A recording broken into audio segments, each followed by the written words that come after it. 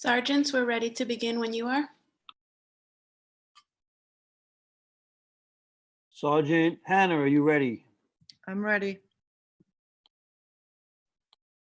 Good morning. I ask that you all please turn your devices to vibrate. Please mute your microphones on Zoom. Please ensure that you have named yourself correctly in Zoom, or you may be either renamed by the Zoom host or removed from the hearing. We will begin the meeting of the Committee on Finance. Thank you, Chair. We're ready to begin. Okay, good morning. And welcome to the City Council's fifth day of hearings on the Mayor's executive budget for fiscal 2021. My name is Daniel Drum and I chair the Finance Committee. We are joined by the Committee on Small Business, chaired by my colleague, Councilmember Mark Gjonaj, and the Public Advocate, Jumaane Williams. We've also been joined by Council Members Powers, Adams, Ampry-Samuel, Rudenchik, Lewis, and Matteo. I'm going to turn it over to our committee counsel to go over some procedural items.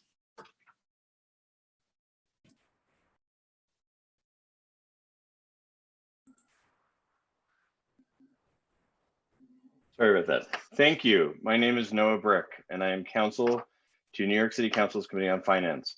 Before we begin, I want to remind everyone that you will be on mute until you are recognized to speak, at which time you will be unmuted by the Zoom host. If you mute yourself after you have been unmuted, you will then need to be unmuted again by the host. If council members would like to ask a question, please use the Zoom raise hand function and you will be added to the queue. I will now hand it back to Chair Drum. Thank you very much. I'd first like to welcome Commissioner Doris to this hearing. Commissioner, congratulations on your new position. We look forward to working with you in your new role. You are taking the lead of the Department of Small Business Services against the backdrop of the COVID-19 pandemic's economic devastation of our city's small businesses, which are less likely than their larger counterparts to have sufficient cash reserves or access to capital to weather such disruptions. The scale of need is staggering. As at a Committee on Small Business Oversight hearing 3 weeks ago, former SBS Commissioner Greg Bishop testified that he expected the city's small businesses to eventually need between $1.5 to $2 billion in relief.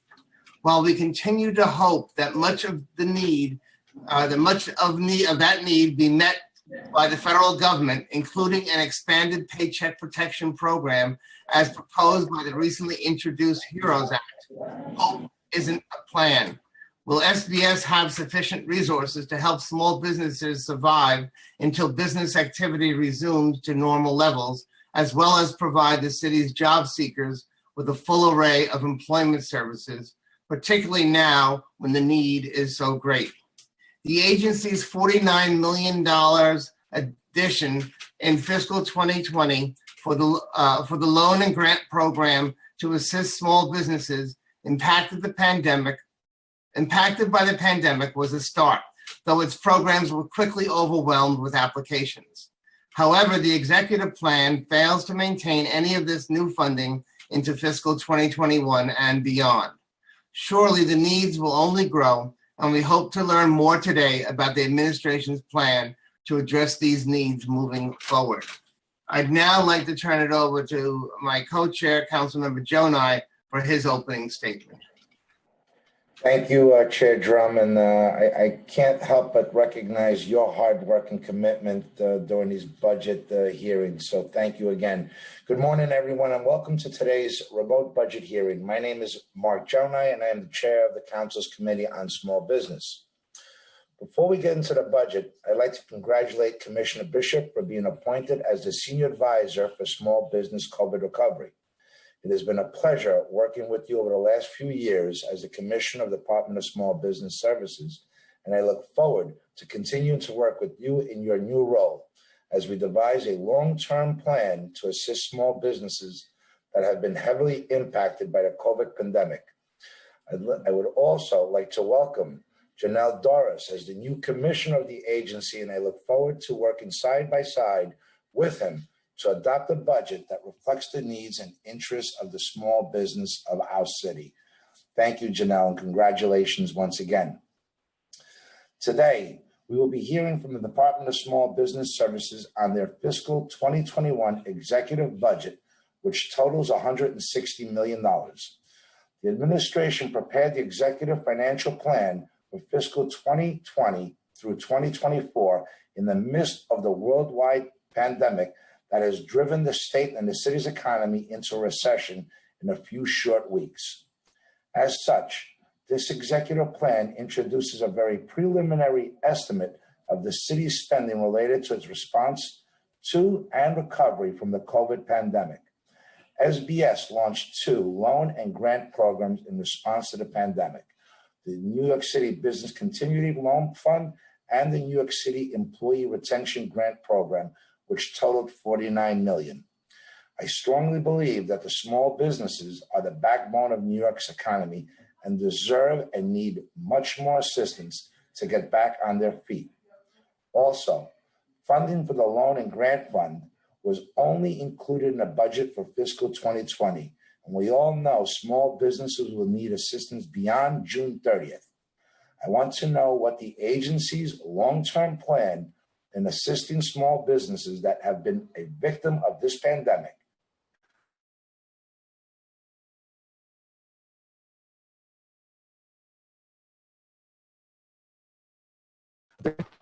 All of the funding available to the businesses have been taken the form of a loan.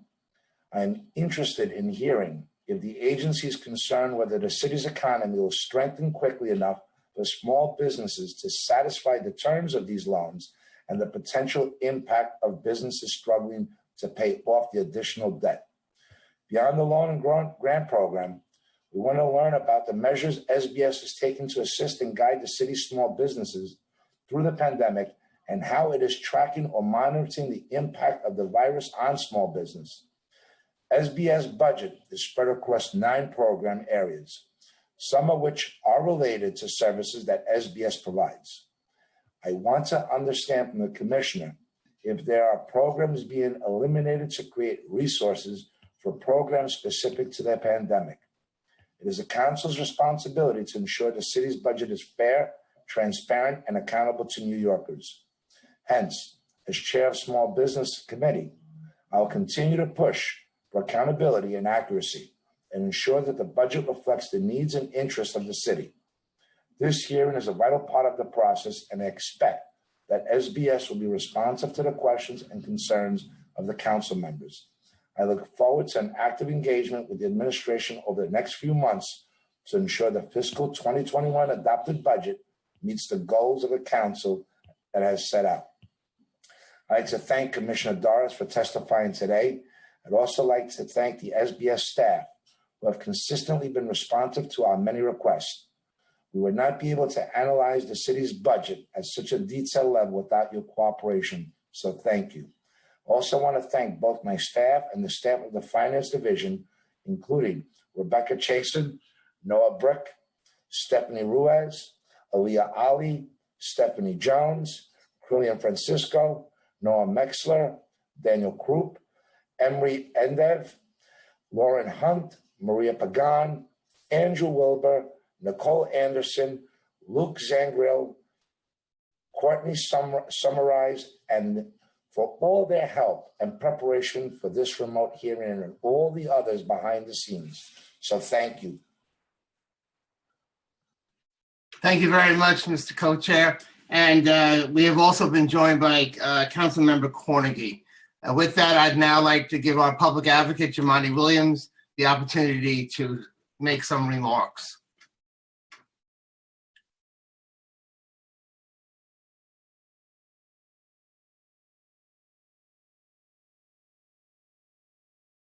Thank you, Mr. Chair. Good morning, everyone. My name is Jumaane Williams, and I'm public advocate for the City of New York. I'd like to thank Committee on Small Business Chair Mark Jonah and Committee on Finance Chair Daniel Jum for holding this executive budget hearing.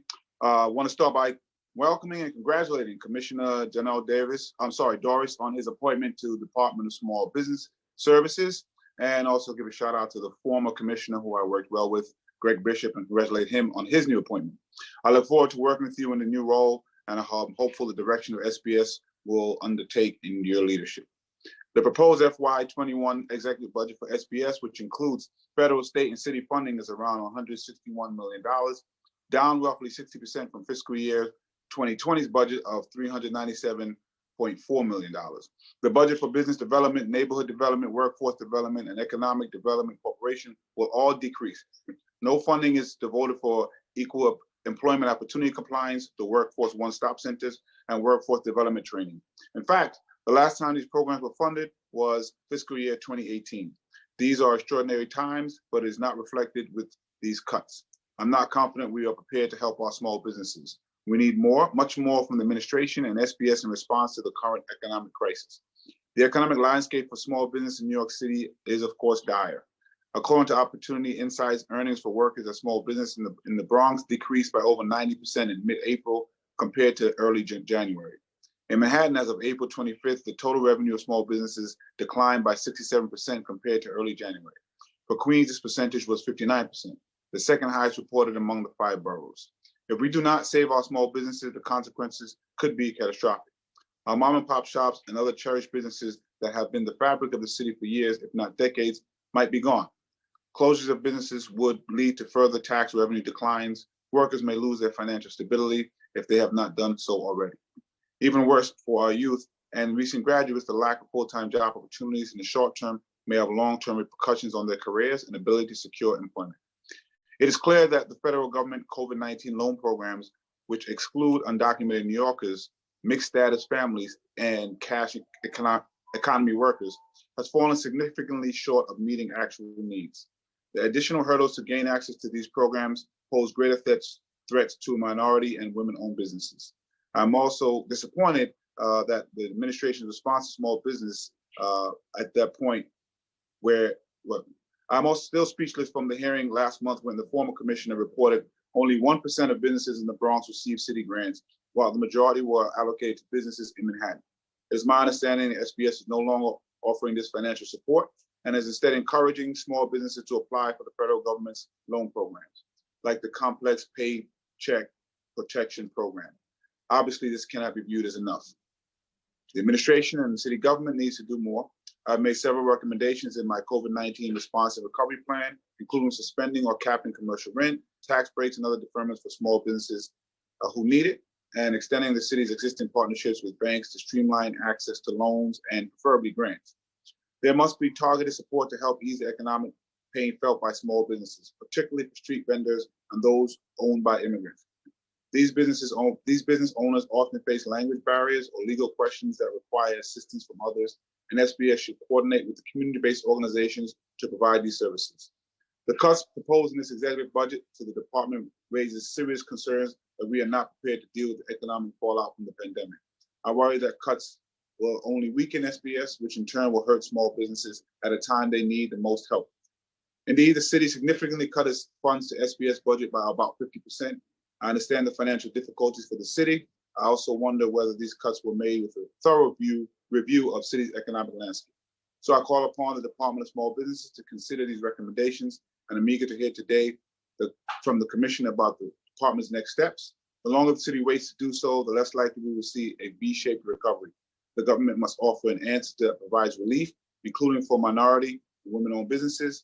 Let us not forget that women and communities of more color are disproportionately affected by the current economic crisis. And I would add, we all know that this is a tough time with tough decisions, but again, a budget about to be cut up to 50%. And I just reiterate that NYPD is taking nothing but a shade, which means we're looking at this the wrong way. I'm also speaking as a former business owner. I'm here now. I wasn't as successful there as I am here, but I have a lot of experience and understand what small businesses go through. So I thank you to the chairs. I look forward to the new commissioner's testimony. Thank you very much. We have been joined by Council Members Rosenthal and Perkins.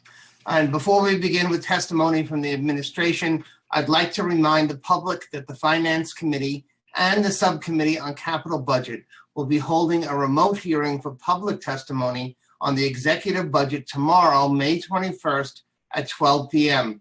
Please note the new starting time. If you would like to testify at that hearing, please register at www.ncc.gov council.nyc.gov/testify, and information about how to access the Zoom meeting will be emailed to you. You may testify at that hearing via web or via telephone.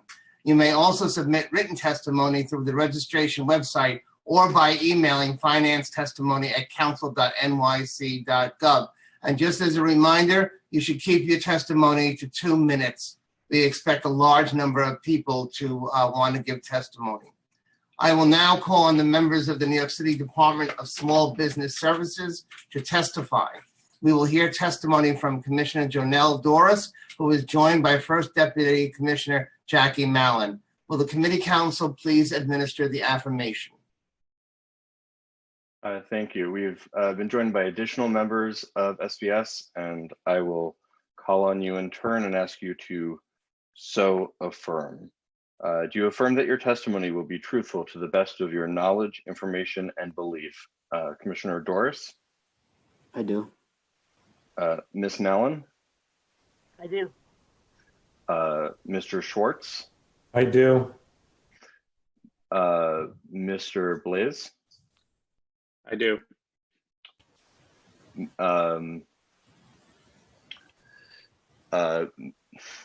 My list is moving very quickly. I apologize. Ms. Van Tosh? I do. And I believe, and Denishal Gross? I do. Okay, thank you so much. Commissioner Doris, you may begin when ready. Good morning, Chair Jonai, Chair Drum, Public Advocate Jumaane Williams, and members of the Committee on Small Business and the Committee on Finance. My name is Jonelle Doris, and I am the Commissioner of the New York City Department of Small Business Services. I am joined today by our First Deputy Commissioner, Jackie Mallon, and members of my senior leadership team. Not only is this my first budget hearing as Commissioner of SBS, but it's also an unprecedented budget season for all of us.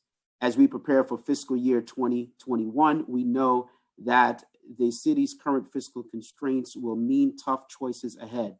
But even COVID-19 catastrophic impact on our economy, SBS mission to unlock economic potential for all New Yorkers has become even more critical. I am proud to rise to the occasion and the challenge and lead SBS as we adapt to our new evolving reality. SBS fiscal year 21 executive budget is $160.8 million with a headcount of 303 employees. The executive budget includes a pass-through funding that is not spent or managed by SBS. We serve as a conduit for funding allocated for other city entities. Of the $160.8 million, 38.2% of 61.4 million is pass-through funding, which includes $25.1 million for the New York City Economic Development Corporation, $21.2 million for NYC and Company, and $15.1 million for Governor's Island. The remaining $99.4 million, or 61.8% of the fiscal year 21 executive budget, is allocated for SBS programs. This funding supports SBS mission of unlocking economic potential for all New Yorkers by connecting New Yorkers to quality jobs, building stronger businesses, and fostering thriving neighborhoods. Annually, SBS serves over 100,000 job seekers and more than 21,000 businesses across the 5 boroughs. While our mission remains the same, New York City's small business owners, entrepreneurs, and job seekers are facing a new reality due to the coronavirus pandemic. Just as New Yorkers have been nimble and adaptable in the face of this crisis, SBS must creatively and urgently address the challenges impacting our constituents. We are actively evaluating our programs, services, advocacy, and strategies with the foremost goal of helping New Yorkers persevere through this crisis. As Commissioner, I am fully dedicated to ensuring all New Yorkers can fulfill their maximum potential through our ongoing business, workforce, and neighborhood support services. One of SBS' greatest strengths, and one that I am committed to fostering further, is the agency's network of community partners. Beginning in January and February, Some of these community partners began to sound the alarm regarding the impact of coronavirus on tourism and business in commercial corridors across the 5 boroughs.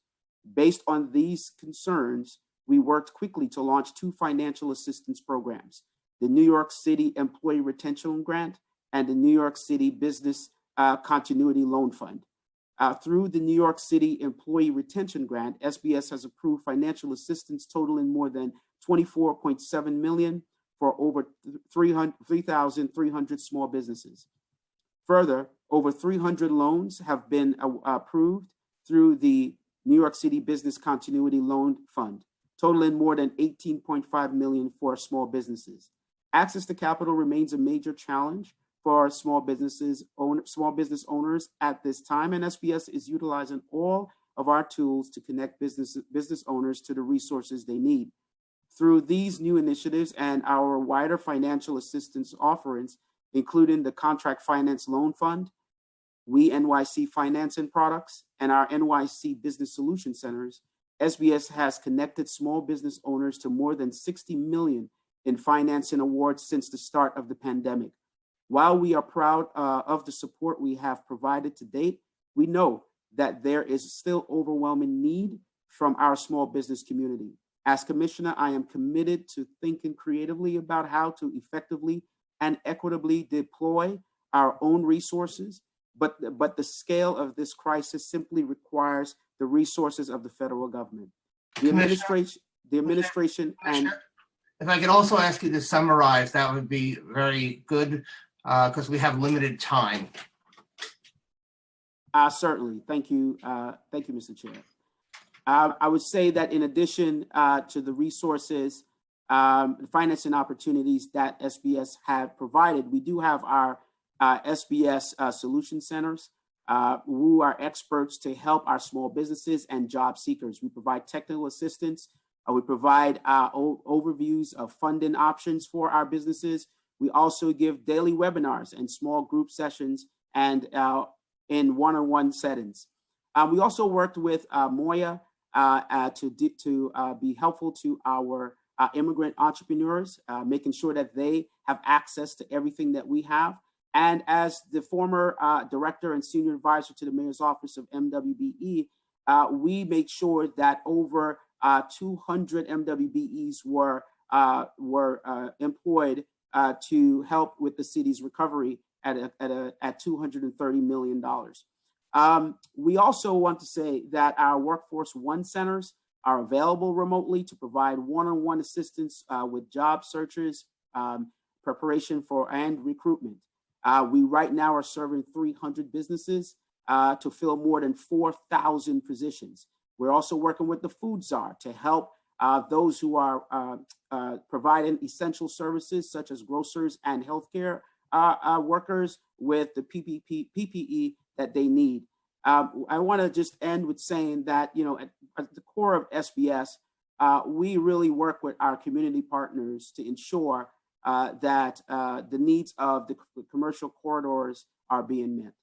And we continue to do that with our home health aid training in partnership with CUNY and under the leadership of Deputy Mayor Phil Thompson. New York Alliance of Careers in Healthcare has worked with agency partners to improve job quality and create pathways within the long-term care sector. As I mentioned earlier in my testimony, our network of community partners is crucial to our agency's ability to understand and address the needs of New York small business owners. And in conclusion, I would say that SBS is working with our Neighborhood 360 and Avenue NYC grantees to realign their efforts with our COVID response and recovery strategies. SBS also has pivoted our capacity building resources for bids and community-based development organizations to address challenges caused by the pandemic. Resources include legal support, workshops, strategic planning for nonprofits during COVID-19, and virtual bid roundtables that we have began. 700,000 visits was to our website, so we continue again to let job seekers and business owners know that we are open for business even during this pandemic. I want to likewise thank the council for their partnership in distributing information and advocating for the city's small business owners and job seekers. As we begin conversations about reopening and recovery, our communication and collaboration will be more crucial than ever. The mayor recognizes that business owners' feedback is essential, and that's why he formed the Small Business Advisory Council, which met last week and will continue to meet also actually this evening to address the issues that small businesses have. I look forward to continuing to work together as we help New York City small business owners, job seekers, and neighborhoods persevere through this crisis. And know New York will, and I am committed to, as SBS Commissioner, the mission of equity in recovery from now on and until we come out of this crisis. Thank you, and I look forward to your questions. Thank you, Commissioner. That was a good summary, and I appreciate your cooperation with that. Just before we get started with questions, let me say that we have also been joined by Council Members Menchaca, Rodriguez, and Councilmember Moya as well. Commissioner, let's just talk a little bit about the budget.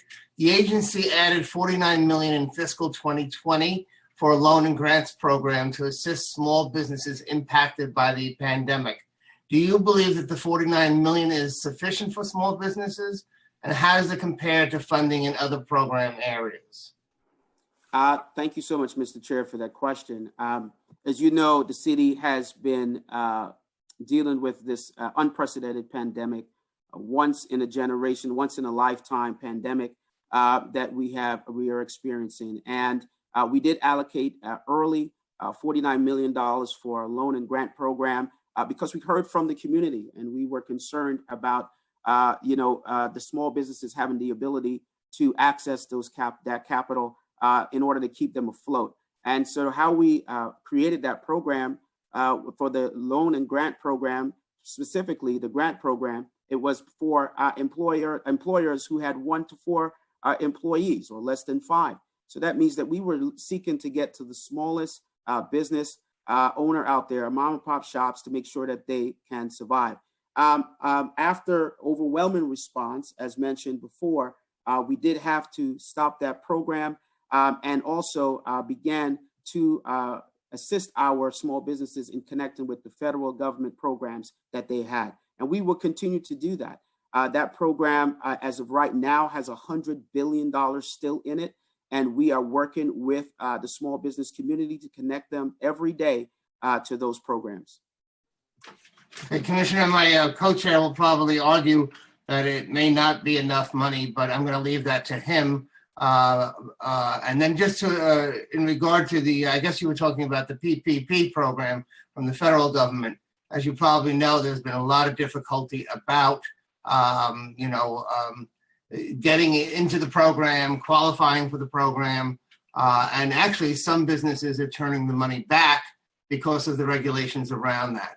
But we'll get further into that a little bit later on. I just want to ask about whether or not this $49 million is only for this year, 2020. Is there any funding moving forward for 21? The funding for the 2 programs were for 2020. Okay, so is there anything planned for 2021? As of right now, we are, working, of course, with OMB around all the budget constraints that we have listed earlier, but also we are really setting our small business up to connect with other sources and resources. We have a network of 40 lenders that we are helping our small businesses connect to, who have began to work with us. They've worked with us over the years. Last year, $70 million, we were able to use them to get access to capital for our small businesses, and we will continue to do so. But as of right now, the $49 million was for fiscal year 20. Okay, Commissioner, I'm sure you'll agree with me that small businesses, and in particular, many immigrant entrepreneurs and small businesses as well, are the lifeblood of this city. So in order for the city to recover, we have to ensure that our small businesses are getting the support that they need. Does the agency believe that its expense budget is large enough to support small businesses as well as provide the city's job seekers with a full array of employment services? particularly now when the need is so great. So many people have lost their jobs, and it's a very difficult time for so many New Yorkers. Thank you so much for that question, Mr. Chair. I do agree with you about the severity of the issue and the crisis that we're in. It is sobering. And I think if you talk to small business owners like we have, and also job seekers with high unemployment as it is now, we want to make sure that our resources are available for them. So I would say a few things. One, in our Workforce One centers, we are connecting our job seekers to employment. Right now, we're working with 300 employers to connect our job seekers to 4,000 jobs. And so we are currently doing that as we speak. This is both in the healthcare sector and other essential businesses and services. We're also making sure that our business solution centers are open and available to help our small businesses to connect to financing opportunity, but not just finances, but how do they actually survive and come out of this? We offer webinars for them as well, and they're able to contact us. So I do agree that about the enormity of the challenge that we faced, but we do believe that we can meet the needs of our community with our existing budget. Okay, Commissioner, several important long-standing initiatives are unfunded in the executive budget, including Love Your Local, the MWBE Bond Surety Fund, and the Construction Site Safety Grant Program. Does the agency expect to eliminate any of these initiatives to create resources for the programs specific to the pandemic? We are currently, as you know, working with and collaborating with our OMB partners to make sure that those particular programs are here to serve the communities that they serve. And so, we're committed to this. We understand that those programs and what they mean and the success of those programs. We know that they provide the necessary resources that job seekers and business owners have. And again, we are continue through the budget process, working and collaborating with our OMB partners to ensure that we can provide the necessary resources for our businesses. Can you elaborate further on why they were left out of the exec budget? The exec budget did have some adjustments in that budget. We attribute those adjustments to three things that you may know. One, we are a pass-through, as you can imagine, for EDC, NYC and Company, and the Governor's Island. We are just a fiscal conduit to those, and more than half of our decreases in our budget was due to that. Also, the council discretionary funding is not yet back in our budget. And the last component of that is that we have really the remaining budget decreases are primarily due to two reasons: multi-year programs, like some of that you have listed today, that are further along in their life cycle with a planned decrease for fiscal year 21, and then multi-year programming that is in its last year. And so some of those programs that you listed, we attribute them to the particularly third one, which is multi-year programs, a multi-year program that is in its last year. Okay, and then I'm sure we'll have some more questions about that. And as we move down the road to an agreement, we look forward to discussing that further with you. Let me just talk a little bit about the New York City School Bus Grant Program. The fiscal 21 budget includes $18.5 million in city funds for fiscal 20 to support the employment of experienced school bus workers who are impacted by the changes in the Department of Education's contracts for school bus transportation. What is the total funding in fiscal 2020 for this program? For the school bus program, give me just 1 second. I'm sorry. To date, we have paid out, I believe, $14 or so million to that particular program. And I'll ask Jackie. Jackie, 20 million. The exact number? I'm sorry. It's about 20 million in 20 million. FY20. Yeah. Got it. Thank you. Was there any savings there because of the non-use of buses at this point, or how does that work? Ms. Mallon, would you know? Savings, you mean, Because the buses are not picking students up and driving them. yeah, I think maybe a minimal. I don't think very much. These are, the contract is through April 30th, I think. And this money is to pay through then. So it pays up till April 30th? Something like that. So we can get back to you with a specific date, but I'm reasonably certain the contract ended. Okay, And that's what this budget is associated with. okay. Can you provide us with some details on that contract? And if there are any other provisions we should be aware of before going into the new contract terms? Yeah, Yes, I think DOE is looking at the situation and thinking about it. So we can get back to you. Certainly. So there's no, the program is not actually being implemented at this point because of the pandemic. Am I correct to assume that? You mean past the contract end date, right? Right. Yeah, I think Yes. they're thinking it over, analyzing it, and trying to plan for the future. All that's DOE. Okay, thank you. You're correct. Commissioner, did you want to say something? I'm sorry. No, I was just concurring with Jackie. Okay, all right. Yeah, we need to just follow up on that as well, moving toward adoption and figuring out what that was going to look like. Let me now turn it over to my co-chair, Councilmember Mark Jonai.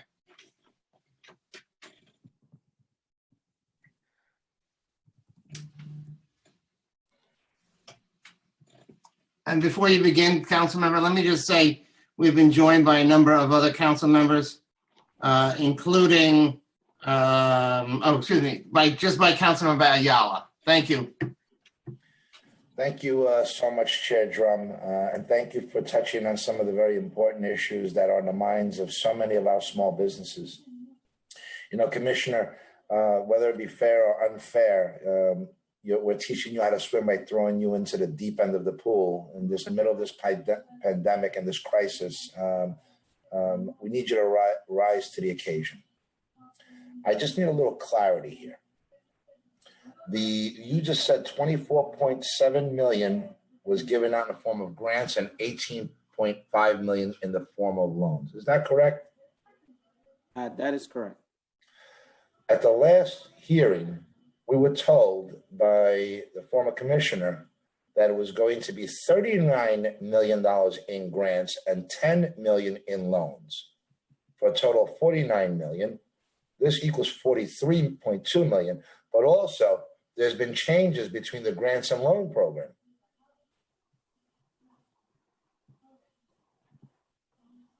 Oh, I'm sorry. Yes. So, so the initial city investment in those programs totaled up to 49 million. We did get some resources with some of our private sector partners. We were able to then, get additional grants out. And so that's the numbers that are reported out that we have currently awarded in the program. I'm sorry, Commissioner. The loan amounts that you just referred to are 18.5. The loan amounts that we heard from the previous hearings were 10 million. There's been a shift between grant money and into loan money. I'm not sure we characterize it that way, but I mean, Jackie, do you want to chime in here? My understanding is, again, our ability to access some private dollars to help move this program further. That's how we were able to get additional funding out the door. Commissioner, it's a decrease. I'm so sorry. We're looking at I'm sorry. Maybe I could give it a try. Yes. Okay. The city budgeted 10 million for the loan program, right? That program, we got private funding. It was matched, so we could loan out to small businesses 20 million, a little over 20 million. So far, we've lent out close to 18 million. Separate and distinct. On the grant side, it's a budget of $39 million. And so far, we've awarded 25 or so million. So nothing has changed. Okay. Yeah. Okay, now I understand. Thank you for that clarity. So so the budget reflects $49 million of taxpayer dollars, of Yeah. which 39 million will be in the form of grants and 10 million in the form of loans. Is that number still accurate? Yes. Perfect. So, Commissioner, I mean, we know each other from your previous roles, and we've had many conversations on the need of small businesses, and particularly to our minority and women-owned businesses. The $49 million in total allocated to, I believe it's 200,000 small businesses in the city of New York. Am I correct here? We have about 230,000. Okay. That's equivalent to about $12,000 plus or minus per business. Am I correct if we do the math? It's not nearly enough. Commissioner, I love the fact that you say we're going to have outreach centers and business centers and conferences on the ground, and in every meeting that I've had and every interaction that I've had with our small businesses, it's been one thing and it's consistent. We need grants. We need loans. Not career centers, not meetings, not conferences. We need access to capital. And loans, even if they're low interest loans or zero interest loans, have to be paid back. This is a moment in time that our history, that our city will be judged. We get much more from these small businesses, and the dollar amount is laughable. Your grant, the school bus grant program that you have is nearly half of the dollar amount that you're allocating to 200,000 plus businesses. Can you help me understand? And please don't defer to the federal government. We're looking at an $89 billion budget. In the 1920 budget was $94 billion. That is a small fraction that we're allocating to businesses that have given this city so much in the form of tax revenue, in the form of job creation, in the form of meeting the needs of New Yorkers, meeting the needs of our ethnic groups. When we lose these small businesses, no one will be there to fill that void. This was evident before this pandemic with the number of vacancies that we've seen in our commercial corridors. Help me understand the logic behind a small loan and grant program which will not meet the needs of the city. Mr. Chair, thank you so much for that. I believe that, you know, and and working with me in the past, that we are really cognizant of the reality and the challenges that are faced by our small businesses. I would say we know it's not enough. These programs were meant to be a stopgap, really, until additional aid had come. You know, we are in a lifetime crisis. And the federal government, I know we don't want to say, but, you know, we have an $8 billion deficit at the city and growing. The federal government is the only one we can actually support us at this time. They've let out trillions of dollars in aid, and of that, $700 or so billion to small businesses around the country, and also $100 billion that's left behind. So what we really focused on is making sure, and we agree, it wasn't enough. We agree that we needed to do more. And that's what we have been doing. We've been connecting our small businesses to additional funding. As I mentioned in the testimony, $60 million in funding in different ways. We have connected our MWBEs who are doing work for the city. Our interest loan was 3%. I don't know if you recall, but now it's at 0%. They can get $500,000 from us if they're doing work for the city, and we've done that.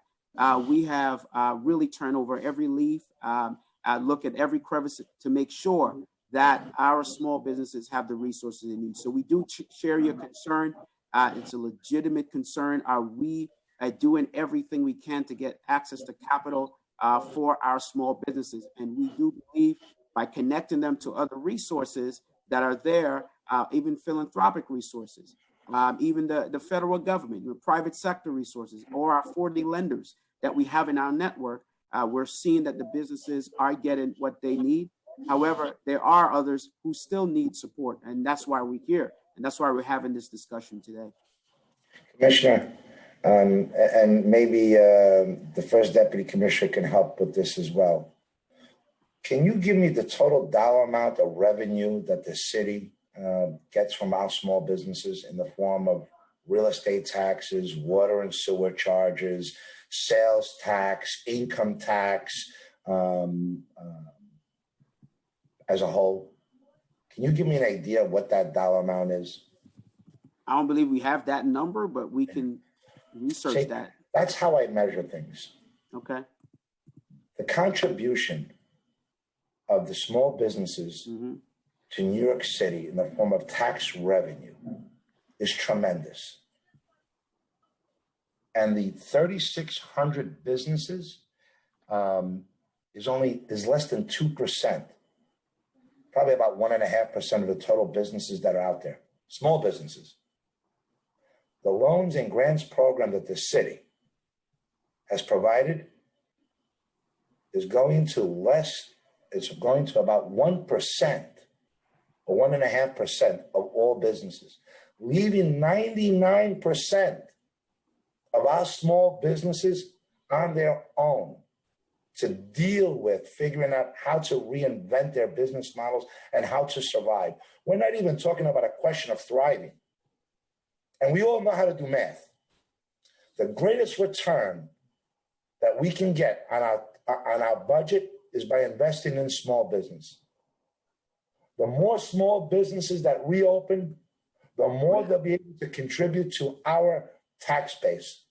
Wouldn't it make sense to be able to help them, not defer them to federal programs and grants and loans? As the chairman said, so many of them aren't qualifying. So many of them can't get through the paperwork. So many of them have realized it's so tedious that they've given back the money and in essence have surrendered. Do we understand the long-term impact that we're going to be facing? Do you understand that we're going to be judged by our lack of support? We often talk about the importance of small business and what it means to our communities and what it means to the city. And yet when it's time for us to show the small businesses how we prioritize them and how much they mean to us, we give them a fraction of our budget that is laughable. What are you prepared to tell those 99% or 98% of the other businesses that did not get a loan or a grant? What is it that SBS is sending a message to those businesses? Well, Mr. Chair, thank you. We share your sentiment. We do believe that, the stopgap measure that we put out is truly that. It was a measure to deal with the most vulnerable, the smallest of businesses, those who would have generally challenged accessing the capital in the marketplace.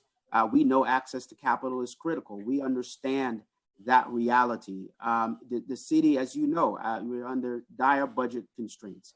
And SBS, as you mentioned in your statement, that we are how they're going to get actual assistance or how they're going to fill out the application. We just don't send the small businesses that reach out to us or that we go and find that need the resources to the federal government. We actually have a white glove service. We sit with them, we talk with them, we do the one-on-one technical assistance support services to ensure at the end of the day that it accomplished truly what we set out to, which was to make sure that they have the resources that they need. So we understand the enormity of the demand that's out there. That's why I am excited about stepping into this role so that we can continue to do everything in our power to help those small businesses. 230,000 small businesses. Yeah, we need additional support to help them. We need additional support to make sure that those businesses are reaching their full potential. So we are advocates for small business. That's why we're advocating on the federal level. And if I may, with the federal program, it didn't start out the way we wanted to. And, we really advocated with our federal elected officials to change the program. And we have, again, spoke to them and advocated with our federal officials to change the program again. So the current bill that is currently on the Senate floor that's being debated reflects a lot of the changes that we wanted. For instance, the 8-week cutoff, we asked them to extend it now out to December.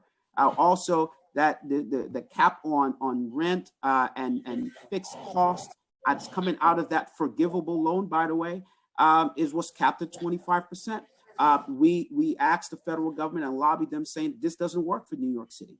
We need to have more flexibility, and that is in the current bill. So I hear you. I feel your concern. Certainly, it's one of mine. The folks at SBS, we're committed to small businesses. That's why we're here. I mean, this is the life profession we chose to make sure that every single small business have the need. But please note that your concern is not lost on us. And we are doing everything we can to make sure that those businesses have the support they need. Commissioner, thank you. We don't have much time. I'm just going to read.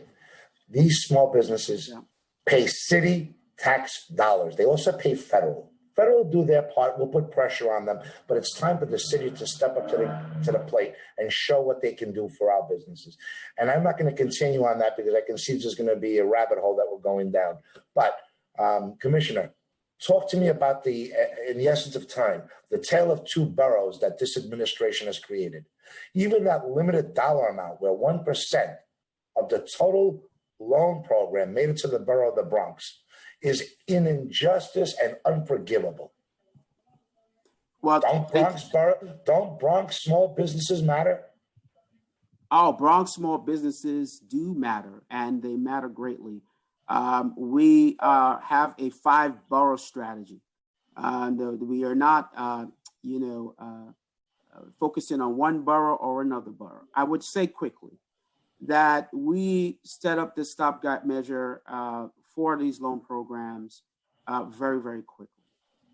We then did extensive outreach to hundreds of community partners across the 5 boroughs, daily briefing, town halls to get the word out, working with our bids, working with our chambers of commerces. Even on Link NYC, we advertised.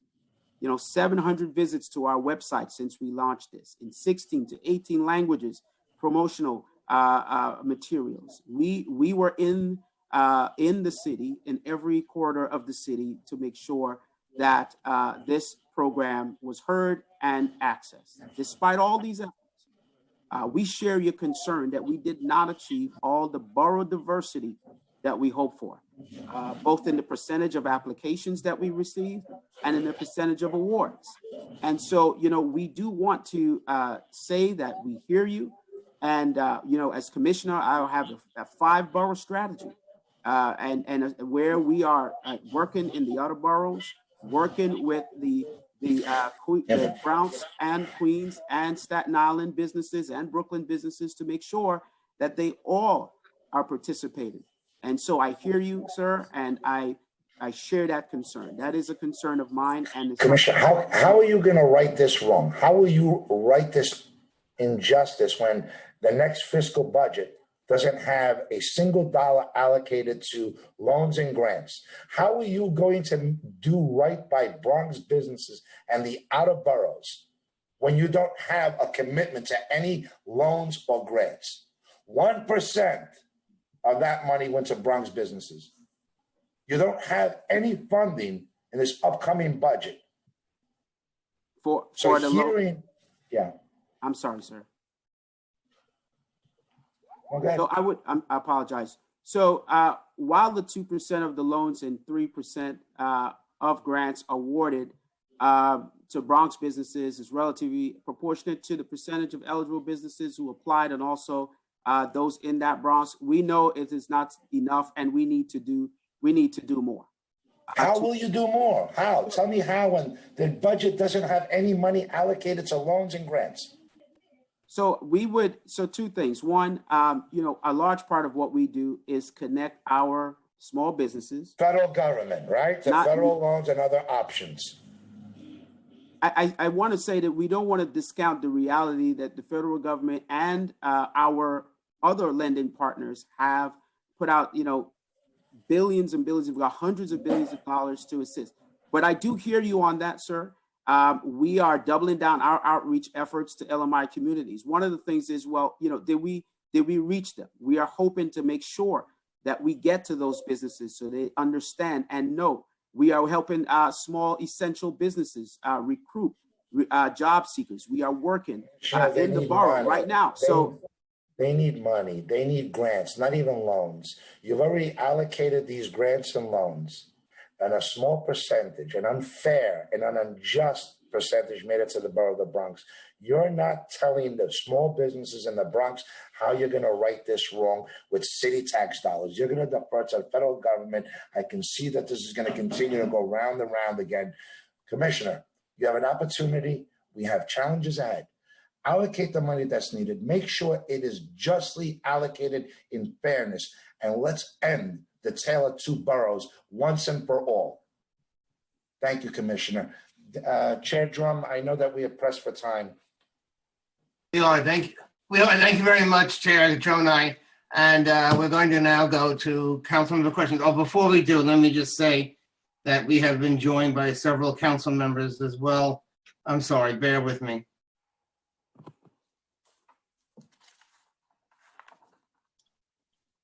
Why don't we go to questions and then I'll announce. Committee counsel. Please. If any council members have questions for the administration, please use the Zoom raise hand function and you will be added to the queue. Council members, please keep your questions to 3 minutes, including answers. Please wait for the Sergeant at Arms to tell you when your time begins. The Sergeant will then let you know when your time is up. We will now hear from Councilmember Powers, followed by Councilmember Adams and Rodriguez. Okay, and we have been joined by Councilmember Levin. Thank you. Voting time. Thank you, and congratulations on the new gig, and thank you to both chairs for offering me an opportunity to ask questions. I'm just going to jump right in. I know that there's budgetary constraints here in terms of providing other grants to businesses, but I did want to hear if there was a plan.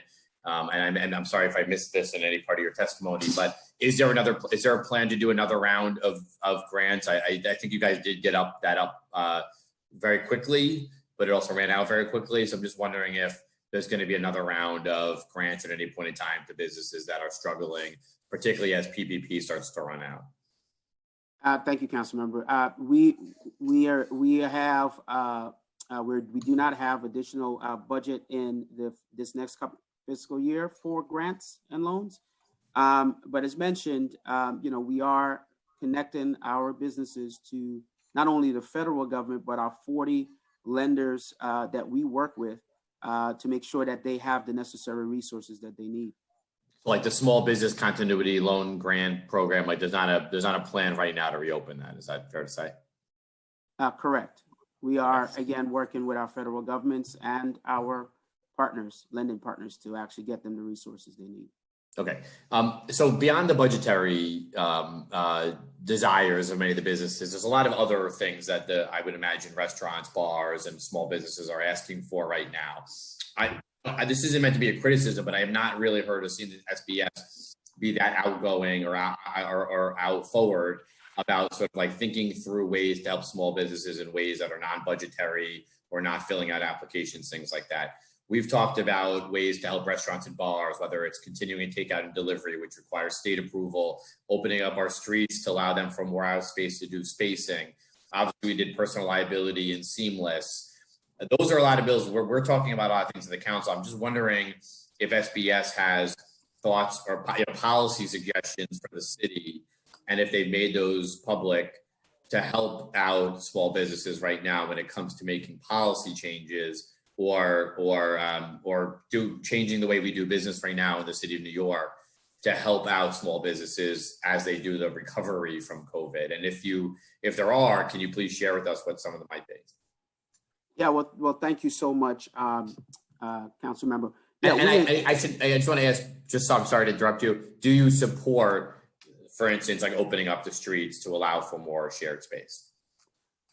Yeah, so we are supportive of the Open Streets plan that the council worked with the mayor to do. I'm talking specifically about for eating and drinking establishments to allow them to have space. I'm expired. So sidewalk and street space. We are supportive of open streets for our restaurants, and we're thinking about how to creatively do that and use our public spaces in a way that really, works for our small business. That's an interesting idea. We want to make sure that when we restart, we're doing it in a smart way, but also a way that really helps our businesses to grow and function. And that is something that's on the table. We're actively discussing all these options because we have the Small Business Advisory Council, by the way, where a lot of the small business advocates and also small businesses themselves have raised these issues. And so, yes, we do believe that we will be able to address many of those in the near future. Okay, I'm sorry, I'll end right here. I just do think it is really important that as the SBS commissioner, that you are speaking very loudly about other ways that the city can address some of the small business things around policies. I think I know we've done a lot, but I think we do need the administration to be vocal about other ways we can be helpful to the small businesses and whether it's reconfiguring streets or otherwise. And I think we're looking for that, and we'll hope that you guys will start, elevating the voices of some of those ideas. Thank you, sir. We will. We certainly will. That is our role, and we intend to fulfill that role. But we are discussing a lot of those options right now, particularly on those sector advisory councils. As I mentioned, we believe as we come to a conclusion, those ideas will come out. But remember, we're hearing that from the community themselves.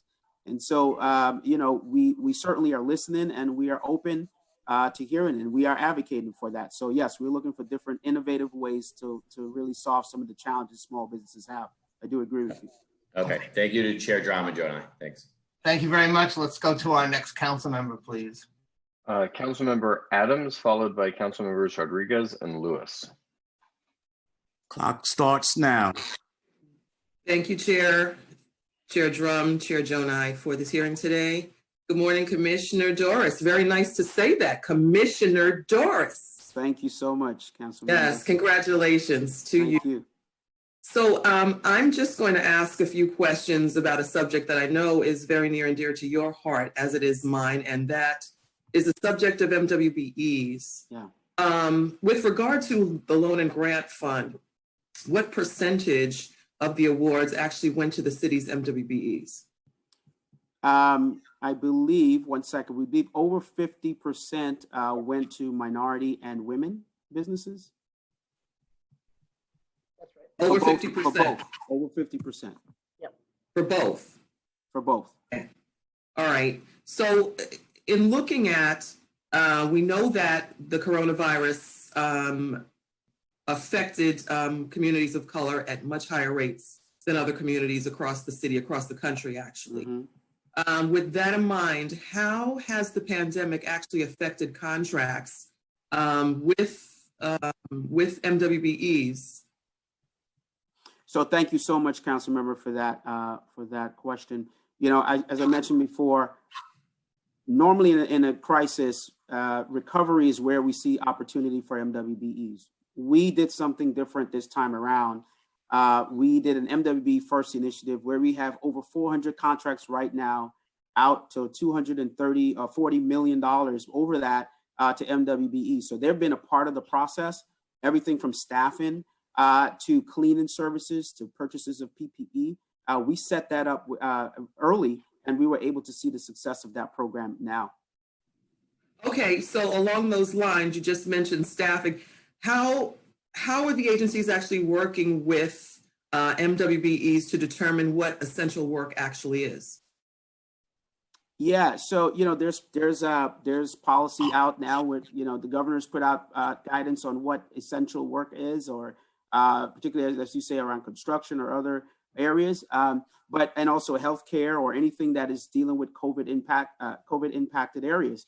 And so, we educate the MWB community about those particular opportunities, and then we connect them to the agencies.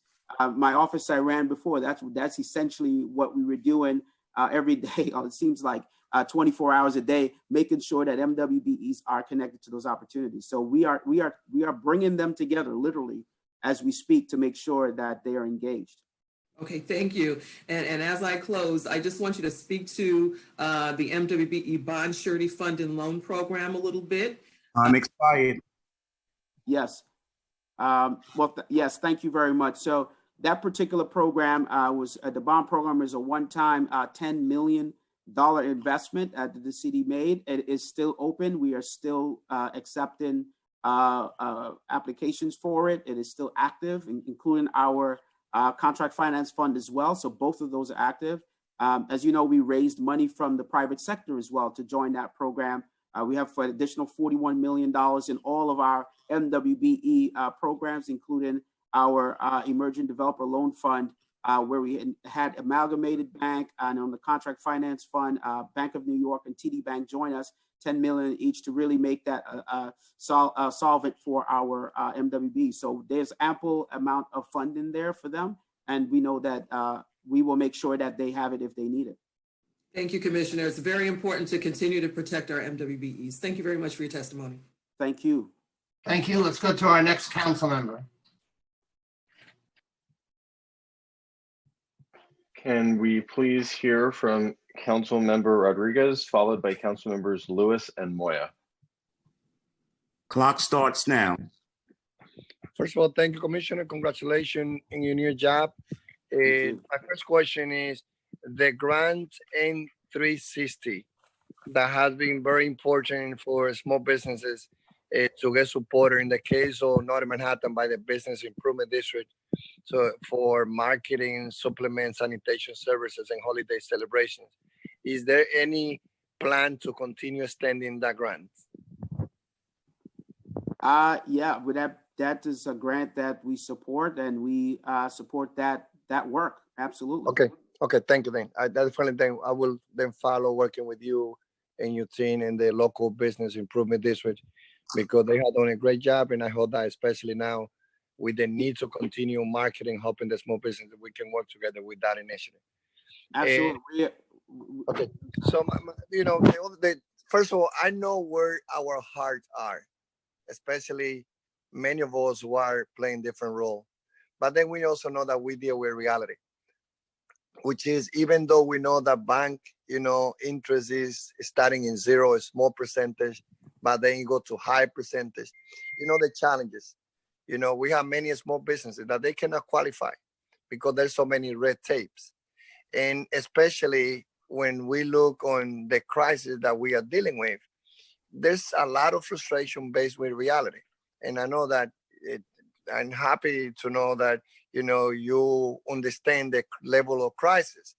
So, but how can we, and that's following, the same concern of Chairman Jonah, which is we have to deal with it, with the reality and frustration of small businesses. Even though we promoted all those programs and we know that there's other lending, banks show one more time, that their priority is not to finance and help the smallest one. They protect those, who have everything in order, it's not the barbershop, it's not the restaurants, it's not those who they employ a number of individuals that they are undocumented. So how can you, in your new leadership, connecting a small business with real dollars?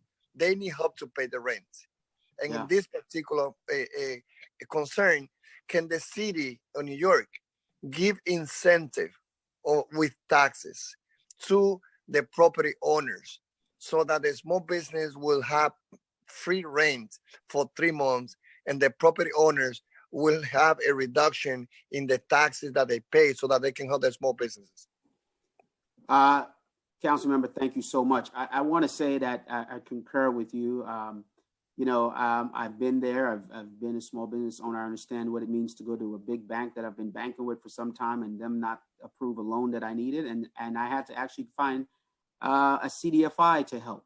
And so this is very personal to me. And CDFIs, we believe, are great resources. And so, and when the PPP loan, for instance, started, they did not really have engagement with CDFIs. We lobbied and pushed and advocated to make sure that was happening, because we know those CDFIs, community development financial institutions, they actually reach the smaller businesses. In my case, it was Axion who gave me a loan.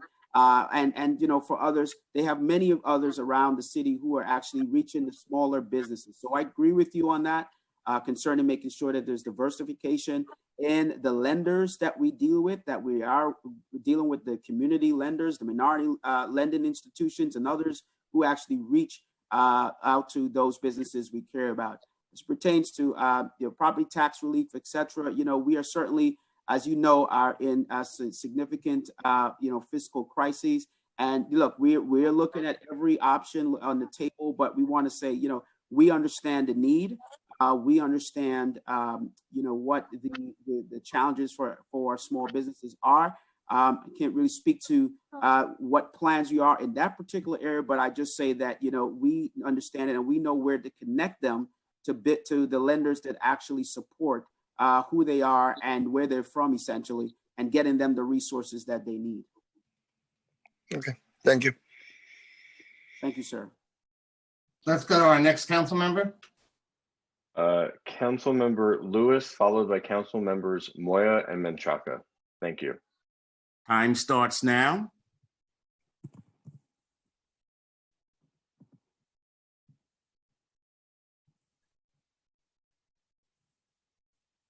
Good morning, everyone. Good morning, Chair Drum and Jonai. Thank you for convening this hearing, and congratulations, Commissioner Doris, on your appointment. I have two quick questions. I wanted to know what's SBS plans for bid assessments in FY21. Is the agency going to pause any assessments that were earmarked or in queue for process for FY21? Because I know that came up several times during our hearings in the past. And the second question is in regards to our MWBEs that get a lot of support from our cultural business districts. They depend on them for marketing materials and other services that comes with that. So I wanted to know what is SBS's plan to work with New York and Company to continue to support our cultural business districts in FY21, and is that included in the budget? Thank you. Thank you, Council Member. I appreciate that question. We don't anticipate any changes in our bid assessments. We don't believe there will be any impact. We're on the same timeline as in years past, but we will continue to monitor that situation. As it pertains to MWBEs, my work has been committed to making sure that MWBEs do have access not only to city contracting, but city resources. And so, again, working with New York and Company and others to make sure that, one, MWBEs are the ones who are providing the marketing materials, meaning that they're getting the opportunity for it, but also that on the service side that they are receiving that. So we will continue to work with them on that. Specifically as to the budget of New York and Company, that will be up at their budget hearing.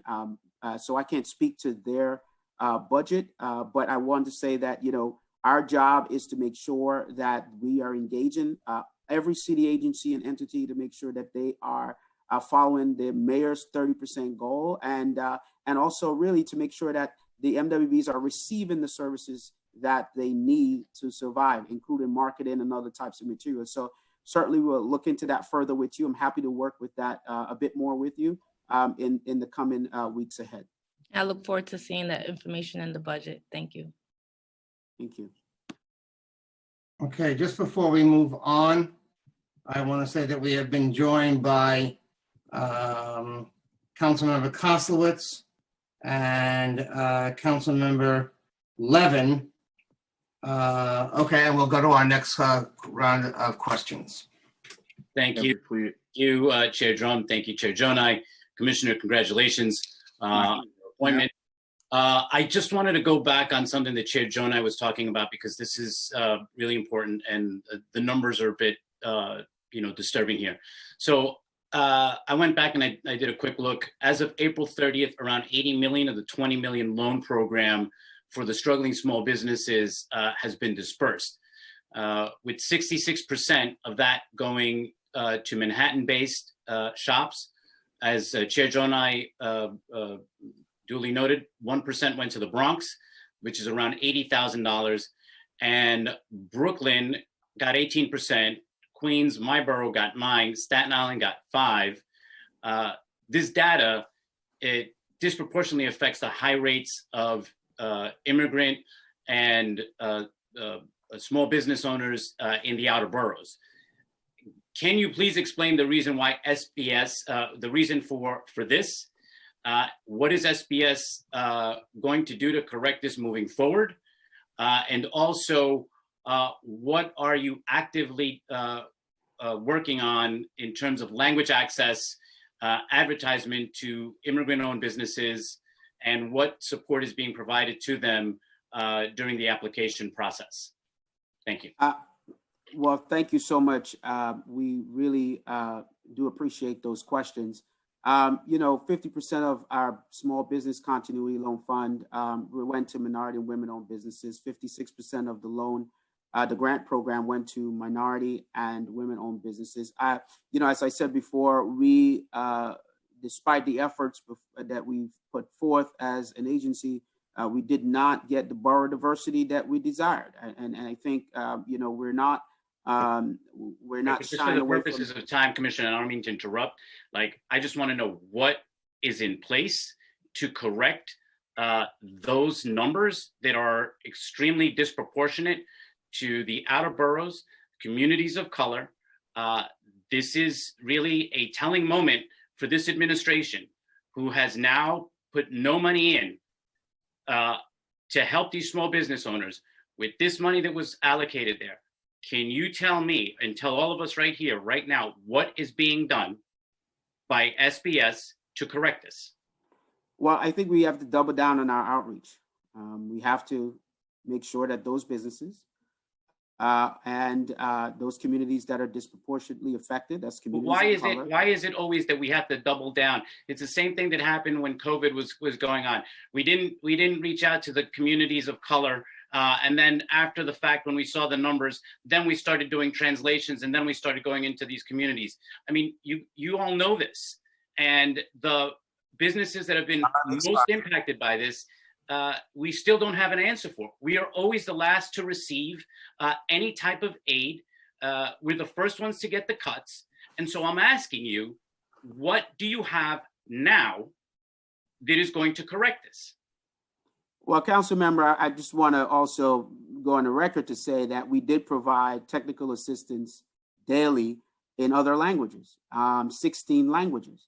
We did I'm going reach to out. the numbers, Commissioner. No disrespect. I just want to go back to the numbers of why they're so disproportionately low, and what is the plan to correct that? That is my question.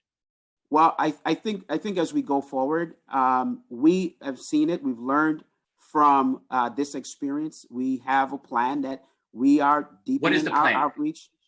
The plan is we're going to continue to deepen our outreach, connect with those businesses that need it in the outer boroughs. As I started my tenure here, I started in the outer boroughs, speaking to business owners, speaking to the community business leaders out there. I'm sorry, I know my time is up, but that's not giving us a clear direction of how those numbers are going to change. And it's really disappointing to see that, knowing that these numbers are there, that the data is demonstrating this, that no one has an answer to correct that. By saying that you guys are now going to implement outreach at this particular moment in time, it's not enough. These businesses, they're going to close. They're not going to get that opportunity again. And when this started happening, we actually said this in another call, and I have to thank Chairman Jonai, who was extremely instrumental in making sure that this came to light. It's extremely disappointing that everything that has gone down through this pandemic, it is our communities that are suffering the most, and there is still no clear plan from this administration how to rectify it, how to bring immediate relief to these communities. And I'm sick and tired. I'm sorry. I know you're just coming into this, but I don't want your sympathy. I want your action.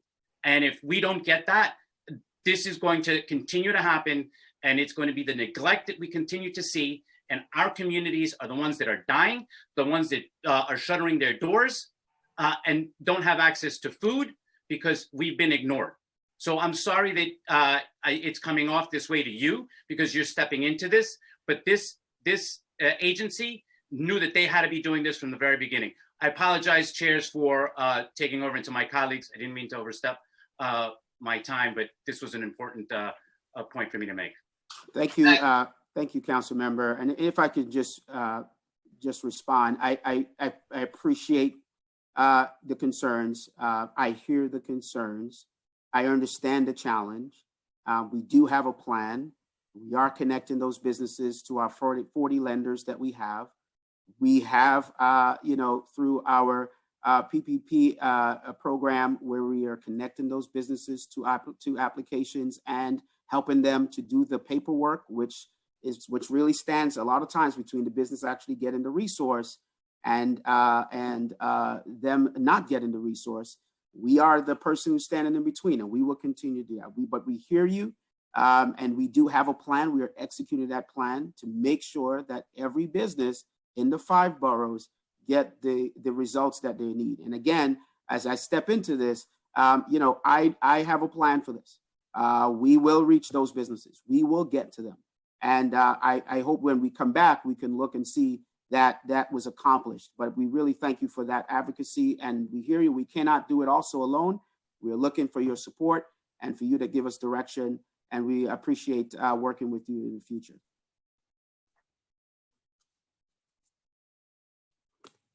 Can we please have questions from council members Levin and, Menchaca first, then Levin. Thank you. Clock starts now.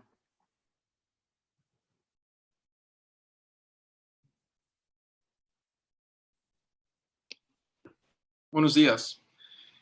Thank you, chairs, and congratulations, Commissioner Doris. I join in the echoes of the congratulations, but also I want to join in the echoes of what Councilmember Moya just left, and ditto to everything he just said. I'm not going to spend more time on that, but I join him in that.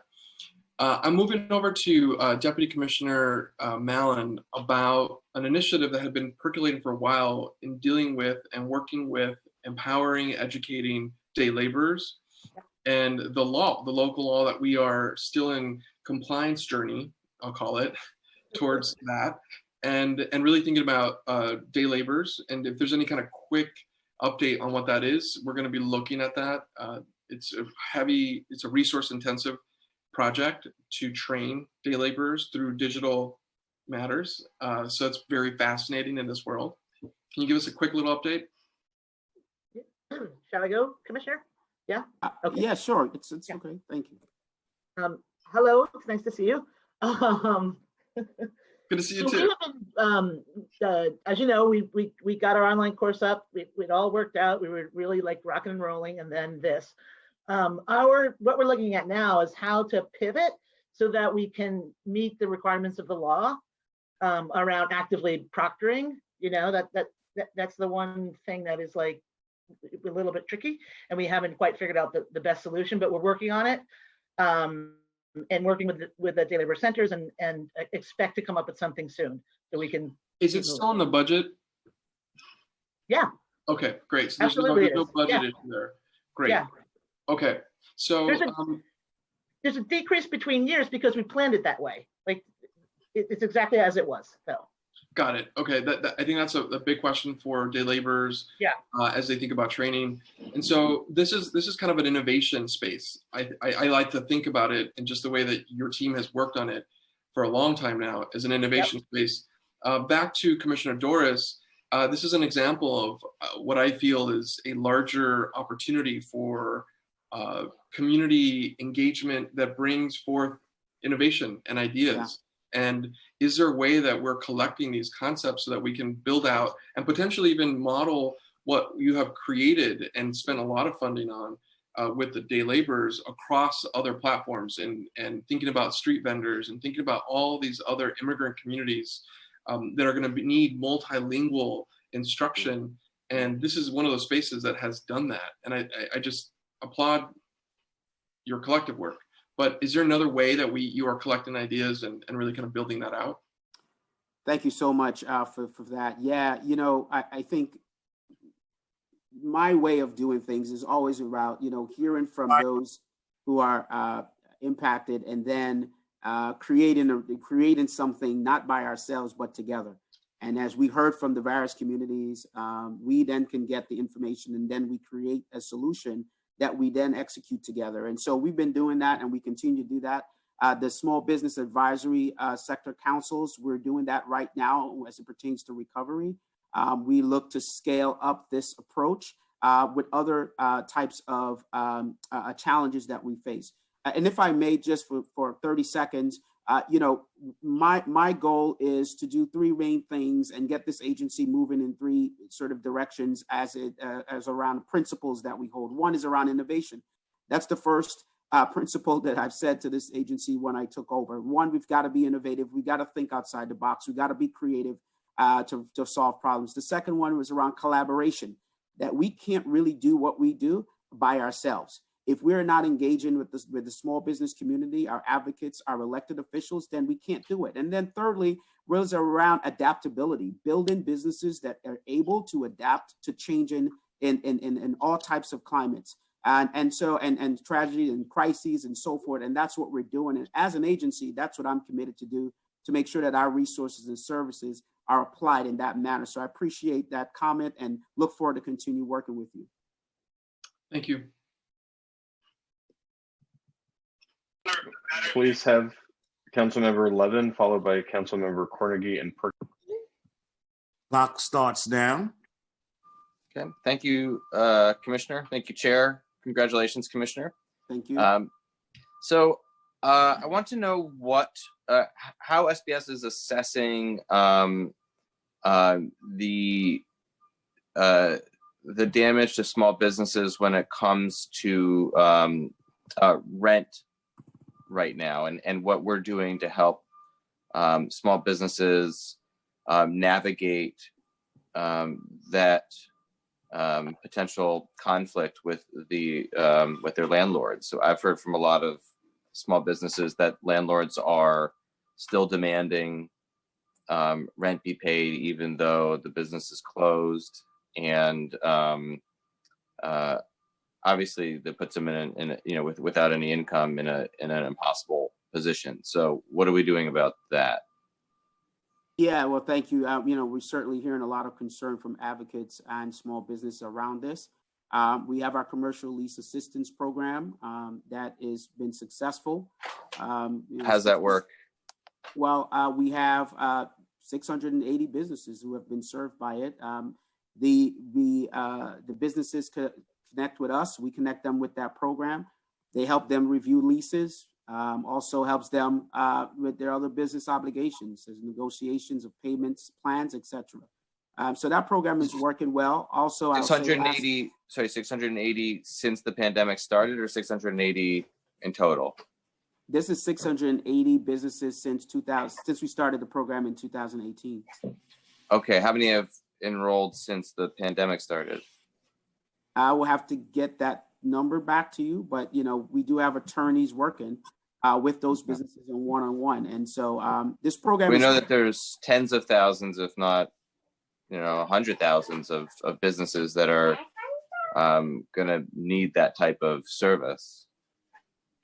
Correct, and we will continue to make sure that they receive that services from us, and do additional outreach. So we agree with you. This is a great program. Mm-hmm. Right, but how are we going to do that without, a massive ramping up in terms of the capacity of that program? Please send them our way. Send these businesses our way. We're happy to assist every single one of these businesses to find a way to assist them. Is there a wait list for the program? To my understanding, there's not a wait list for the program. At this moment, Any program that is in need of assistance with help with their, if their landlord is saying, I need you to pay April's rent, even though you were closed for the entire month of April and have no revenue. Expired. What would tell me what the program would do for somebody in that situation. The program will connect that business owner with an attorney, and they can work out how they can approach the landlord together to speak about, renegotiation of that lease, some sort of abatement, etc. Review their lease, check what obligations are there. I think that's really critical. And what's the name of the program again? This is a commercial lease assistance program. Okay, I'll make sure to refer people. Thank you. Thank you very much. And we have Councilmember Cornegie, followed by Councilmember Perkins. Thank you. Time starts now. Good morning. Great to see you, Commissioner. Congratulations. Thank you, sir. On your appointment. I'm going to start with a critique and then a suggestion. So I know that the former programs that offered millions of dollars were based on a first come, first serve. And I think we saw that didn't work for communities, in outer borough communities, and especially communities of color. So I'm hoping that we don't do that again in terms of any new money that we're demanding become available. Second of all, you talked a lot about outreach. And one of the things I'm very proud of is in working with SBS prior to the pandemic, we created a mechanism by which we could get to small businesses on LBEs, MWBEs, who characteristically don't get to use the services that SBS offered through Chamber on the Go and through ultimately a program where we saw that mobile resources were extremely important in getting out what everybody needs. And I'm hoping that very shortly we can roll those out. I know that we're still in a social distancing mode, but that has to be the first thing. They should be gassed up and ready to go so that they can go to these small commercial thoroughfares that don't have bids and may not have merchants associations to make sure that the information and what's offered and the connections that you mentioned SBS does is available to those communities. So I'm just wondering, one, when do you think we'll be rolling those vehicles out in all 5 boroughs, especially the outer boroughs? And two, any money that's deemed to be allocated outside of the federal government, when will we won't be using that methodology of first come, first serve. What is the methodology that we'll be using to ensure that LBEs and MWBEs are at the forefront of receiving those funds? Thank you so much, Council Member. First, I think, again, over 50% of our loan programs went to minority and women businesses. On the Chamber on the Go, we do agree that is a great program. Folks have been calling, we've been emailing them, but obviously in this environment, it's hard to go door to door. We've served close to 20,000 businesses through this program, and that I believe that you initiated, and we're so grateful for that work, and we want to continue to do that. But we have to figure out a way to do that in a safe way once we begin to recover from this particular pandemic. How do we get information out to the public and a bit more direct? We're happy to discuss that further. And as a first come, first serve basis, I think, yes, we're reevaluating all of our processes. We understand certain businesses have it a bit more advantage, I would say, because maybe of their size or scope, etc., in order for them to engage with us in those products. That's why we're changing our outreach methodology so that we were able to get to those who need it the most first, and then everyone else. So we're going to be working on that. We'll look forward to working with you on some of those matters. Well, thank you so much. I know my time is up. Hopefully there'll be a second round of questioning. I don't know, we're pressed for time with this new mode, but thank you, Commissioner. I look forward to working with you. Thank you, sir. Can we please have questions from Councilmember Perkins? Clock starts now.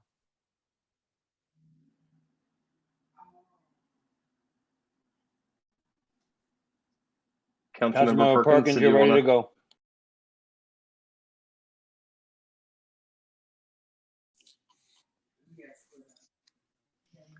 I believe we Councilmember may be having Perkins. some technical difficulties getting Councilmember Perkins' audio.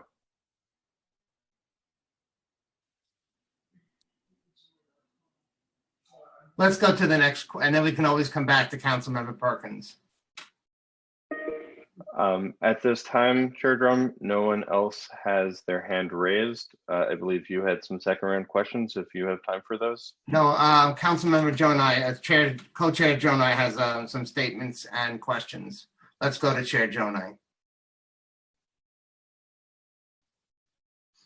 Clock starts now. It's not on the clock, please. 10-4. Thank you, Chair Drum. Commissioner, and my passion for these small businesses, as you can see, is evident. And I know that you have the similar commitment to our small businesses. This administration has an opportunity to stand up and value and show these small businesses how much they mean to New York City. This administration and others have previously stated that New York City gives more to the federal government than we get back. I echo those same words to you and this administration. Small businesses give much more to the city of New York in the form of tax revenue than they get back. And I can't accept that we're not going to allocate any additional funding in this $90 billion budget to our small businesses. Not even in the form of waiving real estate tax payments, water and sewer charges, sales tax, or fines and violations that this city, even during this crisis, continues to issue. This administration has viewed our small businesses as nothing more than a piggy bank. And the message that this administration needs to hear is there is no more loose change in the pockets of these small businesses. You're taking lint out of their pockets. If you can echo these words back when you have these meetings and you're fighting for small businesses, we have an opportunity here. And I know that the burden is going to fall heavily on you, because I know this council and the members on this council are not ready to share the same acknowledgements to our minority-owned businesses, our women-owned businesses, and our commercial corridors. We are that last hope. And these hearings are so important that we echo that we're not going to fail our small businesses, and I hope that we can achieve this together. But I am not going to accept by putting this responsibility solely on the federal government. It's time for New York City to do its part and actually put its money where its mouth is and reiterate those same words. These businesses are giving more to you, Mr. Mayor, than you're giving back to them. I don't know how you want to respond to that, Commissioner. Maybe you shouldn't, but I'm going to be committed. I'm going to hold you to this. Yeah. Well, I just want to say I appreciate the concern and the advocacy. I think we are advocating for our small businesses every day. During this budget crisis, we are the advocates for the small businesses, and I say that with much pride. We want to make sure that the small businesses are heard. We are with a careful eye on regulatory challenges such as fines. As you know, we've already reduced fines by 40% for small businesses. We are going up another 10%. That's $100 million back in the pockets of small businesses, and an average of 26 million by the time we get to the 50% mark that we the mayor has set. And so, Commissioner, you know, we those violations and those fines, when they're out of business, there's no one to give them to. So if you're going to calculate that cutting violations and fines because there's no business out there, I don't think that's the math we're looking for. It's time for the city to put the money where their mouth is. Show our small businesses how much they actually mean. There's no greater investment that you can make, and there's no greater return that the city is going to have than making sure these businesses survive. Yeah, and I think we're absolutely in agreement about the significance of small business, right? I think we both have a passion, and I hope I'm feeling yours. I hope you're feeling mine. And I think you know, as we get through this pandemic and we recover, we are doing everything we can to help our small business. We need to continue to do it with you and the council members. But the small businesses are what we do. We are the Department of Small Business Services, and we are out there. Our entire budget, our entire program is geared towards small businesses, and we will continue to do all we can to make sure they get the resources that they need from the city and elsewhere. Thank you, Commissioner. Thank you, sir. Chair Drum. Thank you very much. And thank you, Commissioner. Councilmember Perkins, is he here? No?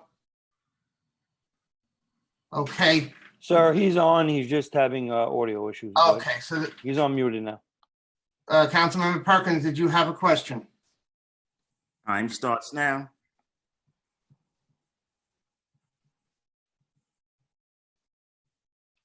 It appears we continue to have audio difficulty.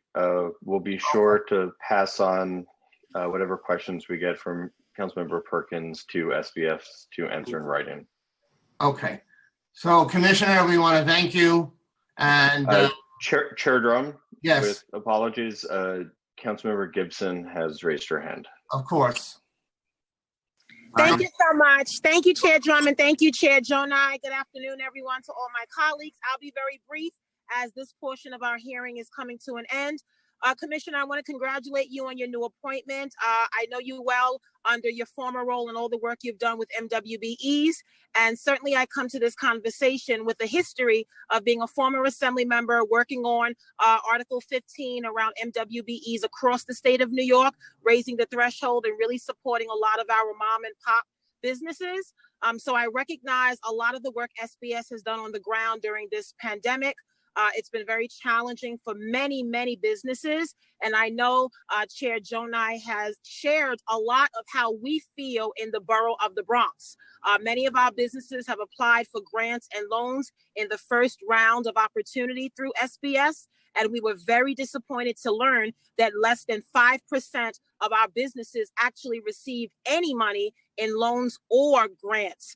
So I think it speaks volumes to some of the challenges that our businesses are currently going through in terms of eligibility, technical support, capacity issues, staffing, how we can really help them not only apply, but see them through this process. So we in the Bronx want to be helpful to you and your team as we move forward and try to maintain our business infrastructure, but also the minority and women-owned businesses and making sure that we're protecting vulnerable immigrant businesses.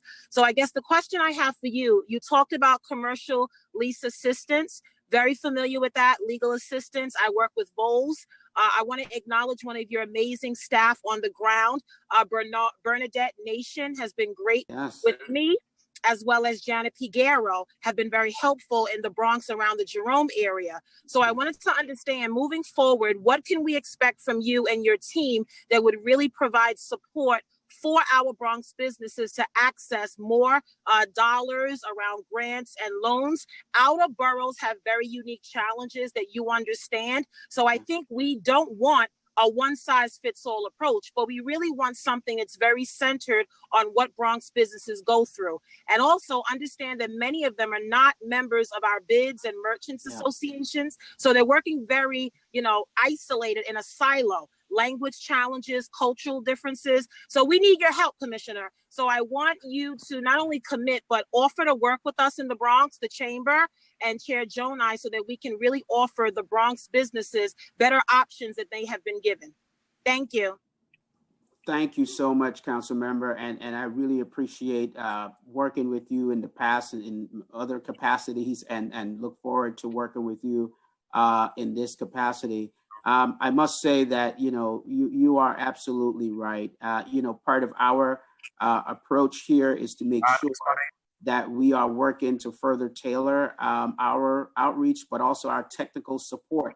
And as businesses, I think one of the challenges that we see with small businesses, and this was on an MWBE side as well, it's the back office support. I mean, it's not that the business can't do the work or they don't have the skill set or the ability, but we have to figure out ways to sort of beef up back office support in order for them to actually thrive in the city, and also when these particular disasters and recovery programs do come by, that they are ready and prepared to actually engage. We are working to further tailor our approach to connecting with Bronx businesses by working with the electeds like yourselves and the bids and others who are not a part of bids. A matter of fact, I think, this week I have several Bronx events that we're attending. Also, Yes. so we are committed, Council Member, and I want to make sure that you know that. And we have an open door policy, but you don't have to come to us. We're going to come to you, because this is my commitment. We're going to have a 5-borough approach where every borough will get the attention that it needs. So thank you for your advocacy, and we will continue to work with you. Okay. Thank you so much. And thank you, Chair Mark Jonai and Chair Danny Drum. Really appreciate it. Thank you, Commissioner. Thank you very much.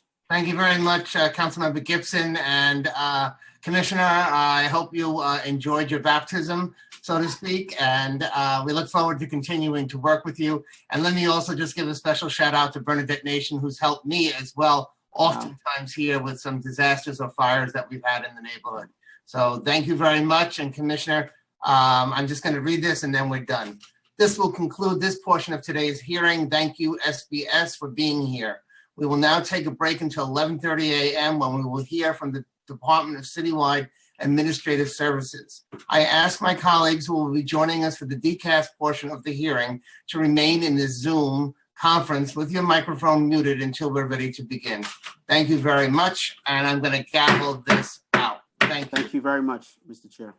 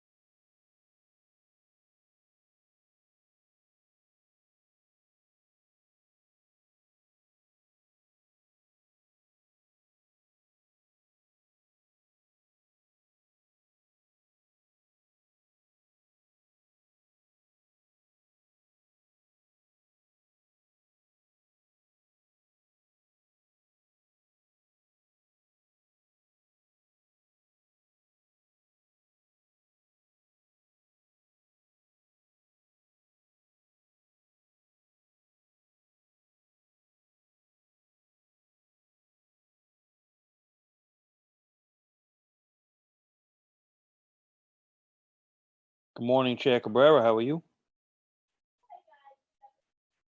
Good. That sounds like a sound check. That is a sound check, making sure you're all good. We got. Thank you for checking. Coming in loud and clear. You got it. Thank you, sir.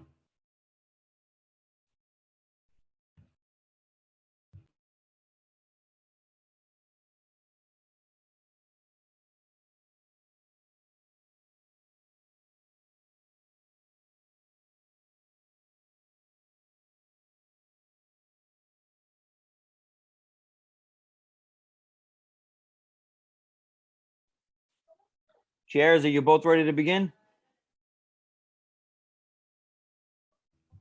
Ready. All right. You're up. Thank you very much. Good afternoon and welcome to the City Council's 5th day of hearings on the Mayor's Executive Budget for fiscal 2021. My name is Daniel Drum and I chair the Finance Committee. We are joined by the Committee on Governmental Operations, chaired by my colleague, Councilmember Fernando Cabrera. And we will now hear from the Department of Citywide Administrative Services. I would like to acknowledge my colleagues who have joined us, and they are Council Members Adams, Ampry Samuel, Grodenchik, Perkins, Menchaca, Lewis, Rosenthal, Yeager, Koslowitz, Powers, Cumbo, Jonai, Levin, and Council Member and co-chair with me on the Finance Committee on the Capital side, Vanessa Gibson. In the interest of time, I will forego an opening statement, but I'm going to turn it over to our committee counsel to go over to some procedural items before we hear from Councilmember Cabrera. Thank you. My name is Noah Brick, and I am counsel to New York City Council's Committee on Finance.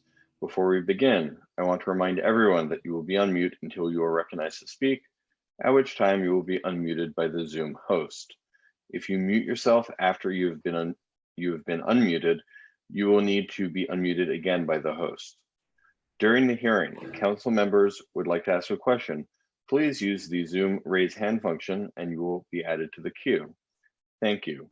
I will now turn it over to Councilmember Cabrera. Thank you so much. And I want to take a moment to thank Chair Drum. I don't think perhaps people in the public may realize this is a marathon. To be here day in and day out in every single hearing is nothing short of amazing. It's not like he could just walk out. And he's there every second, every minute. So I salute you. Thank you, Chair Drum. You're truly a champion. Good afternoon, good morning, everyone, and welcome to the first ever remote City Council Governmental Operations Committee Fiscal 2021 Executive Budget Hearing. I am Fernando Cabrera, Chair of the committee. Today we'll be hearing from the Department of Citywide Administrative Services. Before we begin, I would like to say that although we will not hear testimony today from other agencies, such as the Board of Elections and Campaign Finance Board, I would like to express my concern that the committee has identified more than $110 million in budget shortfalls from agencies covered by this committee, which include $19.8 million for the non-public school security guard reimbursement program, $50 million for early voting costs, and upwards of $70 million for Campaign Finance Public Matching Funds Program. This funding has yet to be included in next year's budget before the city adopts its fiscal 2021 budget. The committee will like to get detailed information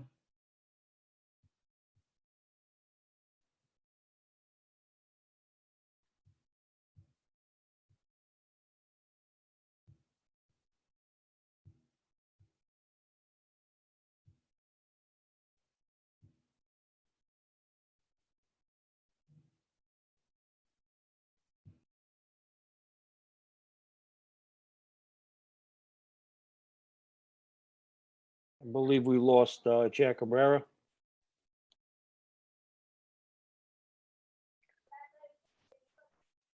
Should we go into recess for his rejoinder? Or I'm sorry, should he's we- back on Oh, committee good. council. I had no idea Thank what you. happened. I totally disappeared. My apologies. I have no idea what happened.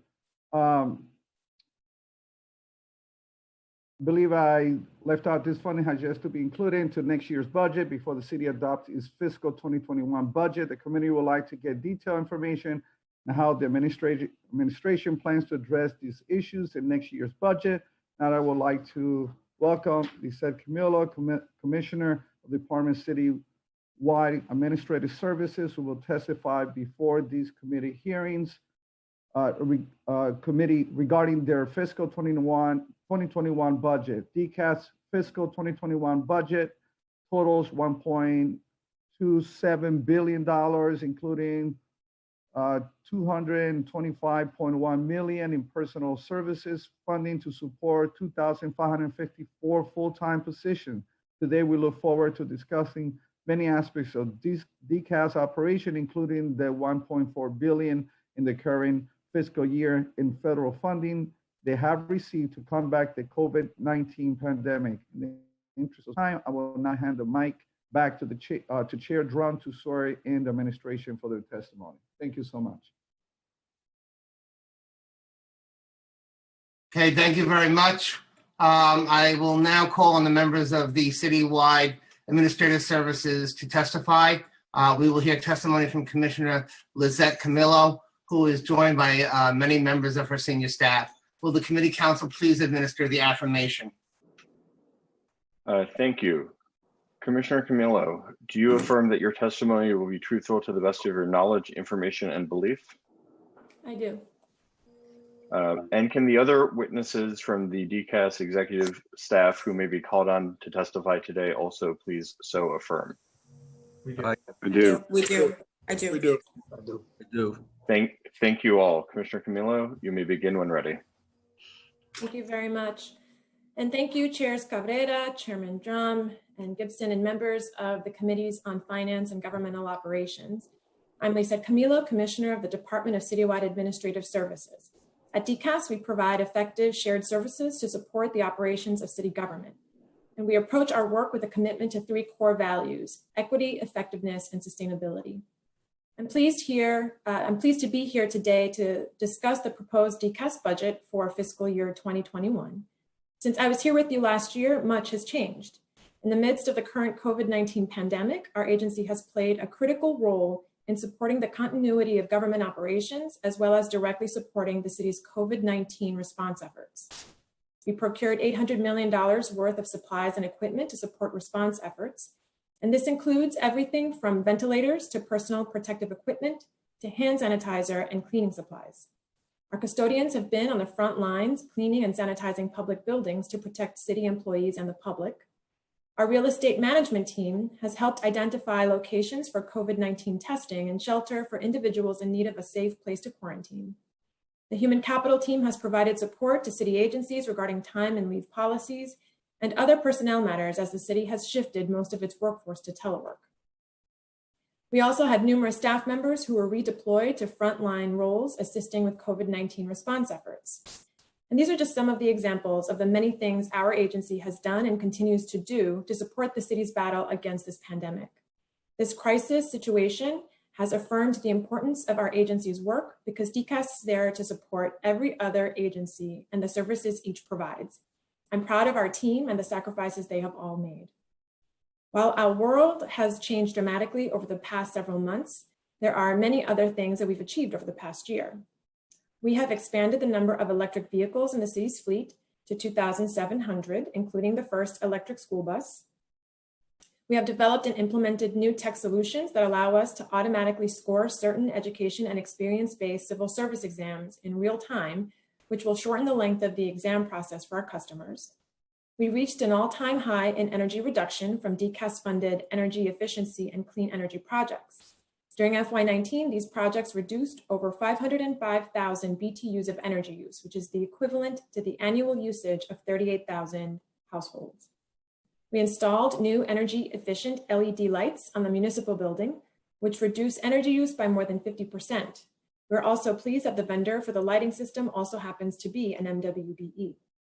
And speaking of MWBEs, we have worked aggressively to promote MWBE contracting. Engagement efforts have included public events, direct outreach, and one-on-one counseling. We're also off to a great start in FY20. During the first 2 quarters of FY20, we awarded a third of our contracting dollars under Local Law 1 to MWBEs. These achievements only scratch the surface. While I'm very proud of this success, today I'd also like to discuss and focus on some of our agency's priorities for the upcoming fiscal year.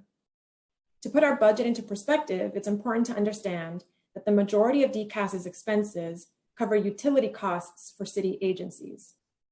Out of our $1.3 billion budget, $714 million is budgeted for heat, light, and power. These are fixed costs based on forecasted energy usage and utility rates. The good news is that DCAS is working every day with agencies through multiple programs to reduce energy use. The second largest expense is the salaries of our over 2,500 employees. Our talented workforce spans everyone from plumbers to lawyers to IT professionals and everything in between. When you do government operations, your work truly touches everything. In addition to these expenses, DCAS is tasked with multiple duties in ensuring the life and safety of our sister agency staff and the general public through various building services contracts, contractual security guard services, and One City greenhouse gas reduction initiatives. DCAS has identified over $23 million in savings for the executive budget across fiscal years 20 and 21. These measures include a $6.8 million FY20 expense budget savings within our energy management team's One City budget, primarily attributed to project delays due to facility access restrictions during COVID-19. An FY21 budget savings of $3.5 million will be achieved in the One City budget by shifting various expense-funded retro commissioning projects to large-scale energy capital funded projects, and a $1.3 million revenue increase in FY21 through auto surplus auctions. The total FY21 revenue budget for the sale of surplus vehicles and other city-owned equipment is $12.1 million. And in terms of generating revenue, the FY21 revenue budget is $62.1 million. This includes $36.8 million for the private rental of city-owned properties. Another large revenue generator is fees for civil service exams. For our capital plan, the executive budget reflects an updated 4-year plan of $2.9 billion from fiscal year 21 through fiscal year 24. This includes maintenance and enhancements to DCAS facilities, renovation of leased spaces, and continuing our energy conservation work. The executive budget for FY21 is $733 million and will allow us to complete 3 core initiatives. DCAS's capital construction program for city-owned offices and court buildings totals $402 million in fiscal year 21. This includes work for operations and maintenance of our buildings and helping agencies more efficiently use office space in our municipal buildings. The capital plan for fiscal year 21 includes $201 million for energy conservation and green energy projects, and a total of $11 million has been allocated to install 100 fast electric vehicle chargers. These chargers will speed up the charging process, which will reduce the amount of time fleet vehicles are out of service. I'm proud of the work we do at DCAS each and every day, and I'm proud of the progress we've made over the past year. The year ahead is going to be difficult for all New Yorkers. And as we continue to confront the human toll of COVID-19 and the resulting financial challenges, I'm committed to working with all of you on the way forward. Thank you for the opportunity to testify, and I will be happy to answer any questions.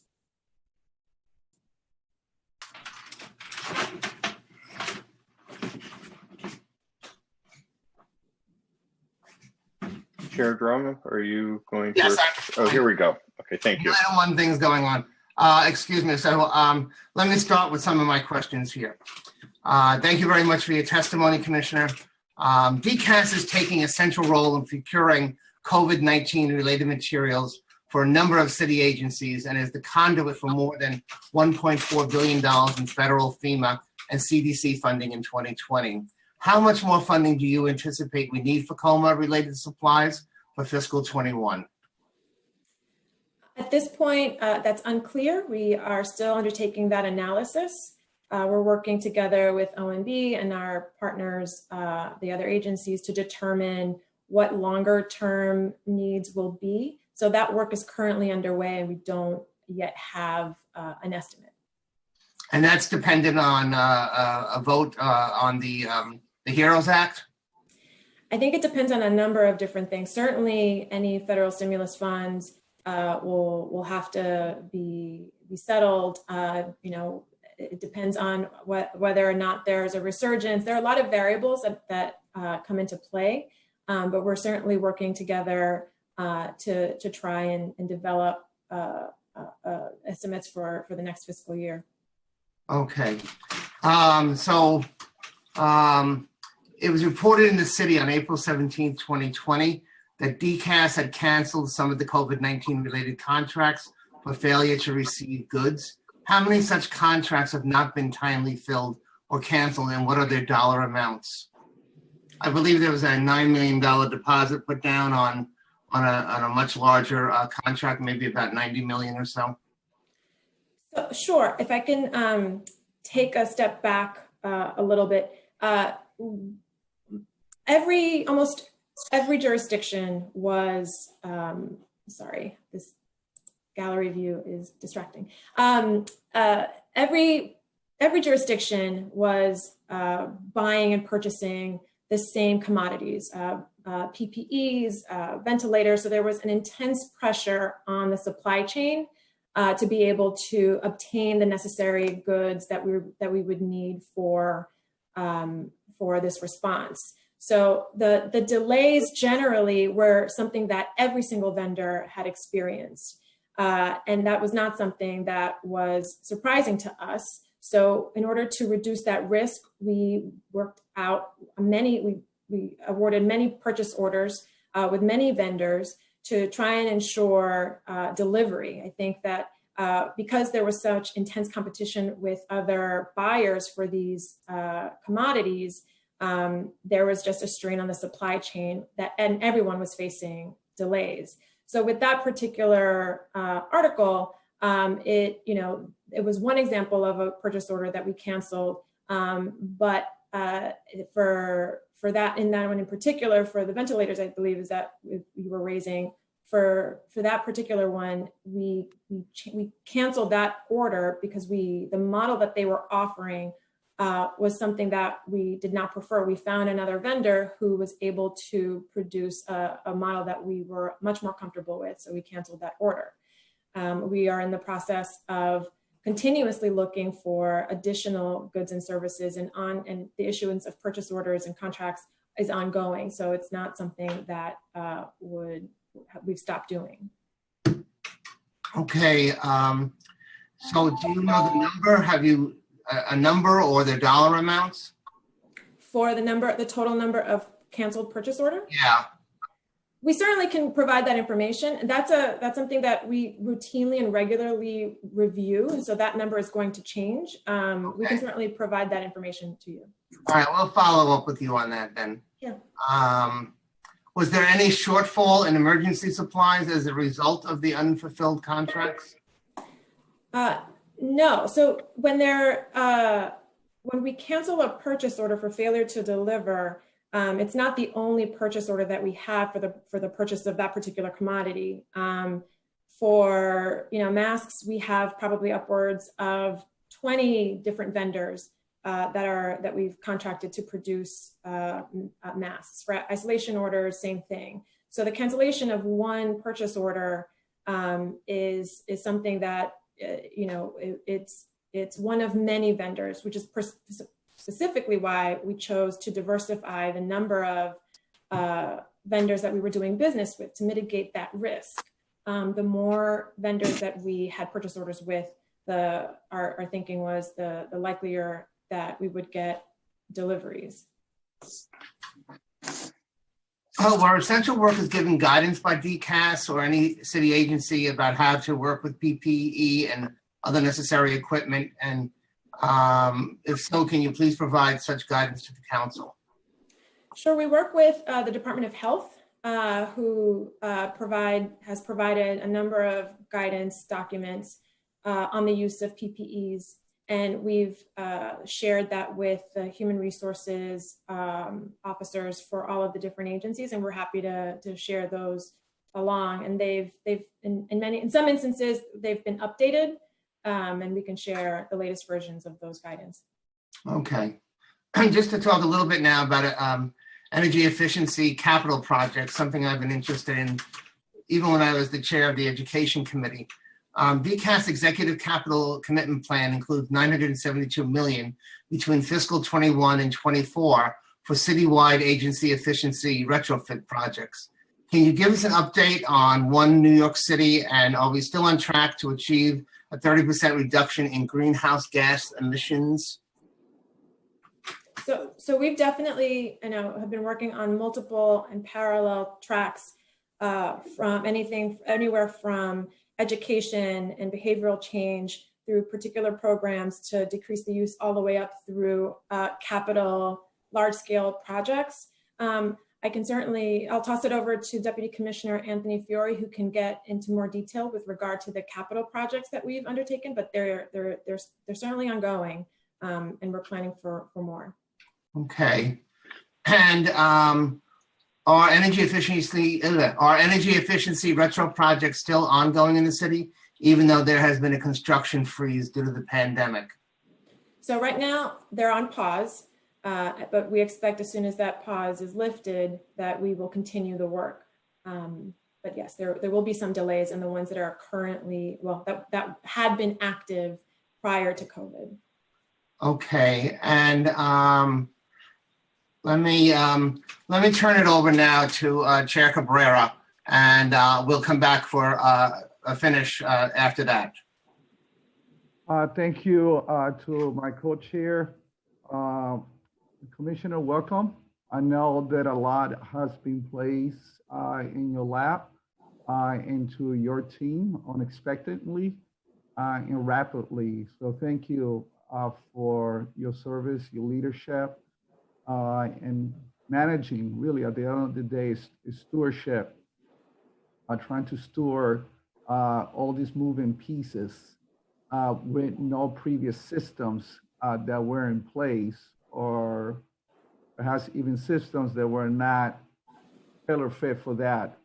So thank you for the work that you're doing and making all the adaptations that were required.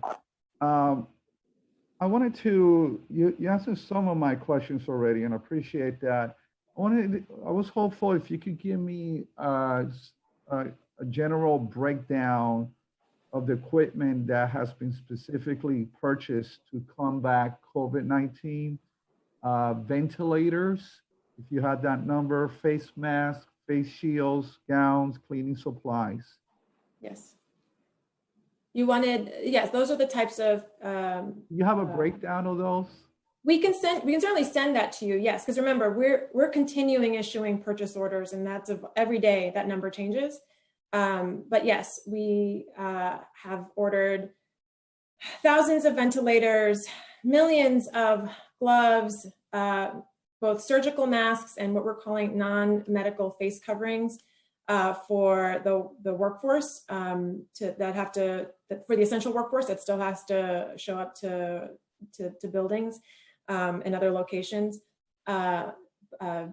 Gloves, isolation gowns, face shields, goggles, and a number of cleaning supplies from bleach to detergent, wipes, a number of hundreds of thousands of bottles of hand sanitizer. So yes, we can certainly send you a breakdown of what we have on order. Yet the list is very long and the volume is pretty large.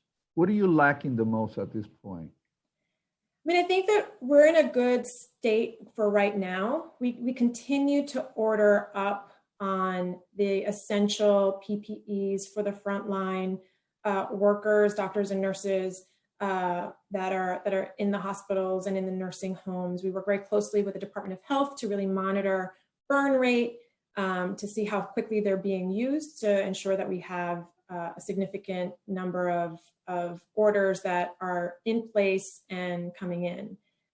So that work is ongoing, and every day we're doing that. We're also working on a longer term stockpile strategy, given that the governor's requirement for a stockpile. We're working very closely with the Department of Health, the Mayor's Office of Contract Services, NISM on developing that as well. what's your burn rate on these supplies? And how much of a stockpile do we have if vendors were to stop being able, this is hypothetical, to supply for some strange reason? How much do we have in reserves at this point? So the agency that has the most accurate information regarding burn rate is the Department of Health. They are in charge of determining where they go, what hospitals they're sent to, and how quickly they're using. So they're the entity that would have the most accurate burn rate data. We're buying in bulk, and they are keeping track of what's being used today. But are they sharing with you how much we have in reserves? Yes, we definitely have at least 2 weeks on hand, and as every day that things come through, that ebbs and flows. But like I said, we're working towards and are on a path to a 90-day stockpile. Are you still looking to buy more ventilators since the numbers have drastically gone down, or are you anticipating that perhaps we're going to have a second wave, which could be potentially worse? I'm thinking, and I hope not, but thinking less and less people are going to be using masks in the summer. I haven't been able to get a commissioner to share with me as to this point, and maybe it's early on, but it's going to happen soon when it gets really hot. If you work in sanitation, are you going to wear a mask? I mean, that's brutal work, and construction and so forth. So there's a likelihood that we could have another spread due to weather conditions. So are we looking to buy more ventilators? So part of the governor's order to have a 90-day stockpile on hand includes the highest rate. It's a 90-day stockpile of the highest rate of necessity. And so we're working towards meeting that. And I believe we're working on our last purchase order to meet that goal. So we're well on our way to meeting it. So I think that after this particular purchase order that's in flight, we will have met our 90-day stockpile goal on ventilators. But it assumes the highest use. When we buy those ventilators, do we test them or do we wait until we need them to test them? So the ventilators that we have purchased have all been approved by the hospitals, and they're all familiar and know how to work them. As with any product, we won't know if they work until we actually physically get them. And once we receive them, then we do have a quality assurance review to determine that they work. So as they come in, they will be reviewed, and they will be there's an quality assurance assessment. Did you have any sets of ventilators you purchased that were not functional when you got? I have not heard that directly. I have not heard that as of yet. I don't think.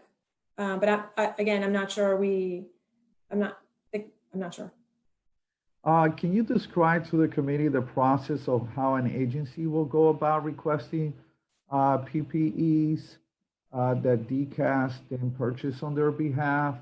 And the reason I'm asked, I was a little surprised that, if I understood this right, the NYPD had to go to the Department of Health. Wouldn't NYPD make a request straight to you, or Department of Health has total control of all the equipment and they're the ones who make the purchase order? So in the very early stages of COVID, when we were at the peak, when things were, it was very dire situation. There were the medical grade PPEs all of the orders that we were having placed hadn't yet come in, because I mentioned the pressure on the supply chain caused delays across the board. So every single piece of medical grade PPEs was under tight control, and everything was being allocated by the Department of Health. So DCAS was the purchase order arm.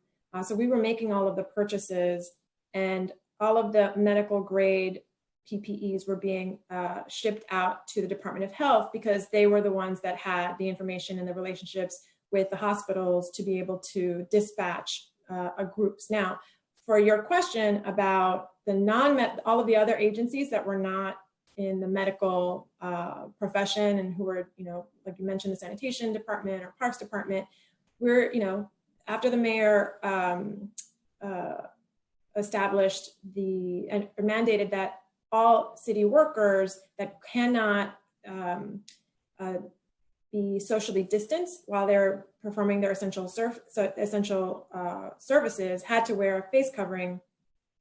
We make sure that we had enough non-medical face coverings on hand to be able to provide to all of the other agencies. So we ordered up there's no lacking in supplies there. And if an agency wants to request for their workforce, we want to make sure that we're keeping tabs on that. So agencies are required, or if they want to request their PPEs, they should be working with their relevant deputy mayor, who will then aggregate all of the needs. They will pass it on to DCAS. DCAS will then deploy and submit their allocations, and we'll drop them off.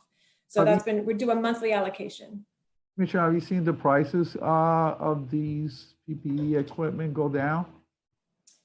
I think that we've ordered a lot of different types, and there is always a range. I think at the height of the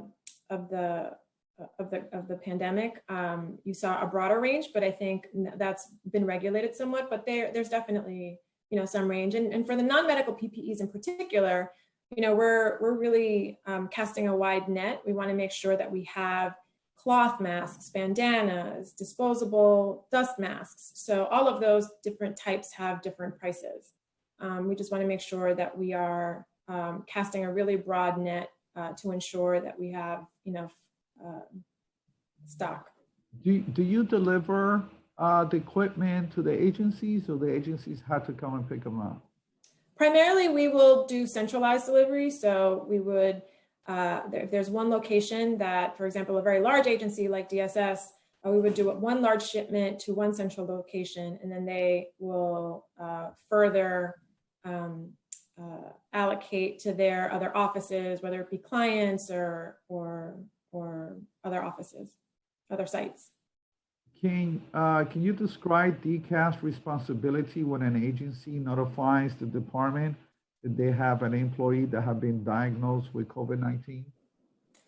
So we issued some guidance on what to do, but we worked very closely with the Department of Health to provide guidance to agency HR professionals.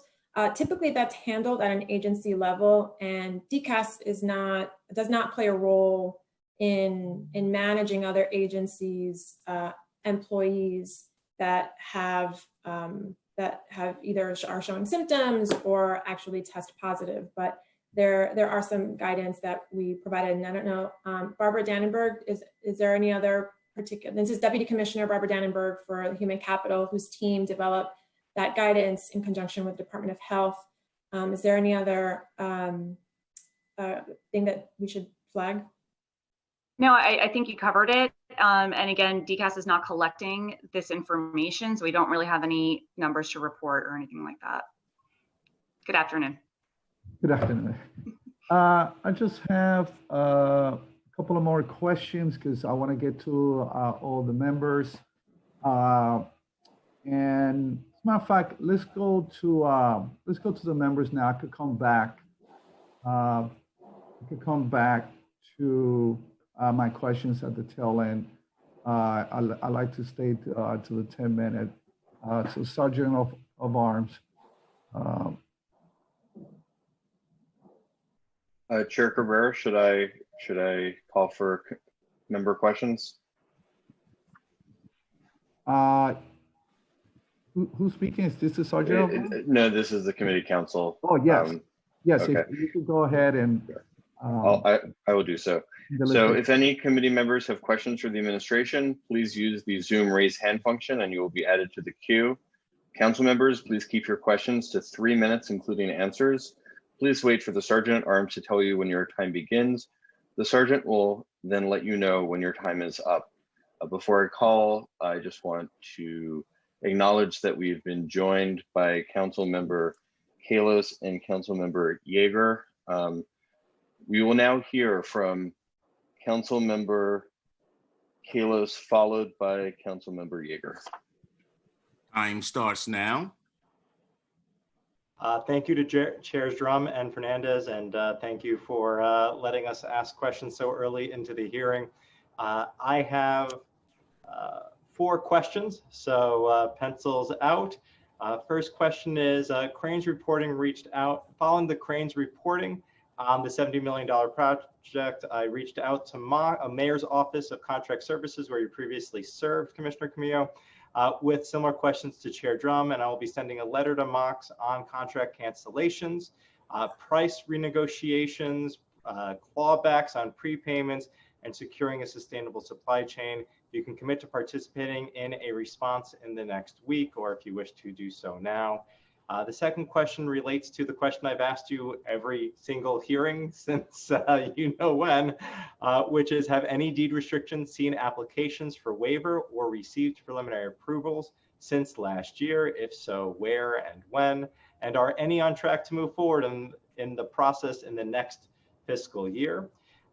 DCAS has stood up computer testing centers in, I believe, all 5 boroughs, if that can be confirmed.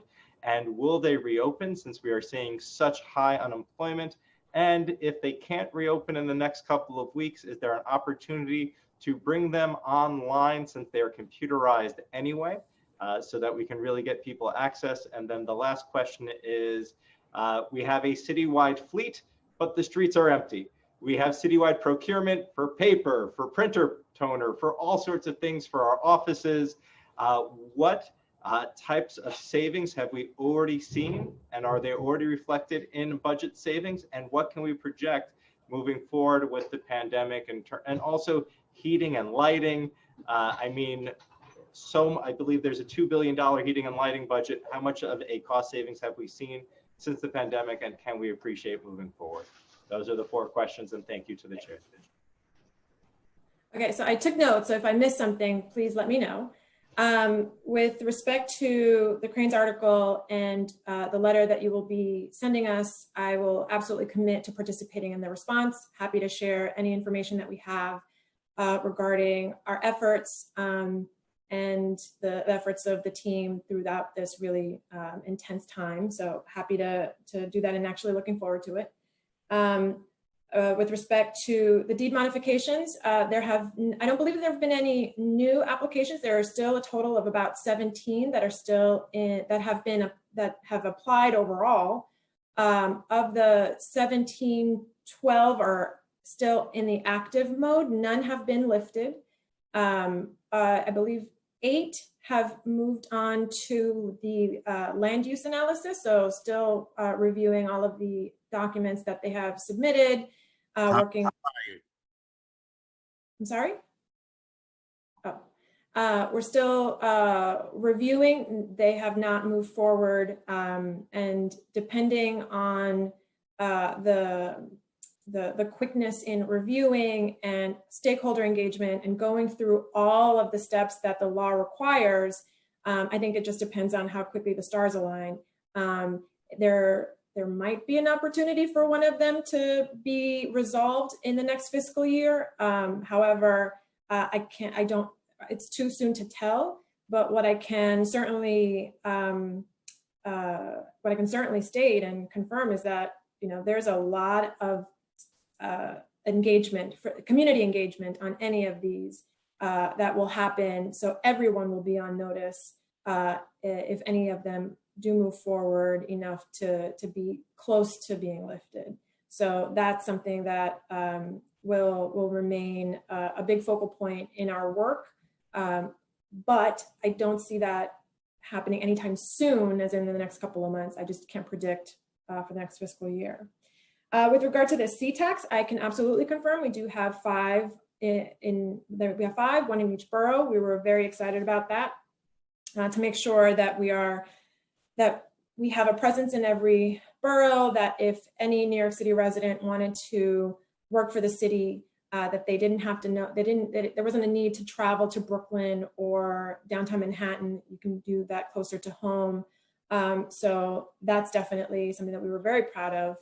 Unfortunately, given the pandemic, we have had to close, and we have had to postpone the exams that were scheduled to be administered at the CTACs for the closure. We have every intention of recalendering those once we reopen. And to your question about whether or not some of those can be taken offline or taken online, that is something that we're actually actively investigating. There is a technical component that we have to work out. I think that some of the issues that, and besides the technical component, and specifically I'm talking about the multiple choice exams. So there's a technical component that we're trying to figure out, but there's also a security component that we also have to work out. That I think is probably the more complicated, trickier one. So, you know, we're certainly talking about it. We're certainly exploring it. We want that work to continue. There's nothing to report yet, but once we move or have some decision points, we'll certainly, you know, be happy to come back and have conversations about what that looks like. But, you know, we agree, we want to be back online as soon as possible. I will say, though, that though the CTACs are closed and we haven't been able to give multiple choice tests, we have been able to continue administering education and experience tests that are available to be taken online from home. So the work hasn't completely stopped. But as you can imagine, the CTACs have definitely taken the brunt of this pandemic. And with regard to savings generally, through this pause, I think we will see savings in a lot of the categories you mentioned. Certainly the heat, light, and power budget. Certainly, and possibly certain fleet exercises. Certain commodities that probably went down because of the work from home orders, since agencies have most of their workforce or a lot of their workforce working from home, you might have an impact on some of the procurement budgets. It's too soon to tell or quantify that number, but we do expect some savings once the books, you know, get closed overall. I don't know if I answered all of those questions, but we certainly expect some additional savings. I got them all? Okay, great. Wow, that's an acknowledgement from Councilmember Kalos. Thank you. Let's go to our next council member, please. Starts now. We would like to hear, please, from Councilmember Perkins. Councilmember Perkins, if you're available, if you can hear us, would you like to ask your question now? Followed by Councilmember Menchaca. Time starts now.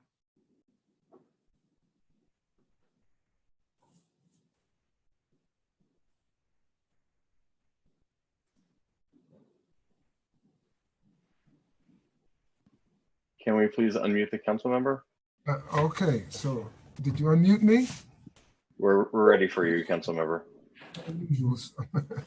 So one of the concerns I wanted to see if I can get a better understanding is this 90-day stockpile.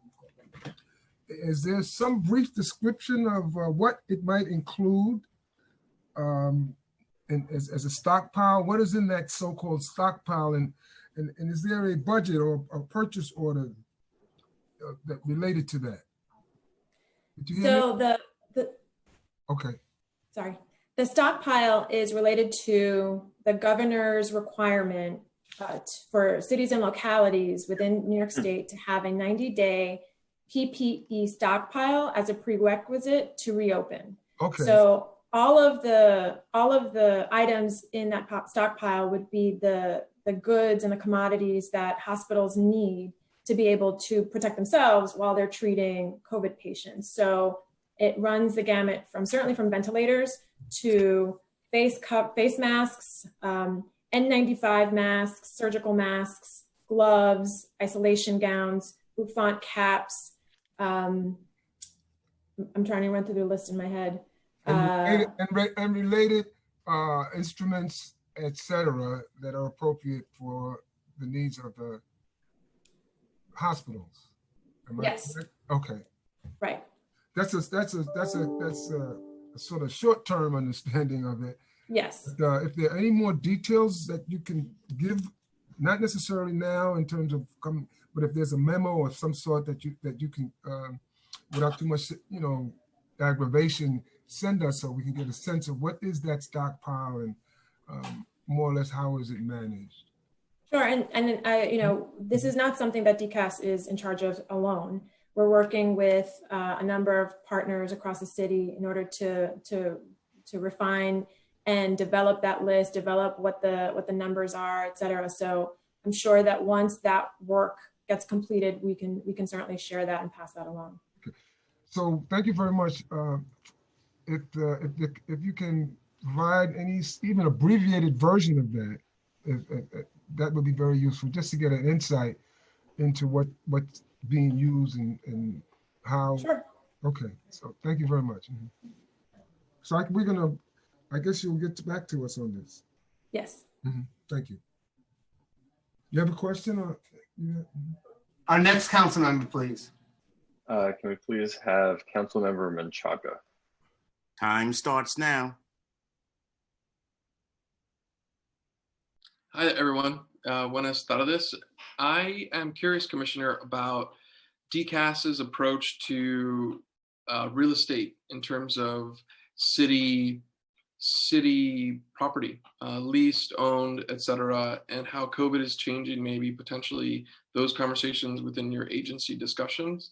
And first on the impact of the budget, but also just in terms of really innovating the way that we pay for rent, lease negotiations, et cetera. And so if you just kind of give us, that's a big question, so I'll let the rest of the time go with that deeper dive into real estate as a whole for DCAS. Sure.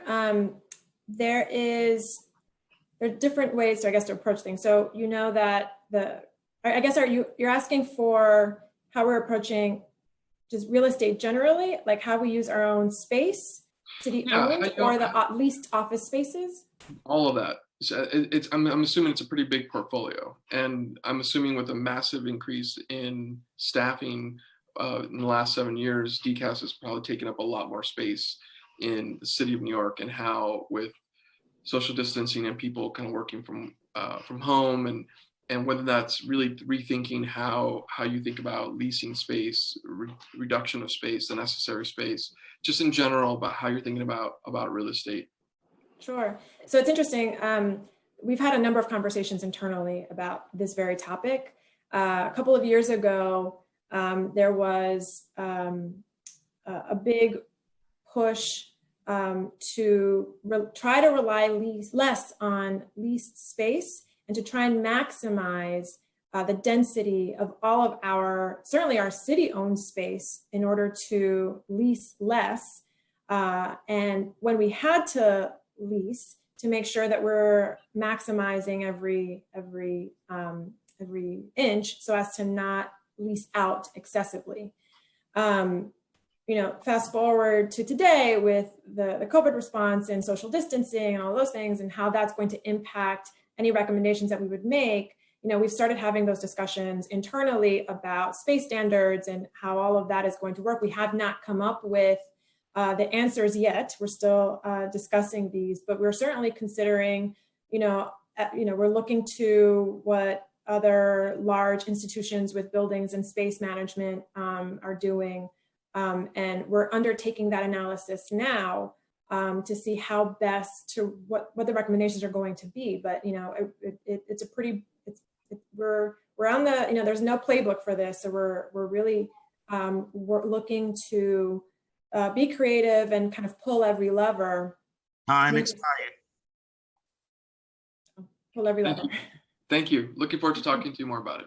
Okay, that wasn't meant for you, Commissioner. It was just a reminder to our council members. But thank you. Are you council members talking yet? Okay, thank you. Okay. All right, any other council members? Chair Drum, not at this time. I think both you and Chair Cabrera may have a second round of questions. I think we're going to go to Chair Cabrera and let's see. Okay, Chair Cabrera. Thank you. Thank you so much. And if we have time, I could see us having a second round for members who might have another questions. We're moving rather rapidly here. Thank you, Co-Chair. Really quickly here, DCAS fiscal 2021 executive citywide savings plan included 16.6 million in savings in fiscal 2021, but only 6.6 million fiscal 2021, with the majority of these initiatives generating savings for only one fiscal year. Can you provide the committee with information on how the department has arrived to this savings number? And even more important, why does DCAS not have recurring savings? So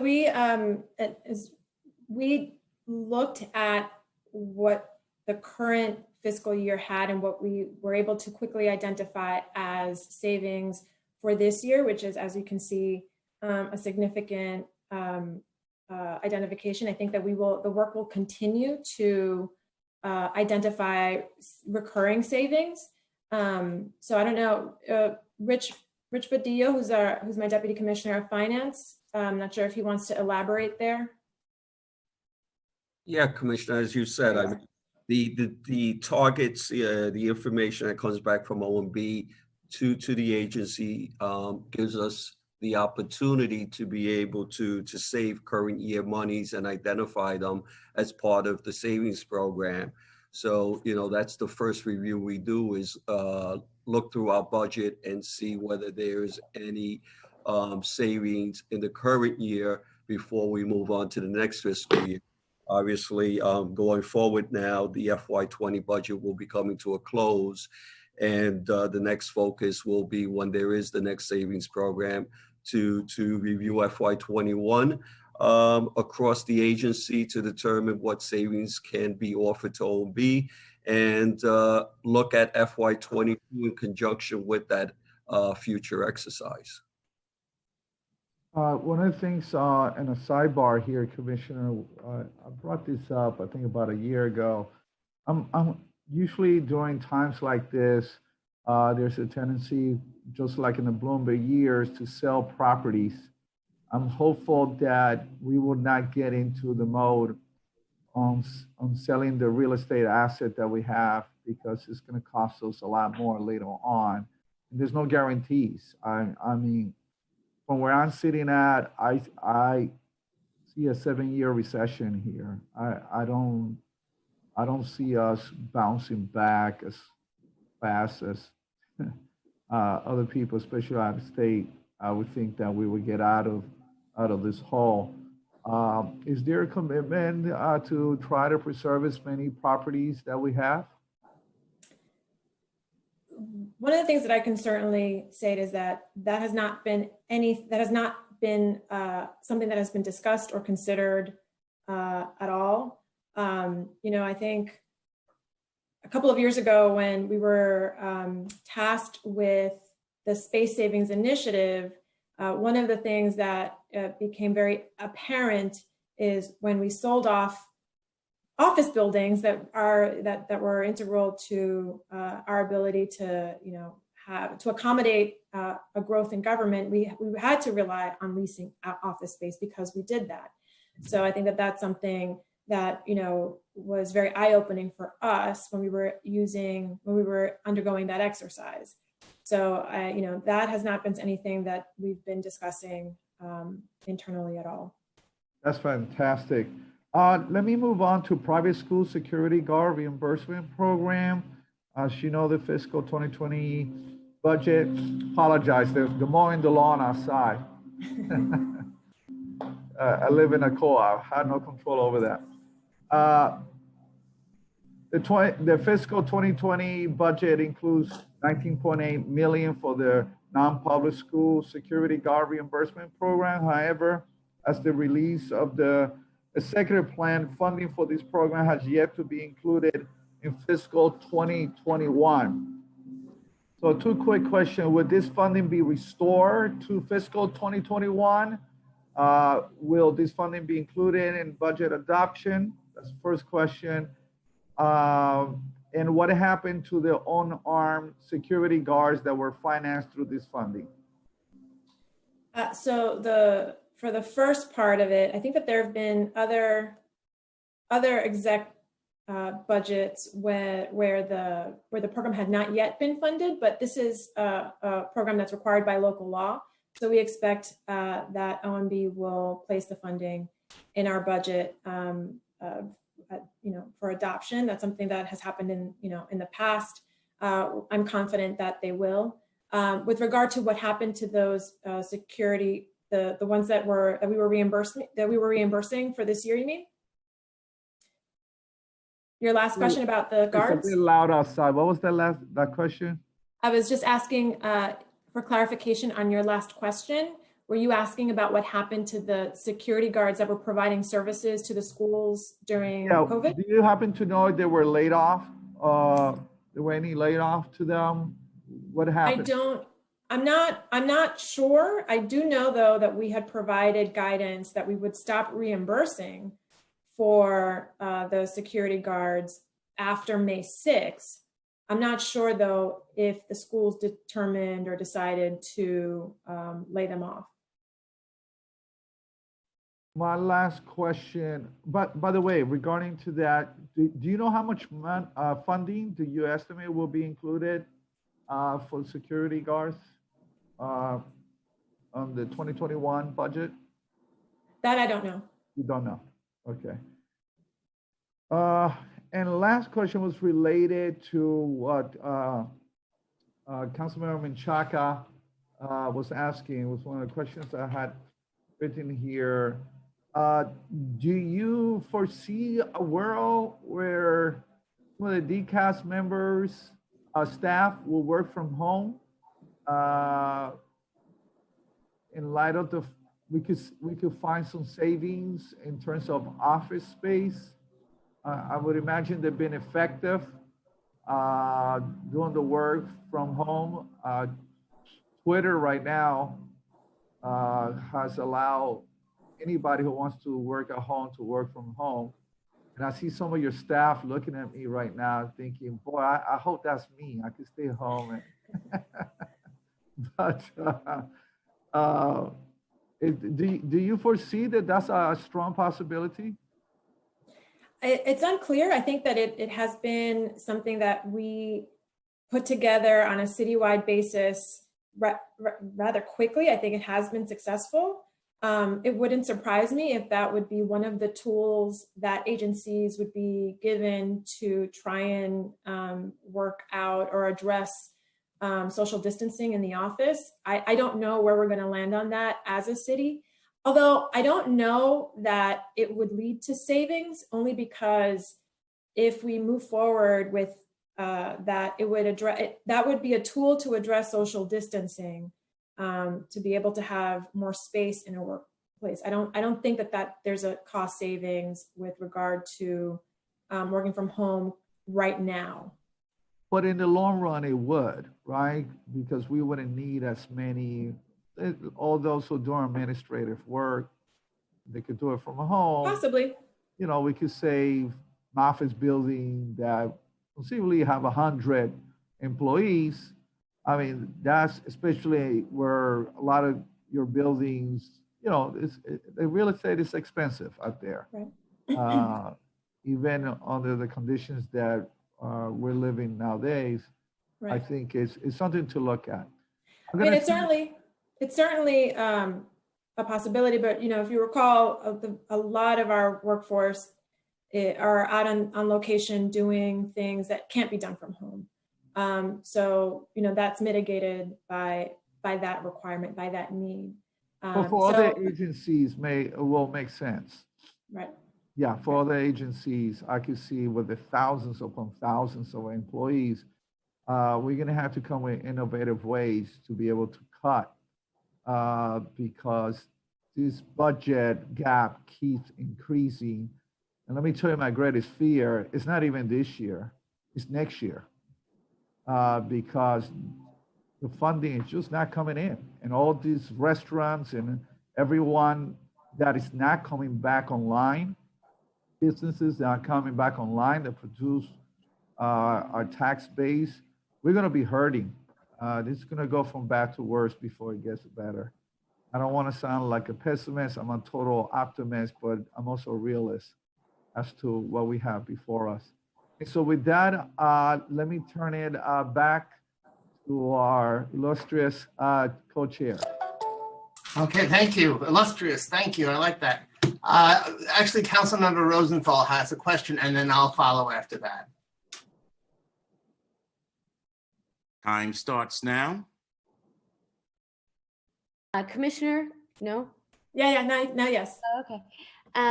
It's great to see you. I'm so glad you're the one who is holding down the fort at DCAS. Two quick questions, because I see I only have 3 minutes. One is you and I met and spoke maybe 4 years ago about putting up solar panels on the roofs of schools and other city buildings. I'm just wondering, where is that project? Has it been ended, or is it continuing, or do you expect it to continue with when safe social distancing comes back for construction? And secondly, I'd love to follow up on the chair's question about space. Are you being asked to do an exercise where you look at leased space that holds administrative staff, in other words, staff that's not out in the field, like not a police building or fire station, but instead maybe the Department of Transportation space at 55 Water Street, for example, making it up totally. Don't come after me, Polly Trottenberg.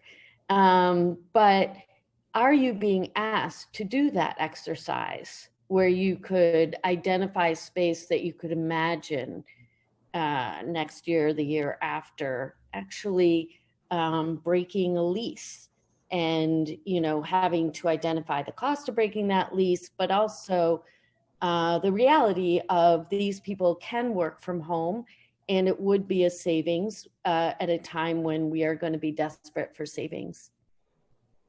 Thank you. Thank you. So the first one on the solar panels, that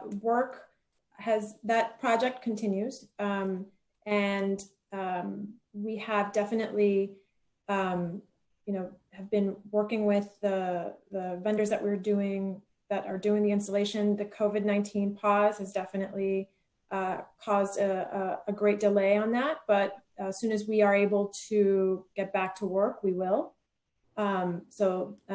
Anthony Fiore, I don't know if you wanted to add anything onto that, but the short answer is yes, that project continues. COVID put a pause on it, but that is something that we will continue to move My forward. follow-up question for that one would be, and has it earned the projected savings on heat, light, and power than we expected it to be, or better, or worse? And let's take that one offline. You want to take that one offline? Well, only because the buzzer is going to ring. Yes. Okay. So we'll definitely circle back with you and talk through that piece. On the space savings question regarding looking at current lease space, we're still doing the higher level, having those discussions. I think that your suggestion to kind of drill down on particular leases and seeing how we can, if it's canceling a lease to push folks out to do work from home, that has not yet happened. But I think, part of our discussions is to identify kind of a menu of options that we would need to explore further. And, that's certainly on the extreme end that will have costs, that will have complications in planning and all the other kind of cascading effects that we have to explore and study. But it's something that I think has to be considered. And in addition to all of the things that might not be as invasive, right? So we're having those discussions, and we're committed to kind of going through and looking at how that's going to work. But it's going to be a heavy lift for sure. Okay, thank you. I'm going to finish up with just some final questions, Commissioner. DCAS's fiscal 21 budget includes new needs of $834,796 of which comes from intracity expenses associated with the Campaign Finance Board. Can you provide additional information on the purpose of this new need and what will the funding be used for? Can you repeat that? I'm sorry. Sure, it's a budget. The 21 budget includes new needs of 834,000, and of that, 796 comes from intracity expenses associated with the Campaign Finance Board. Would it be possible that's for the rental of their new digs? Rich, can you help me out here? Oh, it's a lease adjustment. Campaign finance. Rich, do you see that? No, Commissioner. Is it what fiscal year? You're saying FY21? Yeah. Okay. We would have to look. It could be the lease budget because I know we have some money with them, but the specific of that, we'll have to let you know. Okay. You know, that was an issue of concern for us last year in terms of where they were moving to. So that information is important for us to know. Absolutely. Did they change the location or find a new location? We need the information on that. Okay. All right. And then lastly, as part of the citywide savings plan, DCAS will generate budgetary savings of $55,000 in fiscal 20 and baseline savings of $73,000 beginning in fiscal 21 through the permanent reduction of 5 vacant positions. Where in the DCAS budget are these vacancy savings coming from? If I'm not mistaken, and Rich, correct me here, we're still undertaking that analysis to see which areas will be impacted. But as soon as those are identified, we can certainly provide that information to you. Okay, so that, all right, we'll follow up with you on that then. All right, I think that's it, if I'm not mistaken. Yes, we have no further questions. Okay, thank you, Council. Commissioner, thank you very much. And we're going to end here. This will conclude this portion of today's hearing. Thank you to DCAS for being here. We'll now take a break until 1:30 p.m. when we will hear from the Department of Youth and Community Development. I ask my colleagues who will be joining us for the DYCD portion of the hearing to remain in this Zoom with your microphone muted until we are ready to begin. Thank you. Thank you very much. Thank you, Commissioner. Thank you.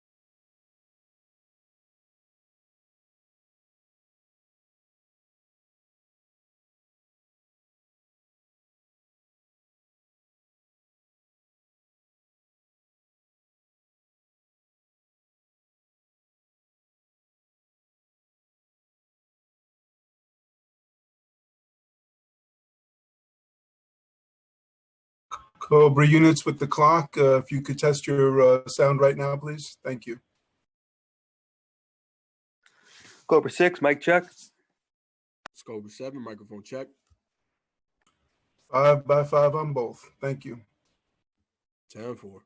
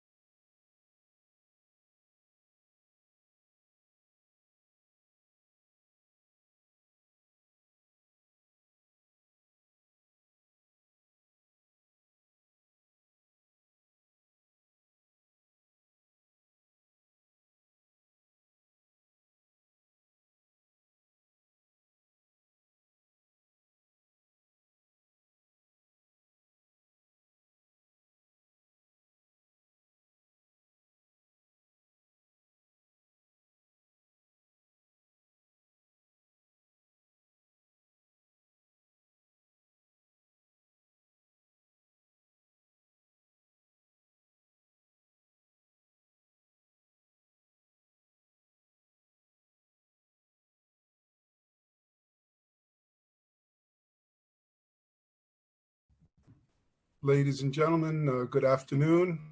We are ready to resume this remote hearing of the New York City Council's Executive Budget 2021 Committee on Finance with Youth Services. Please silence your devices and turn on your video for identification purposes. Please see that you are accurately named. Thank you in advance for your cooperation.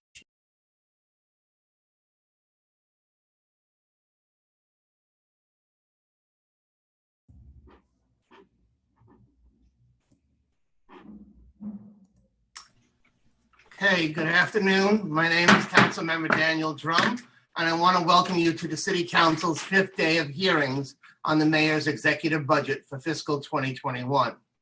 I am the chair of the Finance Committee.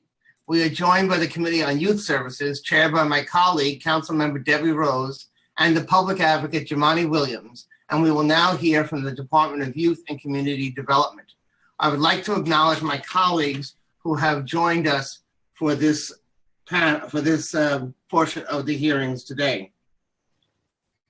They are Councilmember Andrew Samuel, Grodenchik, Perkins, Menchaca, Lewis, Yeager, Koslowitz, Cuomo, and Maisel. Okay, and in the interest of time, I will forego an opening statement, but I'm going to turn it over to our committee counsel to go over some procedural items before we hear from Councilmember Rose and the Public Advocate.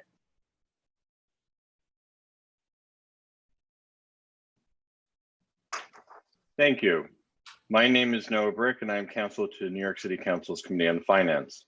Before we begin, I want to remind everyone that you will be on mute until recognized to speak, at which time you will be unmuted by the Zoom host. If you mute yourself after you have been unmuted, you will need to be unmuted again by the host. During the hearing, if council members would like to ask a question, please use the Zoom raise hand function and you will be added to the queue. Thank you. I will now turn it over to Councilmember Rose.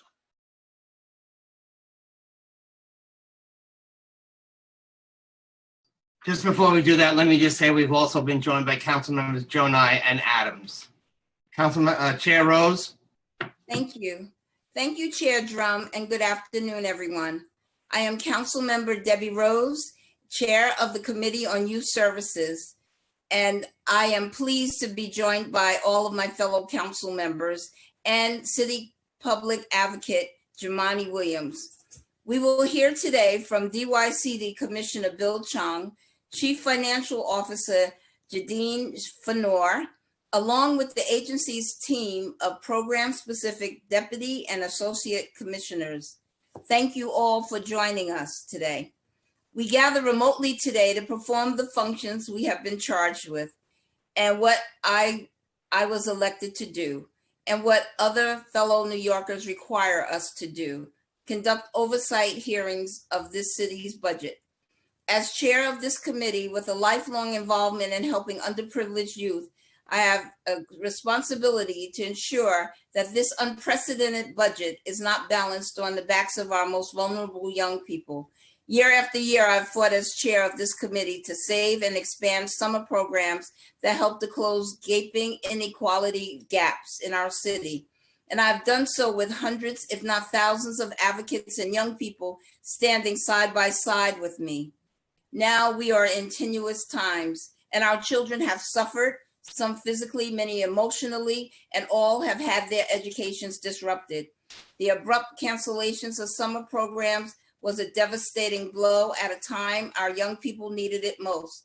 After months of remote learning that threatens to further widen the inequality gaps, our young people need summer programs more than ever. Yes, this is a budget like no other, but across the board cuts in the name of safety does not make sense at a time when many offices are operating remotely. I know that our providers have spent months working on remote programming, and we are not just New York City strong, we are New York City resilient, we are New York adaptable, and our youth are not expendable, and these cuts are not acceptable. The COVID-19 pandemic also means we are unable to conduct our scheduled fiscal 2021 preliminary budget hearing. But I know there were no new needs in that budget, which totaled $768 million. Our focus today will be on the fiscal 2021 executive budget, which totals $598.3 million, a net change of $168.6 million less than it was less than its fiscal 21 preliminary budget.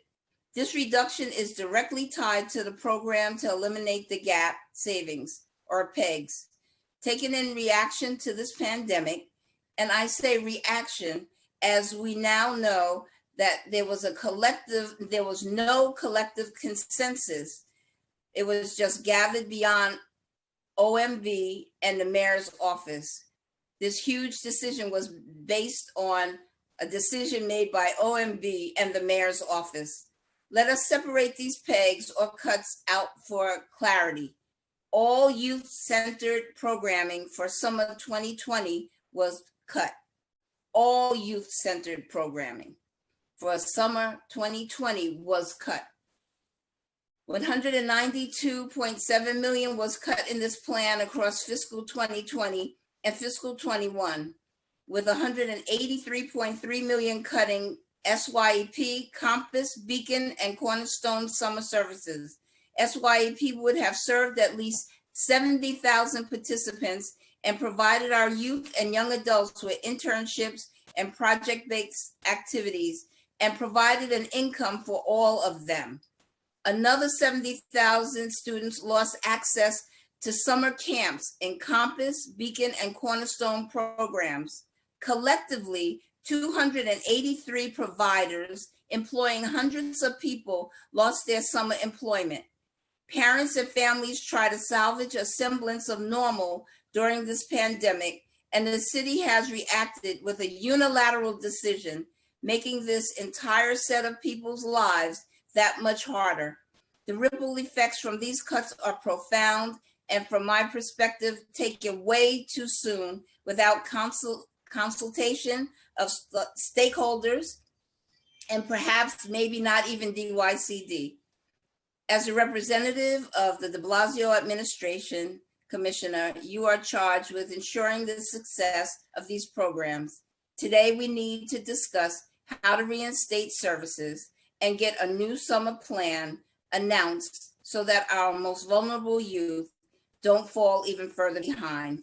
Before I begin, I would like to thank Christine Johnson, Chief of Staff, Isa Cortez, my Legislative and Budget Director, Vinori Ranawara, and Christian Ravello, my Legislative and Budget Aides, Michelle Peregrine, Financial Analyst to this committee, Isha Wright, Unit Head, Paul Senegal, Counsel to this committee, Anastasia Zemina, Policy Analyst to the committee, and Elizabeth Arts, our Community Engagement Liaison.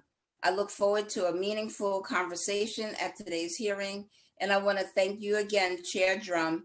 And now we will hear from the New York City Public Advocate, Jumaane Williams.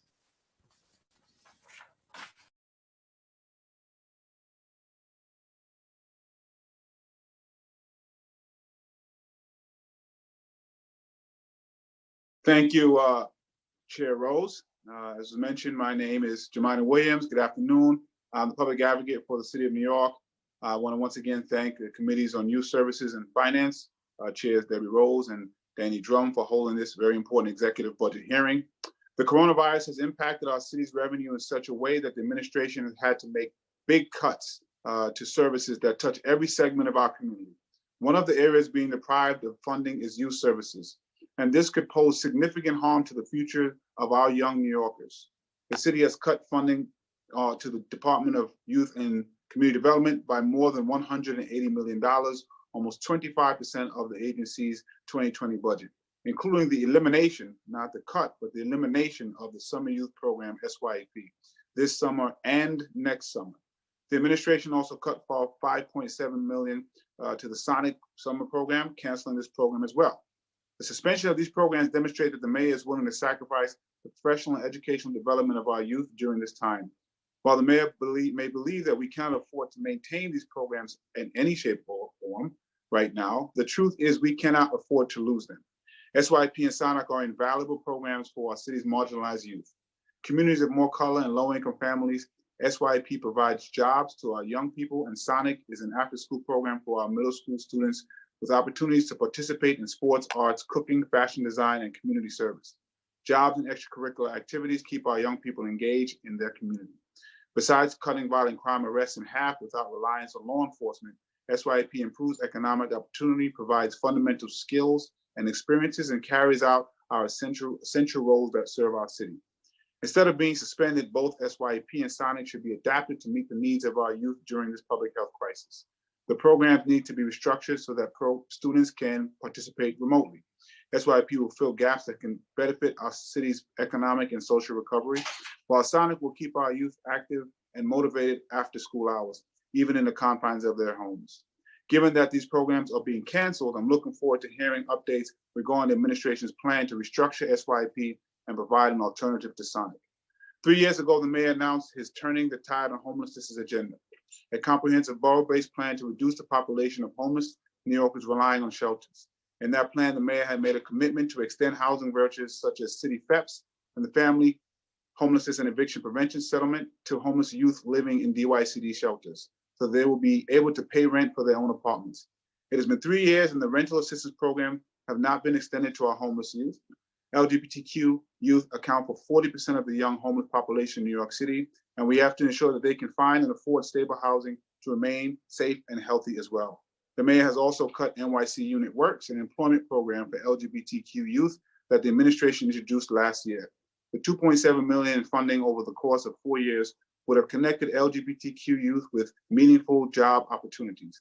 I urge the administration to reinstate this program and invest in the economic stability of homeless young people with rental assistance voucher programs, as well as providing our LGBTQ youth with opportunities for job training and placement.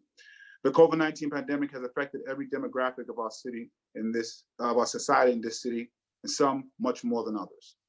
However, young people should not have to bear the brunt of the social and economic impact of the coronavirus. It is our responsibility to protect and support them no matter what the circumstance. Commissioner Chong was here the last year or the year before, when we had an interaction when you basically made it plain that you don't get involved with the strategic conversations that go on, but basically your job was just to make sure the money was spent. I hope since we've had that conversation, you revisited what your job should entail, because we need all people at the table to discuss strategy on what's going to happen with our young people in this city. So I hope there's a different point of view when you come for us for it today. And also just reminding, while DYCD may be cut almost a quarter of their budget, the NYPD is maybe about 1% being cut, just a shade, which again, this administration is showing where their priorities are and what they feel public safety is or isn't if this budget goes forward. Look forward to hearing how DYCD will continue to support our city's young people, given the constraints of this budget. Thank you.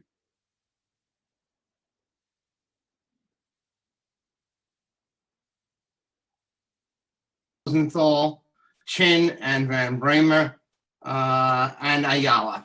And I will now call on members of the Department of Youth and Community Development to testify. We'll now hear testimony from Commissioner Bill Chong and others who were already identified. Will the committee council please administer the affirmation? Thank you. I will now administer the affirmation one time, and you will be called upon individually to so affirm at the end. Do you affirm that your testimony will be truthful to the best of your knowledge, information, and belief? Commissioner Chong? I'll take that as a yes, although you are still muted. Ms. Fanor? Yes. Ms. Haskell?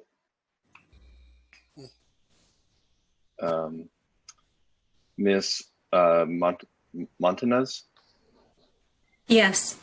And Mr. Rattery? Yes. Okay, thank you all. Commissioner Chung, you may begin when ready.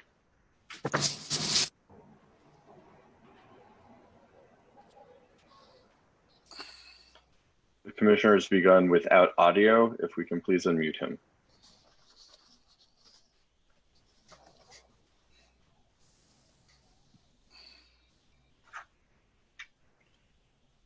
Okay, you're now unmuted. Please begin. Okay.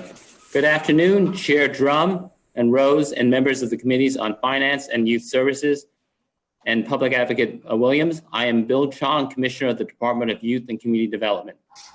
I am joined remotely by Jadine Fenor, Susan Haskell, Dara Rattray, and Daphne Montanez. We are grateful to have this opportunity to testify on DYCD's fiscal year 2021 executive budget. Like so many New Yorkers, I too am recovering from the COVID-19 and know firsthand just how hard this has been for individuals, families, and communities who have been directly impacted by this disease. I'm incredibly proud of DYCD staff, our providers, young people, and families during these challenging times. Since the pause order was enacted in March, DYCD quickly adapted to this new normal, from supporting, reimbursing, and communicating with funded programs so they can best serve their communities. Our community-based organizations have gone above and beyond in helping the city meet one of its top priorities during the COVID-19 emergency, keeping New Yorkers safe. For example, Runaway and Homeless Youth Services programs continue to offer vital programs to help providers keep youth safe during the pandemic. DYCD issued an emergency procurement to offer services for homeless youth with COVID-like illnesses with hotel rooms for youth who do not otherwise have a safe place to isolate. Although the numbers of symptomatic youth have declined within Archwide programs, we will be prepared if there should be a change in the near future. Drop-in centers continue to make essential referrals to housing and healthcare, while they expand online supports, including counseling on how to cope during the pandemic, clinical support for anxiety or depression, and recreational activities to maintain social connections during this time. To address growing food insecurity among New Yorkers, many Cornerstones and Compass sites are handing out meals. Compass, Beacon, and Cornerstone programs shifted to remote services to maintain connection and engagement with young families. Like the shift made by schools, after-school programs created online and virtual activities to meet recreational, academic, and social and emotional needs. My full testimony details some great examples. The city's had to make some tough choices about whether programs should remain open or closed or be modified to ensure the safety and health of all New Yorkers. Out of abundance of caution for our young people, providers, and work sites, the very difficult decision was made to not operate SYP and summer camps. SYP has been a New York City institution since 1963, so we did not arrive at this decision easily. Unfortunately, the uncertainty the next months over how social distancing guidelines, work sites availability, and provider and site staffing will continue to be affected by COVID-19 made it difficult to ensure that the programs could operate safely and efficiently. Similarly, following the guidance of health and education officials, there was no safe way to operate summer camps. The well-being of our young people is always a top priority of our city. We welcome conversations with the council on how we can serve young people and families this year. These actions have resulted in savings of $15.3 million in fiscal year 2020 and $182.3 million in fiscal year 2021. These savings comes at a time when the city is facing an unprecedented decrease of $7.4 billion in tax revenues, huge costs associated with the COVID-19 expense, a loss of state aid, and the federal government refusing to assist the epicenter of this pandemic. The executive budget includes $600 million in funding, of which $371.1 million in city tax levy, $65.1 million in federal funds, $5.3 million in state, and $152.3 million in intracity. While we await further budget actions in Albany and Washington, the funding is critical in restarting services when conditions allow.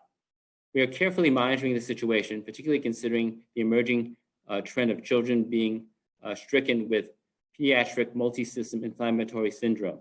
To emphasize once again, health and safety is our first and number one priority. As we make careful considerations about DYCD program in the weeks and months ahead, we will get through this together, and we look forward to working with the council as we continue our efforts to create opportunities to improve the lives of New Yorkers. Thank you again for the chance to testify today. We're happy to answer any questions.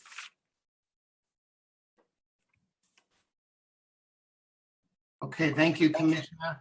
Sorry, I'm just trying to pull up the names of the others who have joined us. I believe I said Ayala, and Councilmember Gibson is here also. So thank you all for being here, and thank you for your testimony, Commissioner.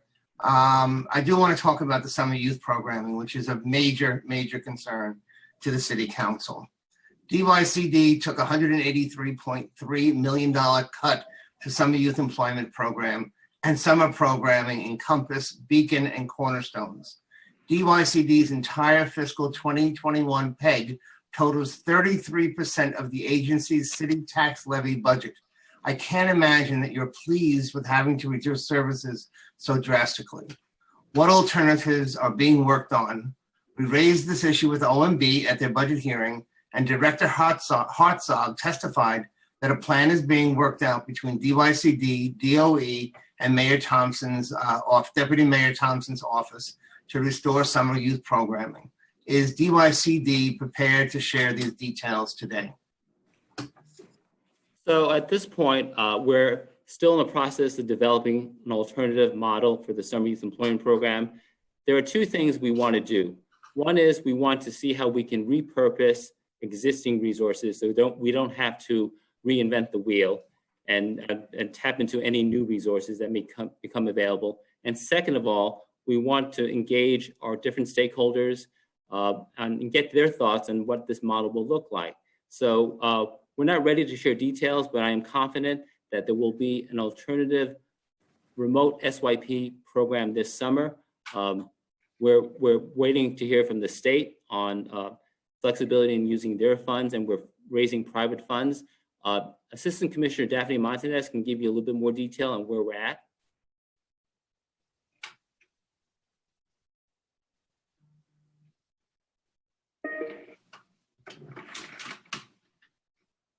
Ms. Martinez? Hello? Yep. Yes. Hi. Yes. So as the commissioner stated, we've already begun designing an alternative model. We're at the very beginning stages, but essentially it will be an online model providing youth with opportunities to engage in career exploration, project-based activities, while also developing their work readiness skills and their digital literacy skills. Earlier this year, DYCD engaged with a vendor, Hats and Ladders, to create an online platform.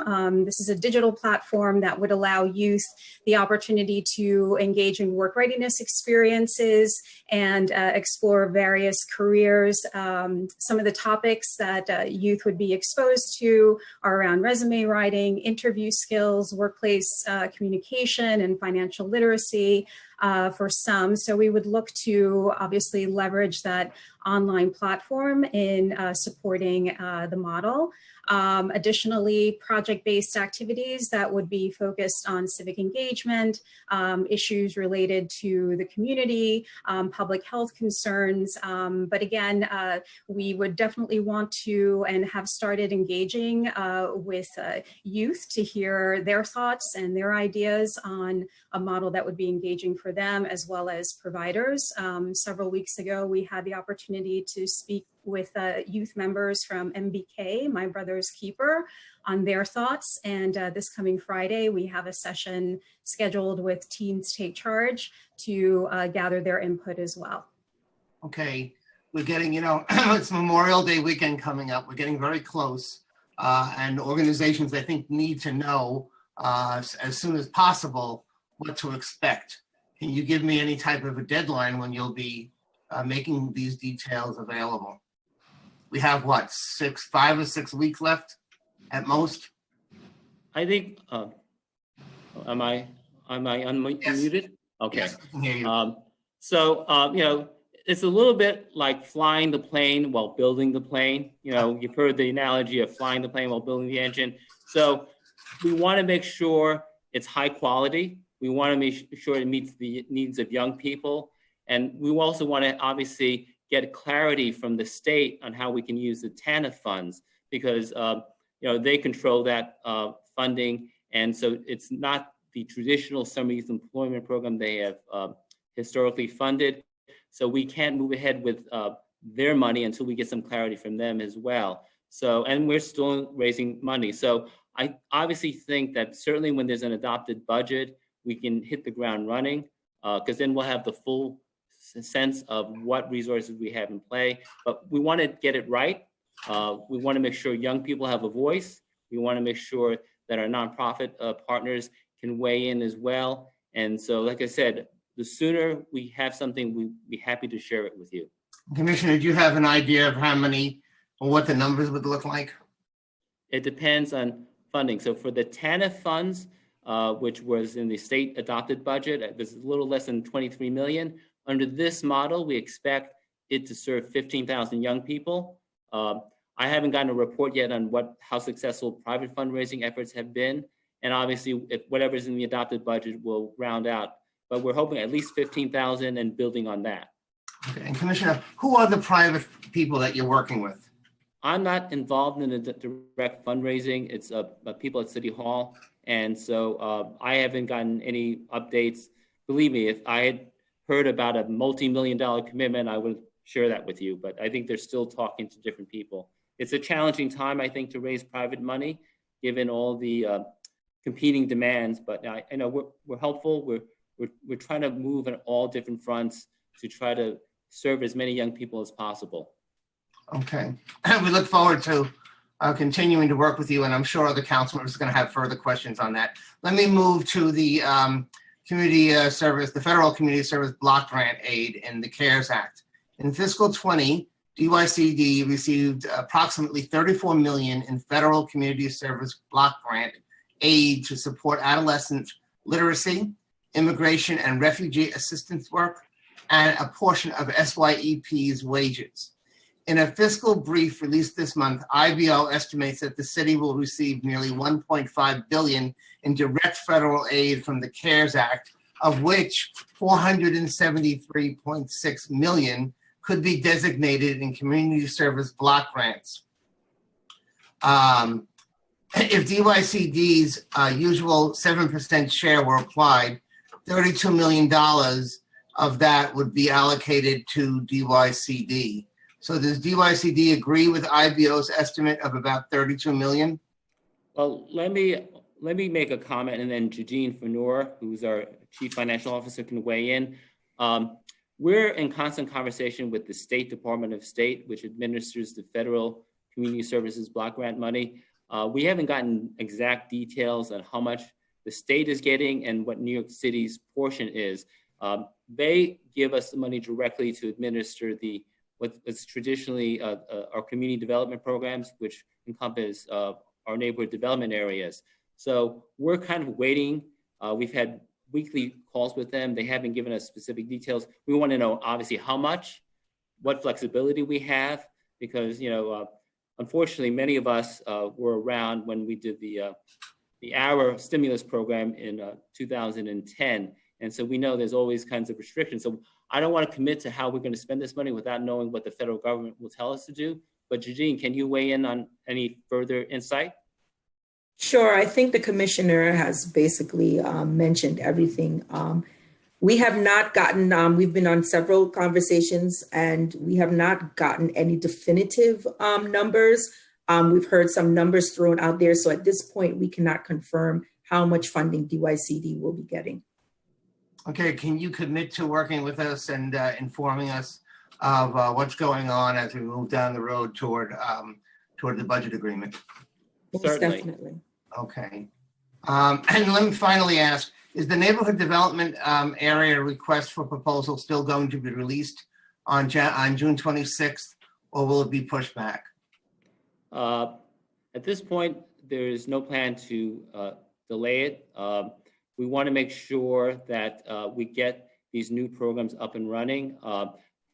We're probably going to extend the existing contracts, which were set to expire June 30th of 2021 to June 30th of 2022. So there won't be any disruption in funding for any groups for at least 2 years.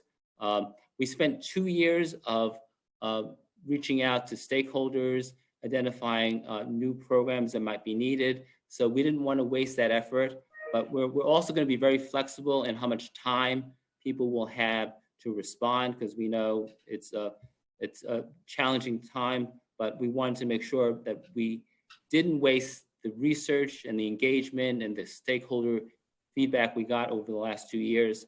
But the plan is to release it on the 26th of June. Okay, thank you. And Commissioner, I'm going to turn it over now to my co-chair, Debbie Rose. Good morning. Good morning, Commissioner.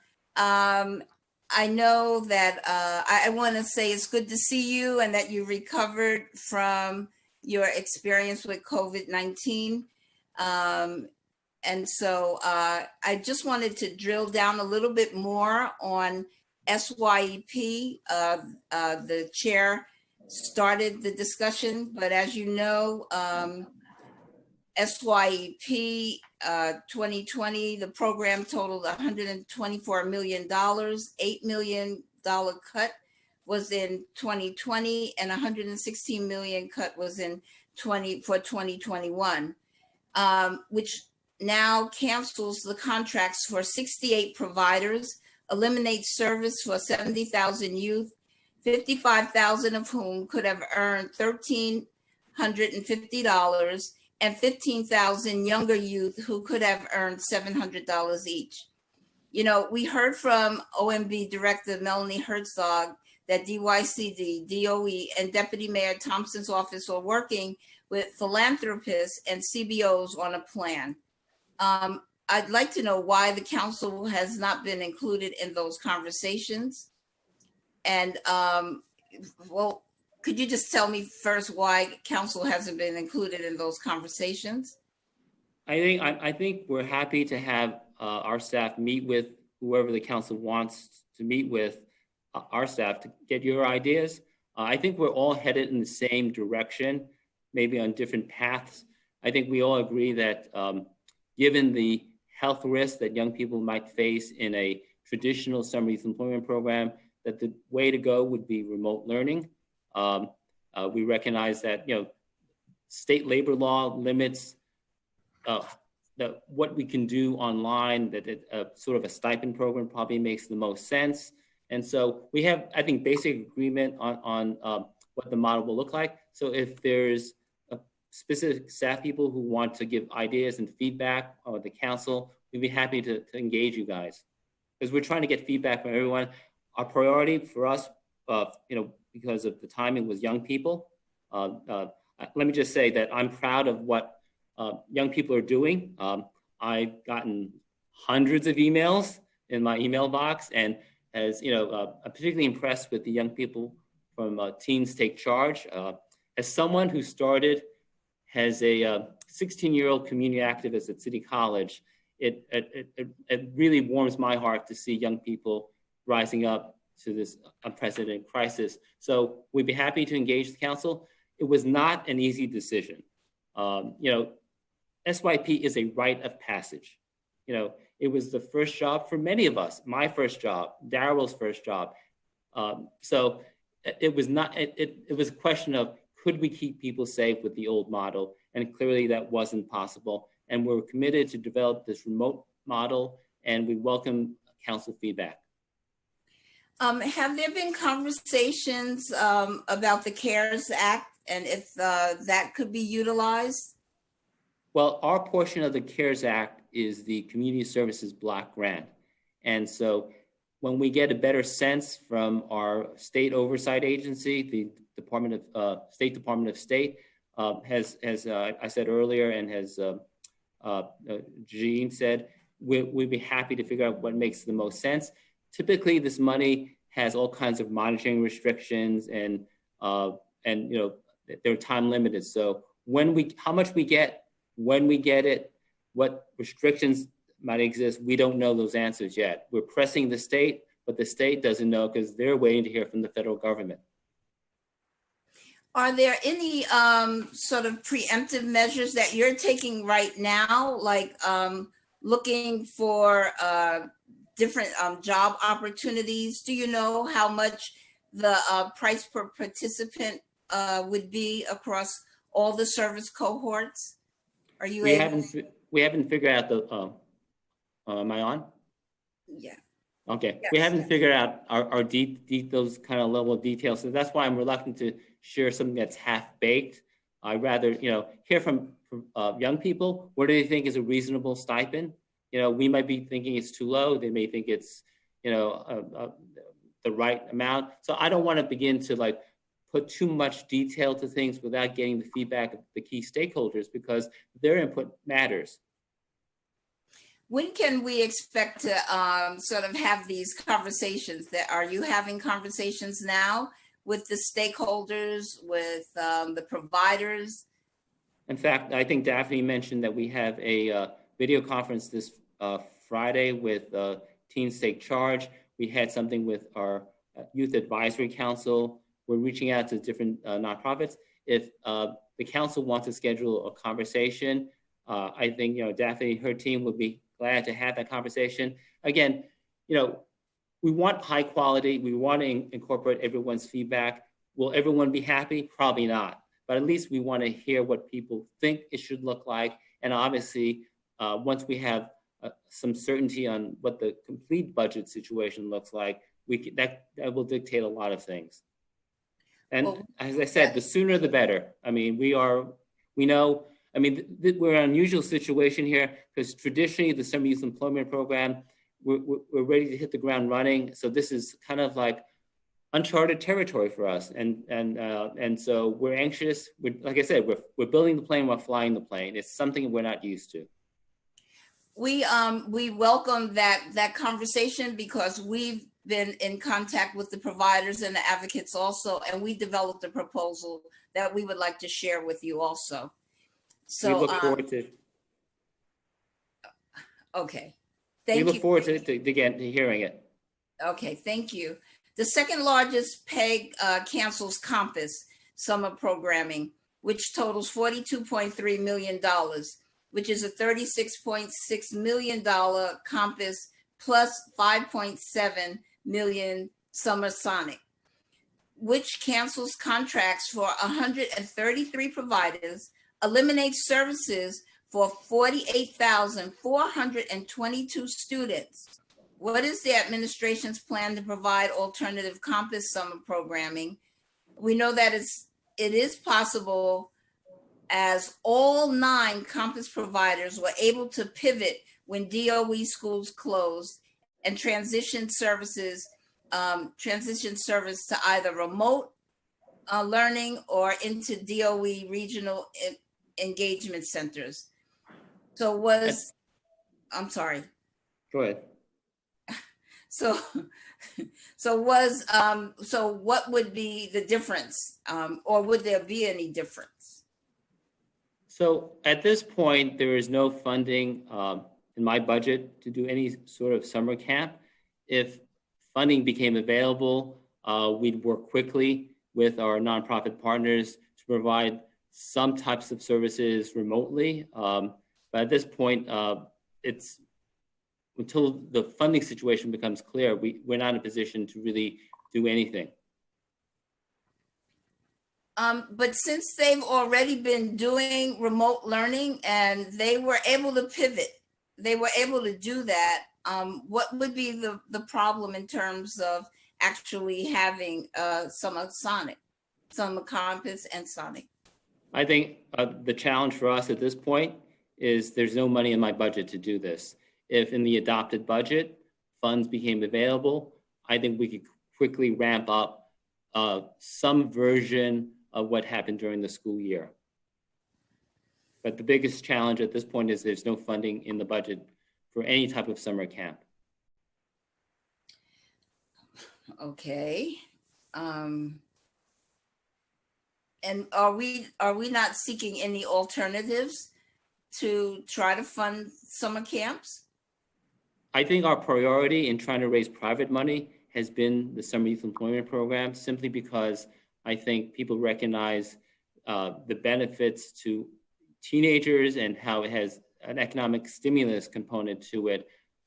Summer camps, I think, because the schools have been closed for so long, traditionally summer camps have played an important role not only to enrich and engage in activities for young people, but they've served for working families as childcare support.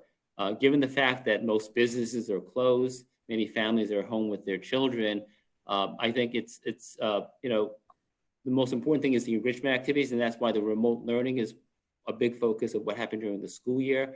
And if funds became available, we would certainly ramp up and do some sort of remote learning activities if the funding became available. I mean, it comes down to money. And we're not talking, are there any conversations with DOE in terms of, working with that population, especially since they had the, they ran the RECs? So Deputy Commissioner Haskell can talk a little bit about what we've been doing with the Department of Education. Hi. Yeah, as you know, like throughout the school year, we work very closely with our partnership, the Office of Community Schools and Youth Development, to plan activities for young people that are going to work nicely together with what they're doing in the school day. And we continue to do that even as providers are doing remote learning.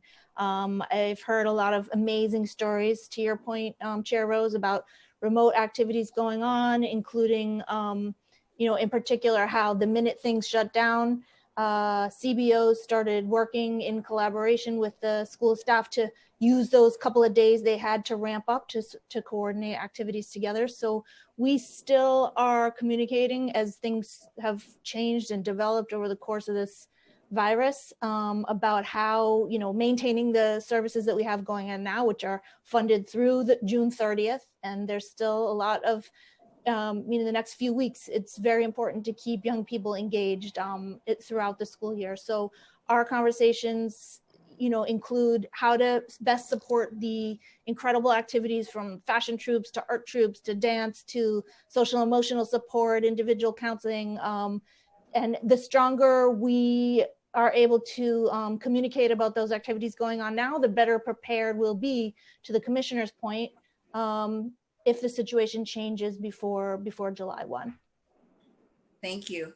How many of the contracted providers from each Beacon and Cornerstones are expected to be reinstated, Commissioner? You're talking about staff or programs? Programs. I think a lot of it is driven by what eventual funding is added in the adopted budget, if any funding is added.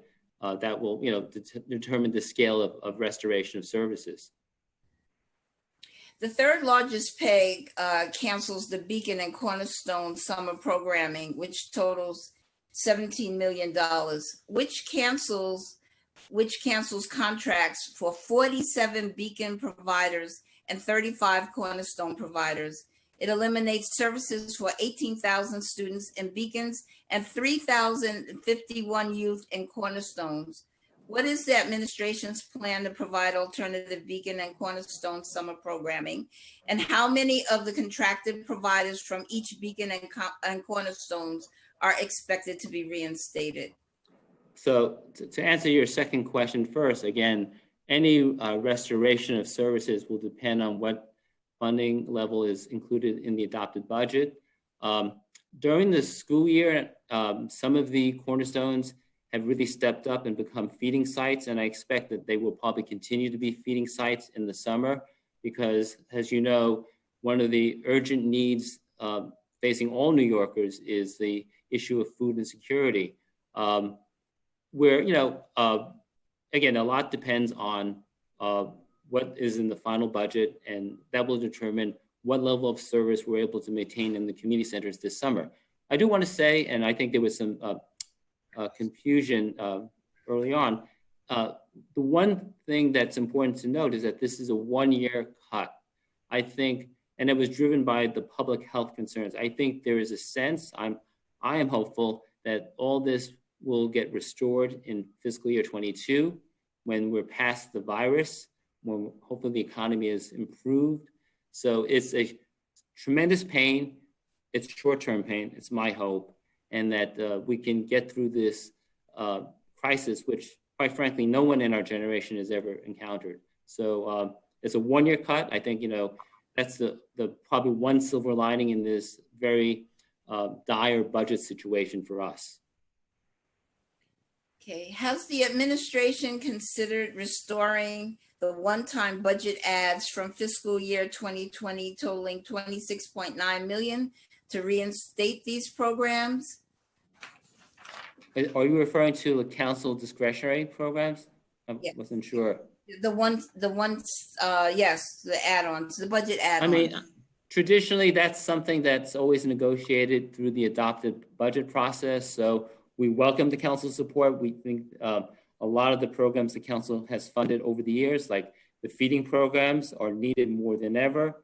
I know there's a digital literacy effort that I think makes even more sense today. So if that is what comes out of the budget negotiations, we would welcome those resources. Our staff works closely with them. We have, one of the things we've started prior to the pandemic was we started having regular meetings with these different initiatives to figure out how they would fit in to what the other programs that DYCD offers.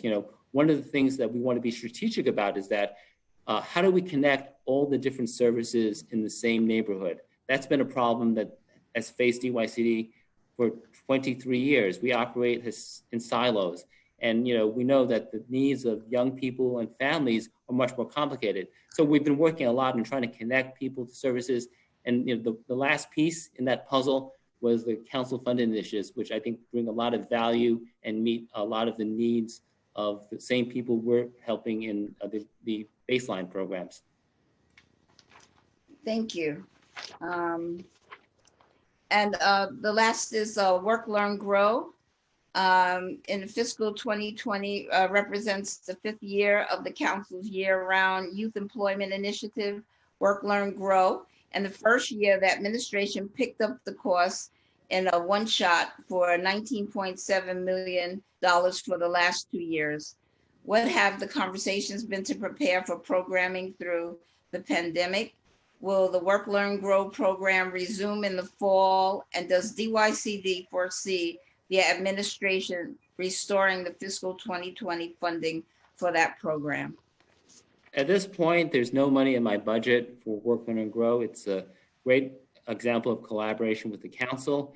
If it comes to be that in the adopted budget, funds are added to my budget, we'd be happy to execute that program in the fall. We, especially in these times where we know any opportunity we can put money in the pockets of young people is important. So that's one program we know that does that.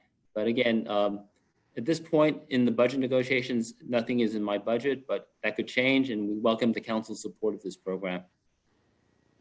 Thank you. Chair Drum, I'd like to open the floor to my colleagues for questioning, and I'd like a second round. Thank you. Okay, we'll now hear from our council members. Committee council, would you please call the names? Yes, if any council members have questions for the administration, please use the Zoom raise hand function and you will be added to the queue. Council members, please keep your questions to 3 minutes, including answers.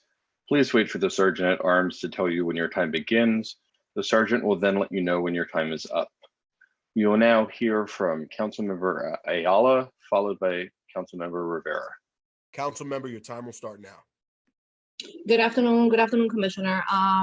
I just want to reiterate that, we at the council want to, we also want to participate in the passing of a responsible budget that addresses the city's most immediate needs. I do, however, have a million concerns with your budget.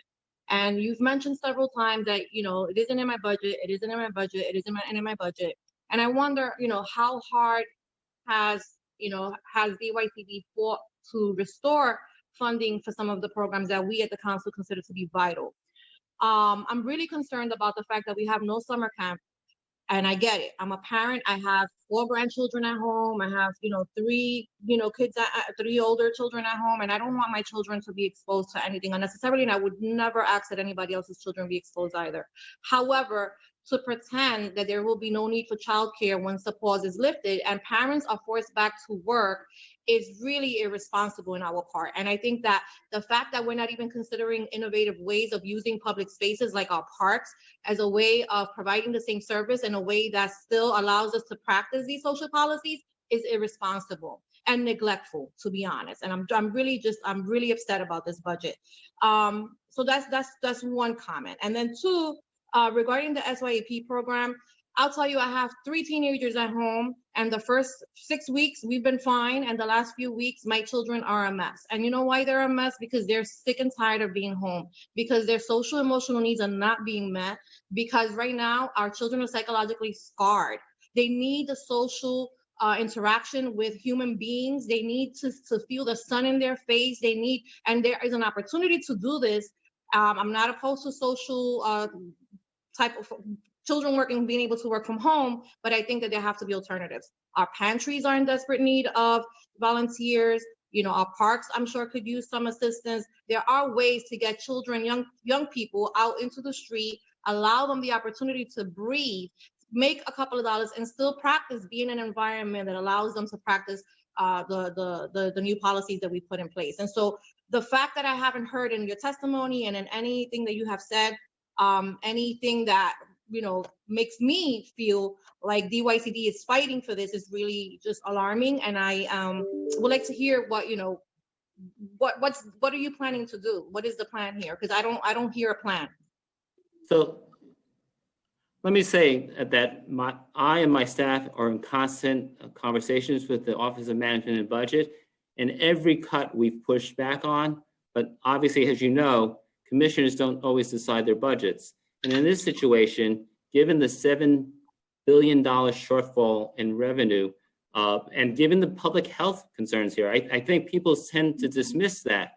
And, as someone who actually got the virus, and, we've known, oh, hello? I got it too, Commissioner. I had it too. Like my mother had it, my husband had it. And we know that people for quite some time, people who don't show symptoms can be contracted. And that's how I got it in mid-March. And now that, so from a public health standpoint, to expose young people and then their families and loved ones to strangers is something that is a risk that we didn't want to take.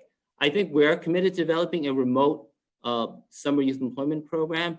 And I think, as Assistant Commissioner Montanez talked about, it will have a civic engagement component, some project-based learning, where young people have to get out there and do something with it, following the social distancing protocols, so they're still safe. So, I agree with you. The last thing any young person wants to do is spend the entire summer at a computer. I don't know what the Parks Department is doing or what other city agencies that actually administer outdoor facilities. But, for the piece that I have control over, which is the summer camps, unfortunately, there is no money in my budget, but I'm hopeful that as a city, we are developing a more robust plan for all people, including young people. Okay, at this time, can we hear from Councilmember Rivera, followed by Councilmembers Menchaca and Adams? Councilmember, your time will start now. Thank you so much. Hello, Commissioner. I hope you're doing okay, all things considered. And to all of your team, I know sometimes you're served with a dish that you really don't like and that isn't healthy, and it's unfair. And so I know that we're expressing a ton of frustration right now, and I know that you feel it too. You want all the programs and all the services to be restored, and it's really difficult right now. So I just have a couple questions, because I'm waiting to hear more from philanthropy and private industry and how they're going to help us. So my question is, in 2019, I think it was about almost 50% of SYEP job placements were in the private industry. Have any of these employers been engaged to provide similar opportunities to New York City youth? Have you had? Okay, so when private sector is kind of a misnomer. So 44% of the job placements were in local small businesses. So when the pause took effect, most of those businesses shut down. 41% of the placements were in summer camp. The remaining 15% was a mixture of government agencies and corporate. Most of the corporate jobs tend to be in our Ladders for Leaders program, which serves about 1,500 young people last year. And so none of them, I think, have offered to really provide funding because their philanthropic efforts have been pulled in other directions. I know, for example, Robin Hood raised $115 million at their telethon because we're in a situation, and having done fundraising myself when I work for nonprofits, you're competing with people who don't have food. You're competing with situations where undocumented New Yorkers can access federal support. I understand, Commissioner. I know it's very competitive. I just don't have a lot of time, and I have a couple more questions. Okay. So they haven't offered up, but as I said earlier, I'm not involved in the private fundraising. Those are folks at City Hall, and I haven't gotten a report yet. And so when I have more information, I will share it. Okay, and listen, we're pressing the administration as well. So I want to ask a little bit about the census. So given the timing of the pandemic, the Census Bureau actually extended its deadline for self-response to October 31st, which means the city should continue its census outreach efforts into fiscal year 2021. What is the projected actual spending for census outreach efforts in fiscal year 2020? So we're administering the grant. I don't know if Jadine can weigh in on this question. And let me ask you a couple more questions that I hope you can answer that are also related. Okay. Yeah, because the census program is. Yeah, of the 16 million allocated to organizations from the Complete Count Fund, how much has been paid out? Why not take the savings in fiscal year 2020, given the extended timeline, and instead do outreach in 2021 when the effort can be aligned with the census? And then will there be an adjustment to the city's outreach strategy, considering that we are actually underperforming in terms of our self-response rate? Thank you so much, chairs, for the time. So I'm going to go, Jadine. I'm going to jump in, Commissioner, because the Commissioner is right. We are a back end function, and I think those questions would be better directed to the census. We are not actually running or making the decisions, and so we're unable to answer those questions. Okay, so we'll forward them to Julie Menon, and then she can get back to you, because I think you raised a legitimate point. Given more time, I'm not quite sure how they're going to administer their resources and how they've adapted to this new situation. We just are passed through.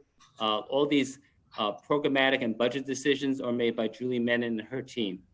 Understood. And I just wanted to say that we know that. I'm in the culture of the Census Task Force, but I think that this is a unique opportunity to plug young people into census outreach efforts. And we've actually partnered with a ton of community-based organizations that you also work with and even provide, you're in partnership with. So that's why I bring it up.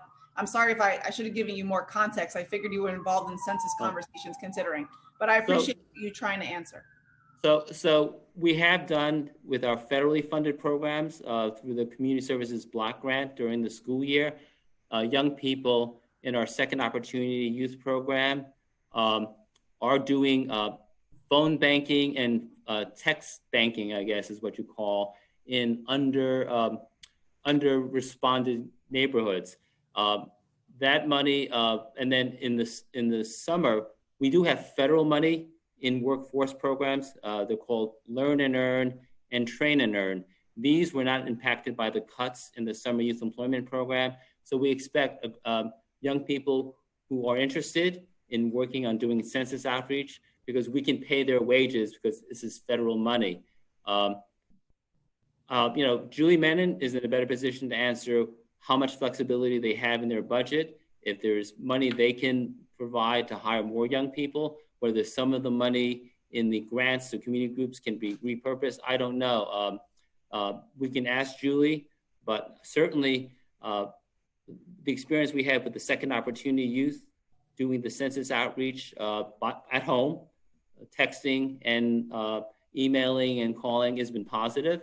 And so if we had the resources from the Census Bureau to do more of that, we'd be happy to do it, because we certainly have young people who'd be willing to do that. Can we please have questions from Menchaca, followed by Adams and Rosenthal? Council member, your time will start now. Thank you to the chairs and to the commissioner and your team for being here. I just want to reflect back some of the things that I'm hearing so far and end with a question. One, there's a lot of work here in the census that can be done by our youth, and really hiring them is part of this SYEP transformation. And I know co-chair Rivera and I on the task force and all the other members are going to be clearly communicating to you that there is a real link here. And so I'm happy that that's in the air. Secondly, I'm hearing a lot of disconnect between your team at the DYCD agency and the mayor's office. And I'm concerned by that. I'm concerned that you're being left out of discussions. And I don't feel that you are feeling, or it doesn't feel like you're empowered in any of this. And so that's really concerning right now, especially when you're talking to a group of people who are a major source of power to design this budget. And so that's just concerning to me. And I don't know if you want to address that, but we're all feeling a disconnect between what's happening at the mayor's office and the hyper control over the situation and the agencies. And the last thing I want to say is that the immigration conversation is a really important one and intricate in terms of really figuring out how we bring resources to communities, especially our families, including mixed status families. And mixed status families I think are a more complicated family to inject resources to, and the youth provide an opportunity to ensure that they have it and what they need to buy school supplies for next year. And the last thing I want to say, and this is a question to you, you can address all the things that I've laid out, but what I also haven't felt is a real sense of trust with our nonprofits. You are an agency that is a pass-through. You have relationships to so many. You have access to so many organizations that could have been with you from day one about what could have happened to transform the program. Beacon, Compass, Sonic, SYEP, all the arts. And that I haven't heard that that's happened. So if that's happened, I want to hear about it and how you've collected information from who and how we can fast track that.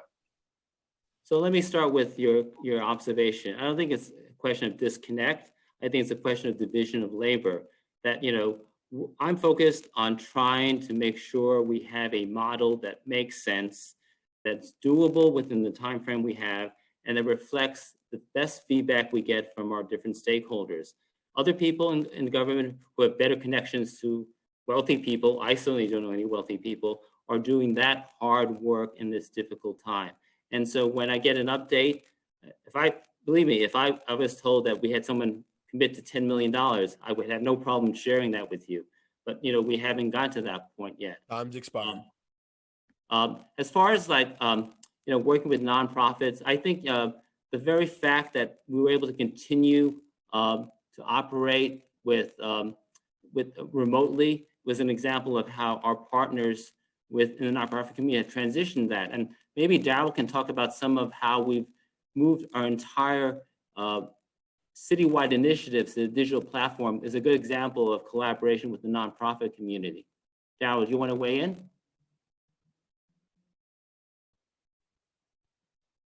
Darrell?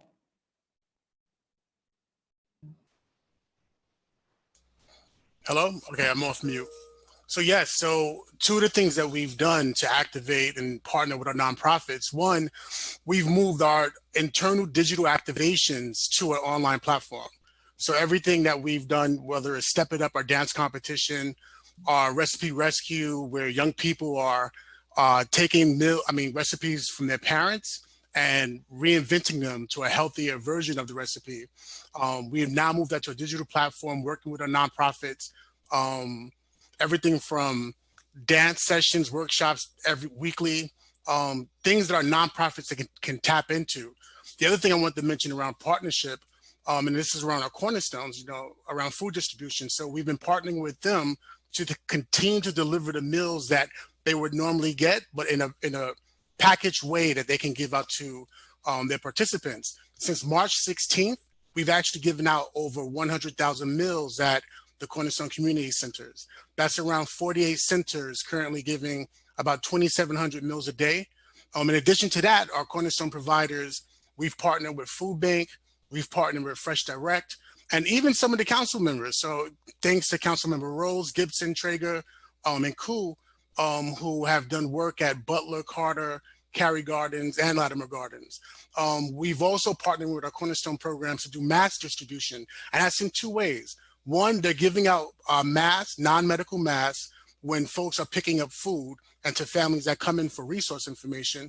In addition, we do have providers who are going out in their community, walking their community, engaging young adults or anyone who doesn't have a mask, giving them a mask, and also telling them about other resources within that community.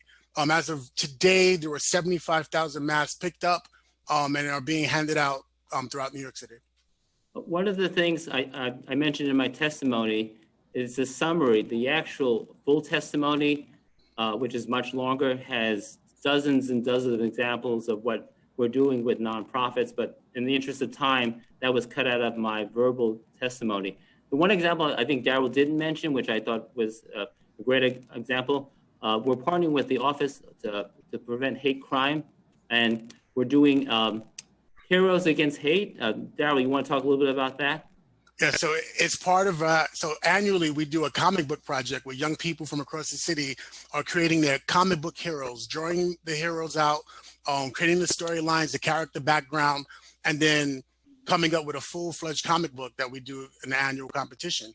This year, one of our components is going to be Heroes Against Hate, where young people are coming up with characters that represent their neighborhoods, that promote anti-hate. Some of the themes are around, hate with COVID-19 and some of the online bullying, anti-bullying. So we are partnering with the Office of Preventing Hate Crime on that project, and we're looking to complete and launch the actual comic book sometime towards the mid-June. So once we've selected the winners from all these different initiatives, the Step It Up dance competition, the recipe rescue, we'll be doing a lot of social media around this because we want to share the positive stories of young people, and we'll share it with the council, and maybe the council through its social media apparatus can also get the word out, because there's so much bad news out there today, and young people are doing incredible things even though they're not doing it in person. And so we want to applaud the young people what they're doing, and the partnership we're doing with nonprofits to give them that opportunity. So thank you, Commissioner. And I just want y'all to be prepared for an injection of massive amounts of restoration funding so that we can get ready to go. That's what the council is committed to. Thank you, chairs. I appreciate it. Unfortunately, many of us at DYCD were around 10 years ago when the council played a major leadership role, and we welcome whatever support the council can provide. This is a bit of deja vu for us.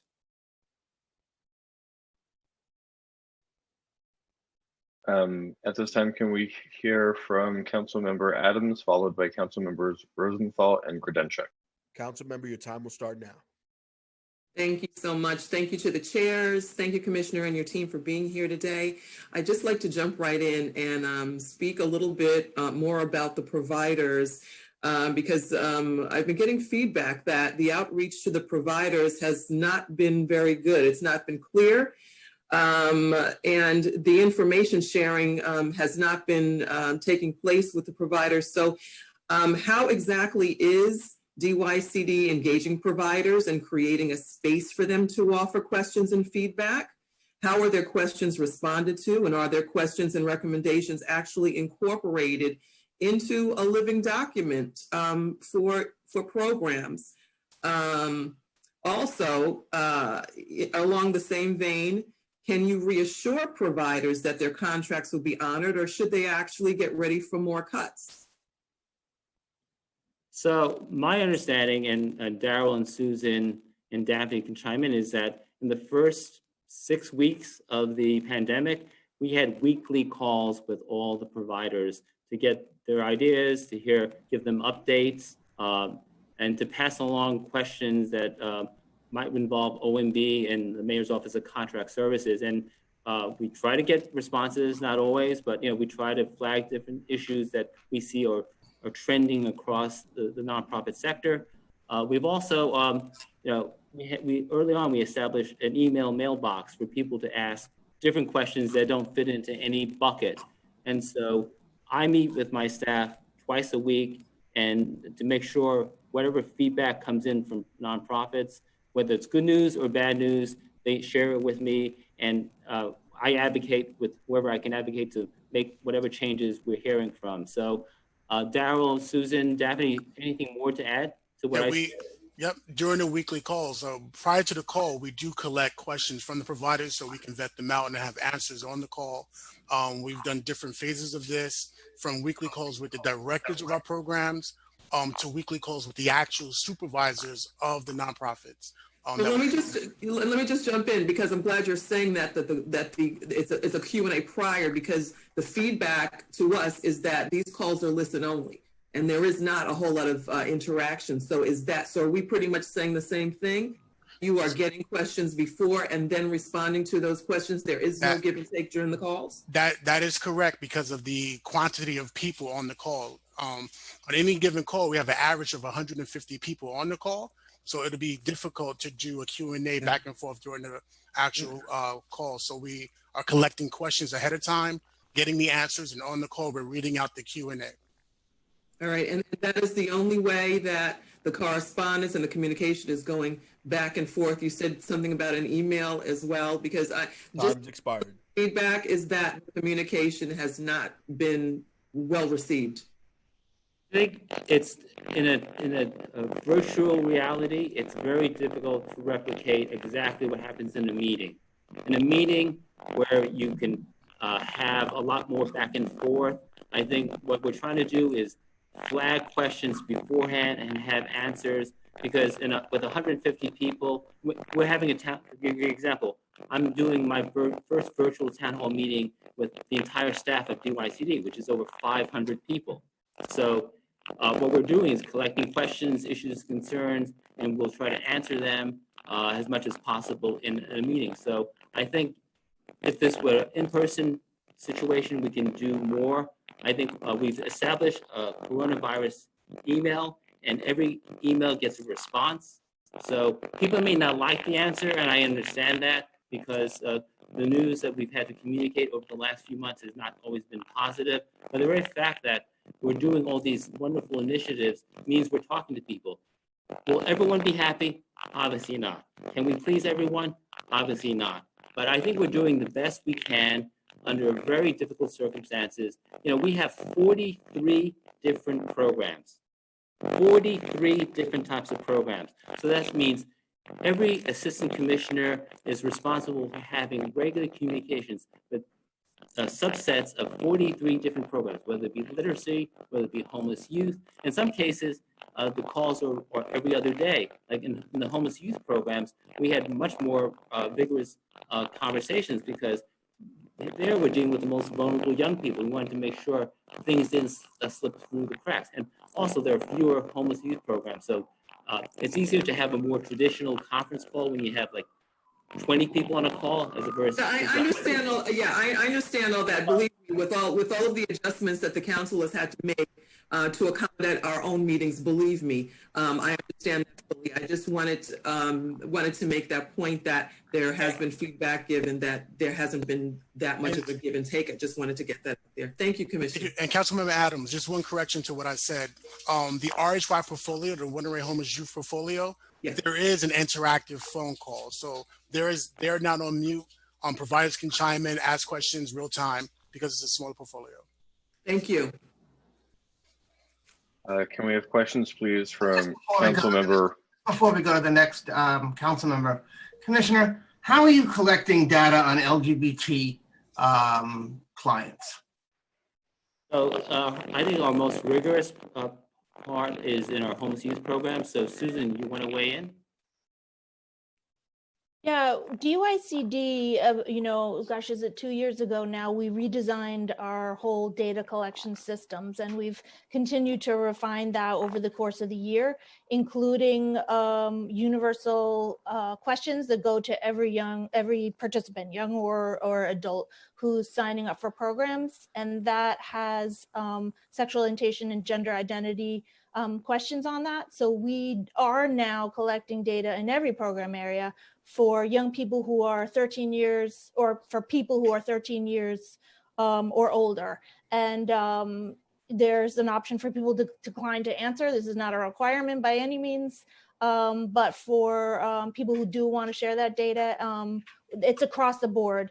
But the commissioner is right. We have more robust data when it comes to the runaway and homeless youth programs. It tends to be more transparent where we have LGBT youth in those programs. And so, yeah, so that's become a regular part of our data collection. Okay, it's good. It's good to know, because I'm glad to hear that you're following my law, which I, passed. And I look forward to seeing that data reflected in operations report, because they annually have to report that information. So do you do give that to operations to include in their report? I believe so. In fact, we work closely with operations to make sure that when we design the universal application, which we rolled out, I believe, in the fall. Okay. With our after-school programs, and our centers were the first ones to use this form, and it's now part of the standard enrollment process.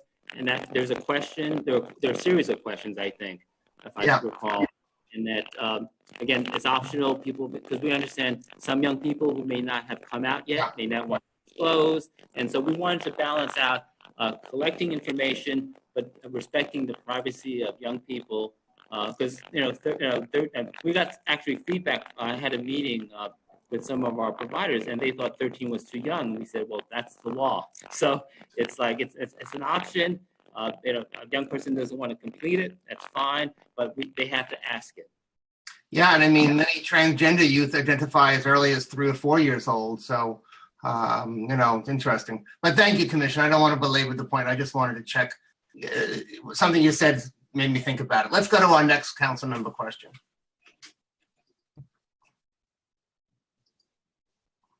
I'm sorry, Councilmember Rosenthal, followed by Grodenchik and Perkins, please. Great, thank you. Councilmember, your time will start now. Thank you, and thank you, Commissioner, and everyone who's working with you. This is such a difficult time, and so I really appreciate all your efforts. I want to pick up on something that Councilmember Adams was talking about. Councilmember Chair Rose talked about the cuts to the programs and the impact that had on our kids, the number of kids, and the severity of the impact. I'm also wondering if you are capturing information about the impact to jobs lost by the providers when we make these cuts. Do you track how many jobs are lost? And I ask that because of the importance of the ramifications of the pandemic and the growth in unemployment. I don't think we have exact numbers. I think every agency, depending on what their funding situation looks like, some might be able to reassign staff to other programs. They may have private funding. And so we don't, the answer to your question is, I don't have any real data on this. Great. I think it would be worth DYCD tracking that. So when you are speaking with the mayor about the impact of the cuts to your budget, he's aware that although these cuts may not impact DYCD staff directly, it doesn't result in unemployment and growing the unemployment numbers.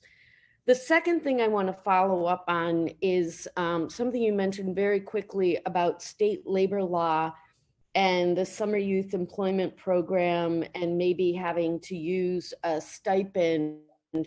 I didn't understand that.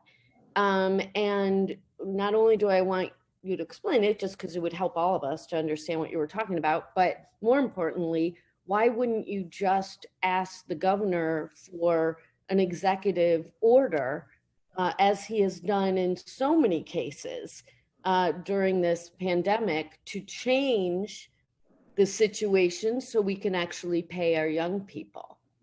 So project-based learning typically is paid through a stipend. That's how we rolled out the new program for 14, 15-year-olds because the state labor law limited the kind of types of activities that you could justify stipend versus an actual wage, where you have to provide a service or develop a product or something. It has something. So remote learning doesn't quite fit the legal definition. We've reached out to the Labor Department to get guidance on what flexibility. We haven't heard back from them. And the bottom line is that a stipend allows us to serve more young people. And in a time when the resources will be limited, a wage, one of the biggest parts of the largest portion of the Summer Youth Employment Program budget is what young people get in the forms of either wages or stipends. So we thought, given the legal restrictions, given the budget restrictions, without a project-based learning opportunity that pays stipends was the best use of the resources we had available. All right, well, I defer to Chair Rose on that. I mean, that's a really important distinction. So what you're saying is you're opting for more people getting less money. Well, and I'm that's saying the is road you're gonna go down versus people getting the full amount they would have gotten under the Summer Youth Employment Program. I would just ask my chair, her, as we go along in these discussions, her opinions on it, not right now, but, that's a pretty big policy decision that, in the case of Summer Youth Employment, which has been driven by the city council, I don't see Public Advocate Williams here now, but he, Councilmember Rose, Councilmember Ferraris Copeland have been driving the administration on Summer Youth Employment. It just strikes me as odd that that decision about whether you're going to give less money to more people or the usual amount that students count on to maybe fewer people, that is a discussion that I would urge you to have with the council members. Thank you for the extra time, Chair. Okay, thank you. Let's go to our next council member. Councilmember Grodenchik, followed by Perkins and Chen. Council member, your time will start now. Thank you very much. Thank you, Chairs Drum, and thank you, Ms. Rose, our chair from Staten Island. Commissioner, we've known each other a long time. We've done some good work together. And if this was an NFL game, I might get a flag here for piling on, but I'm going to pile on because it's so important. I am a child of New York City. I grew up in New York City public housing, and I can tell you my memories are still there. They're very good. And there is nothing more important that the city of New York does than provide structured activities for our young people in the summer. I am very, very concerned. I've been tweeting about this. I've been begging. I've been pleading. We need a plan, and we need it now. I know your team is working on this, and I know that you work for the mayor. You don't work for the city council. But at the same time, I've been talking to my providers, as have every other member of this council. And the longer it takes, the worse the plan's going to be, because as you know, the more eyes on something, the better the plan will be.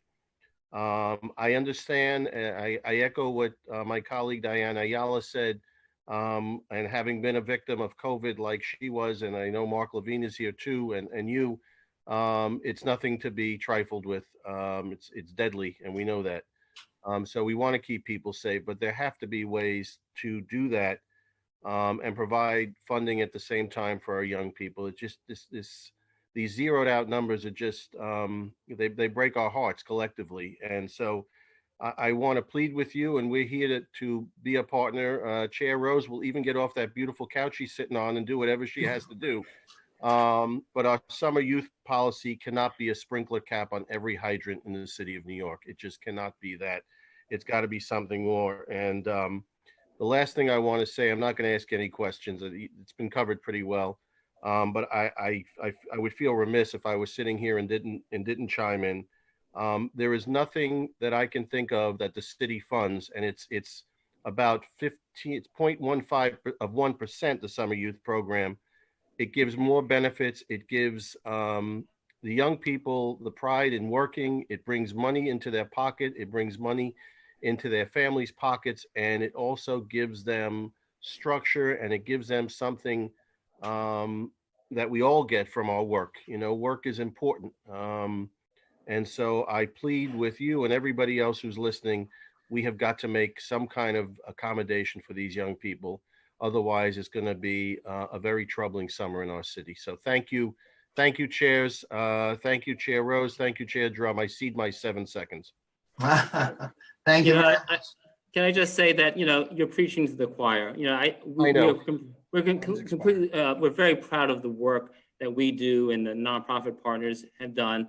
And, you know, and this is my 15th year with DYCD, counting the 8 in the previous administration. So, you know, in this 15 years, the council has always been a great partner with DYCD, and we look forward to continuing that partnership. And hopefully, you know, as Councilman Menchaca says, there'll be tons of money for restoration. Because I remember. I want to say something. Commissioner, many years ago, I was at Southeast Queens in the basement of Carmichael's, and the people from Southeast Queens know Carmichael's not there anymore. And my colleague, God rest her soul, Charlotte Jefferson, she got up and preached to a bunch of ministers, about 30 ministers. And when she was done, the minister who was running the program got up, he was shaking. And he said, even ministers need to be preached to every now and then. So my answer is even the choir needs to hear it. So we know that you're an advocate. We know that the mayor's heart's in the right place, but we've got to make this happen. Thank you. Okay, let's go to our next council member. Thank you. Councilmember Perkins is next, followed by Council Members Chin and Gibson. Council member, your time will start now.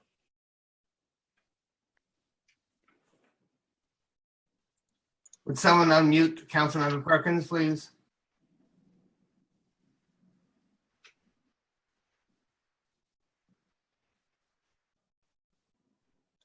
Yeah, how we doing now? Good, we got you.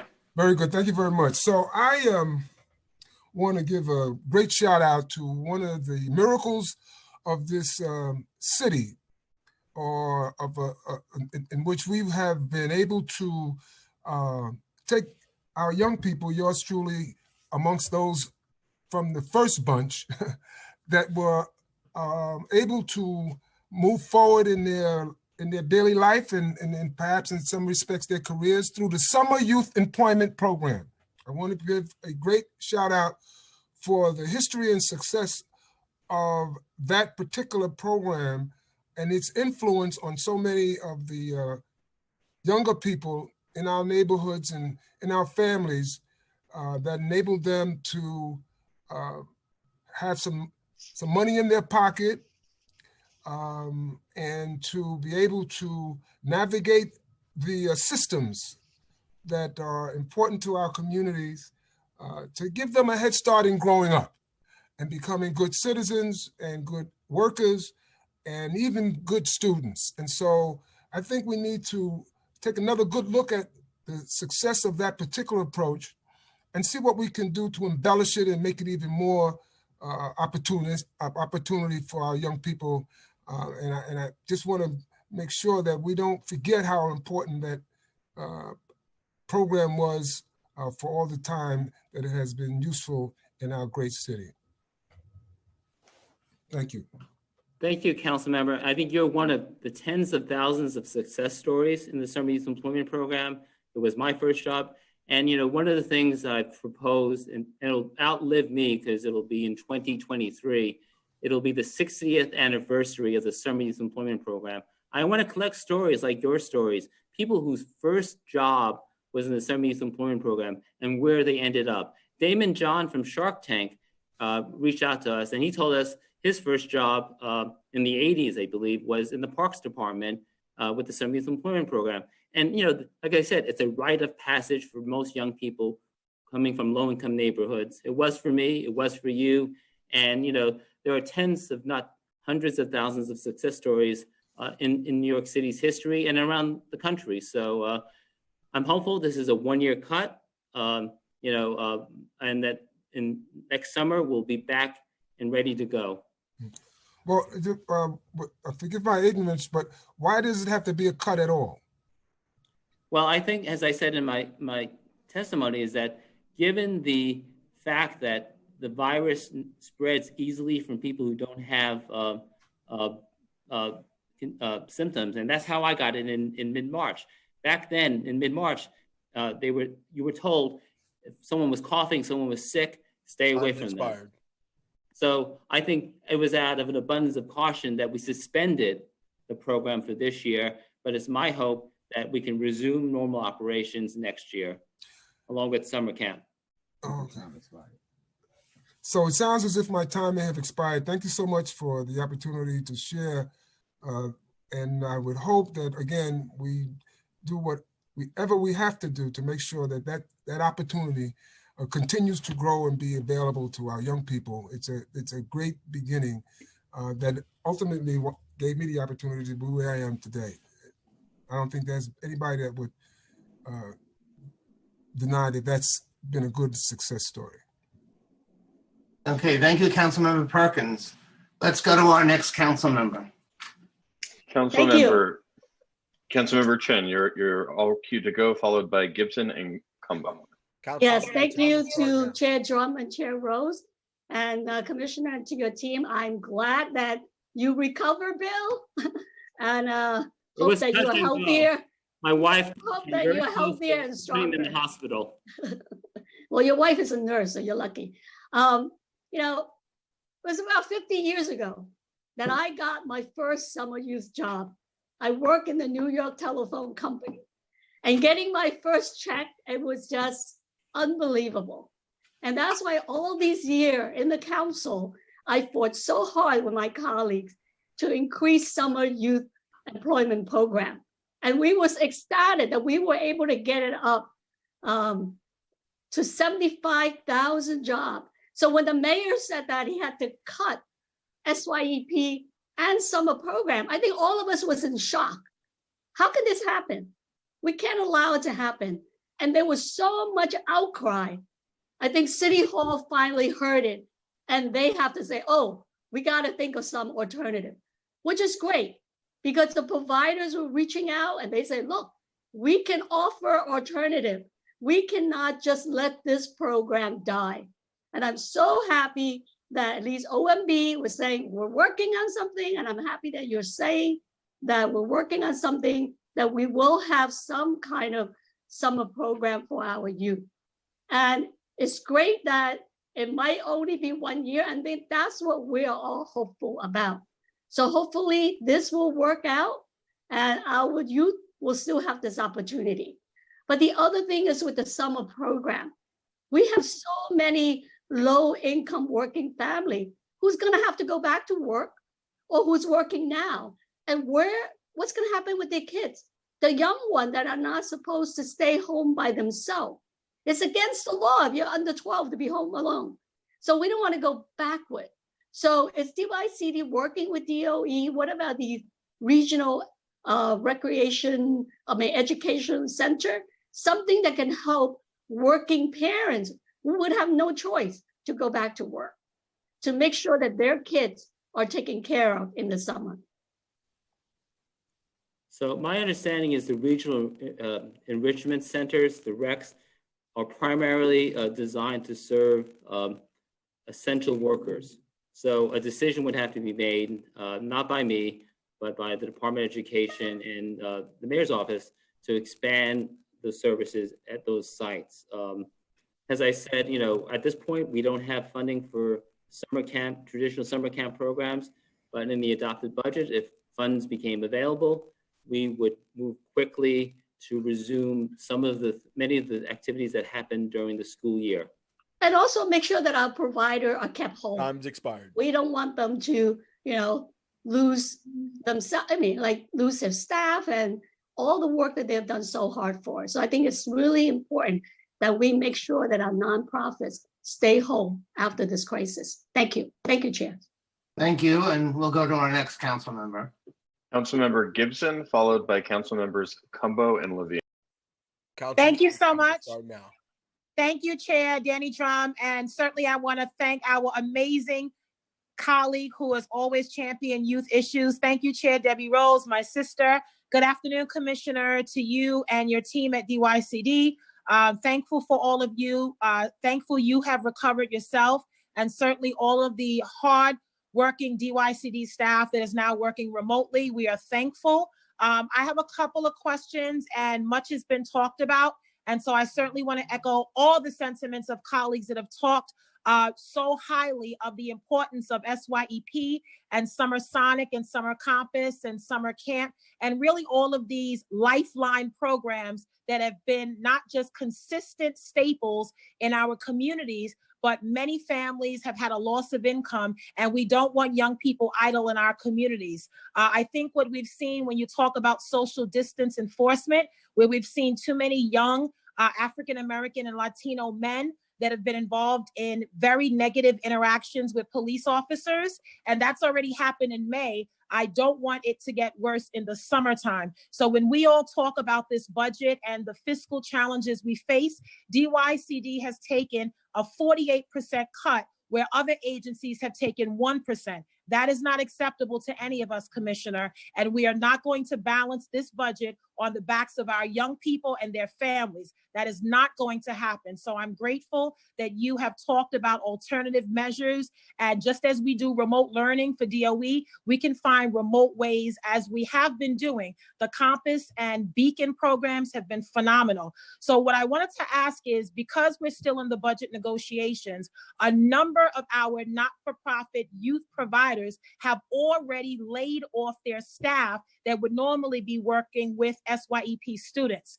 Are we talking to them, and what do those conversations look like in terms of engagement? Can we give them projections? And also, a lot of our not-for-profits are storefronts. And so when you talk about costs of rent, of utilities, basic essentials, that has been a challenge for them. And many of them, as we talk about reopening next month and what that looks like, many of them are struggling. So what I want to understand from you and your team is what conversations we're having now with providers, what is happening if they're already laying off staff, and what do we envision remote learning, DYCD, summer youth can look like moving forward? So I'll start, and then Daphne can add on. We notified the providers, I believe it was in mid-April, about the cut. So people had to make very difficult staffing decisions. I understand that.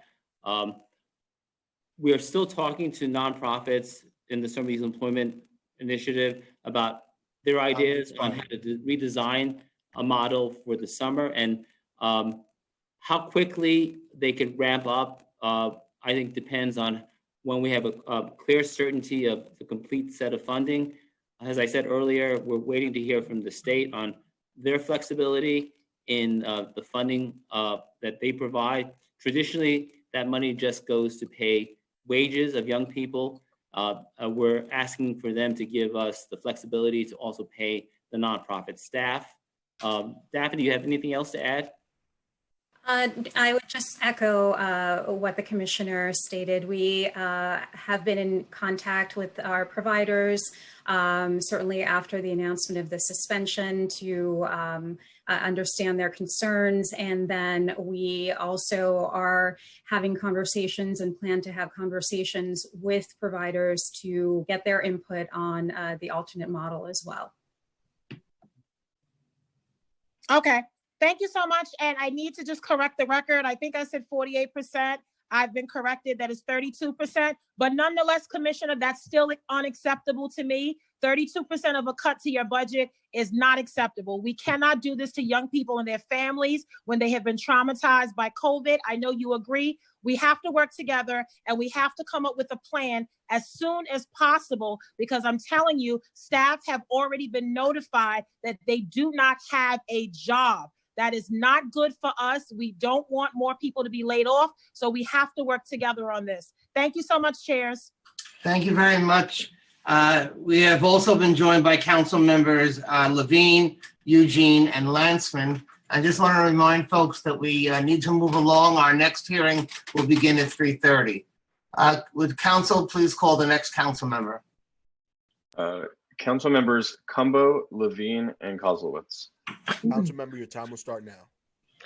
Thank you, Commissioner. Wanted to dive right in and ask in terms of summer youth employment, have you all looked at the 18 to 24-year-old age group and looking to hire them potentially as 311 operators or helping with our food pantries that have had to rev up very quickly without adequate staff to do so?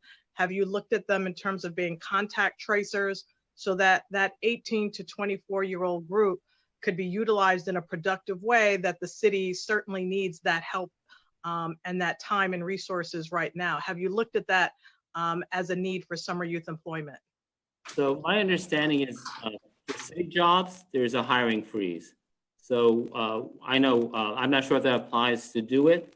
So we certainly will ask DeWitt if there are any job openings for 311 operators.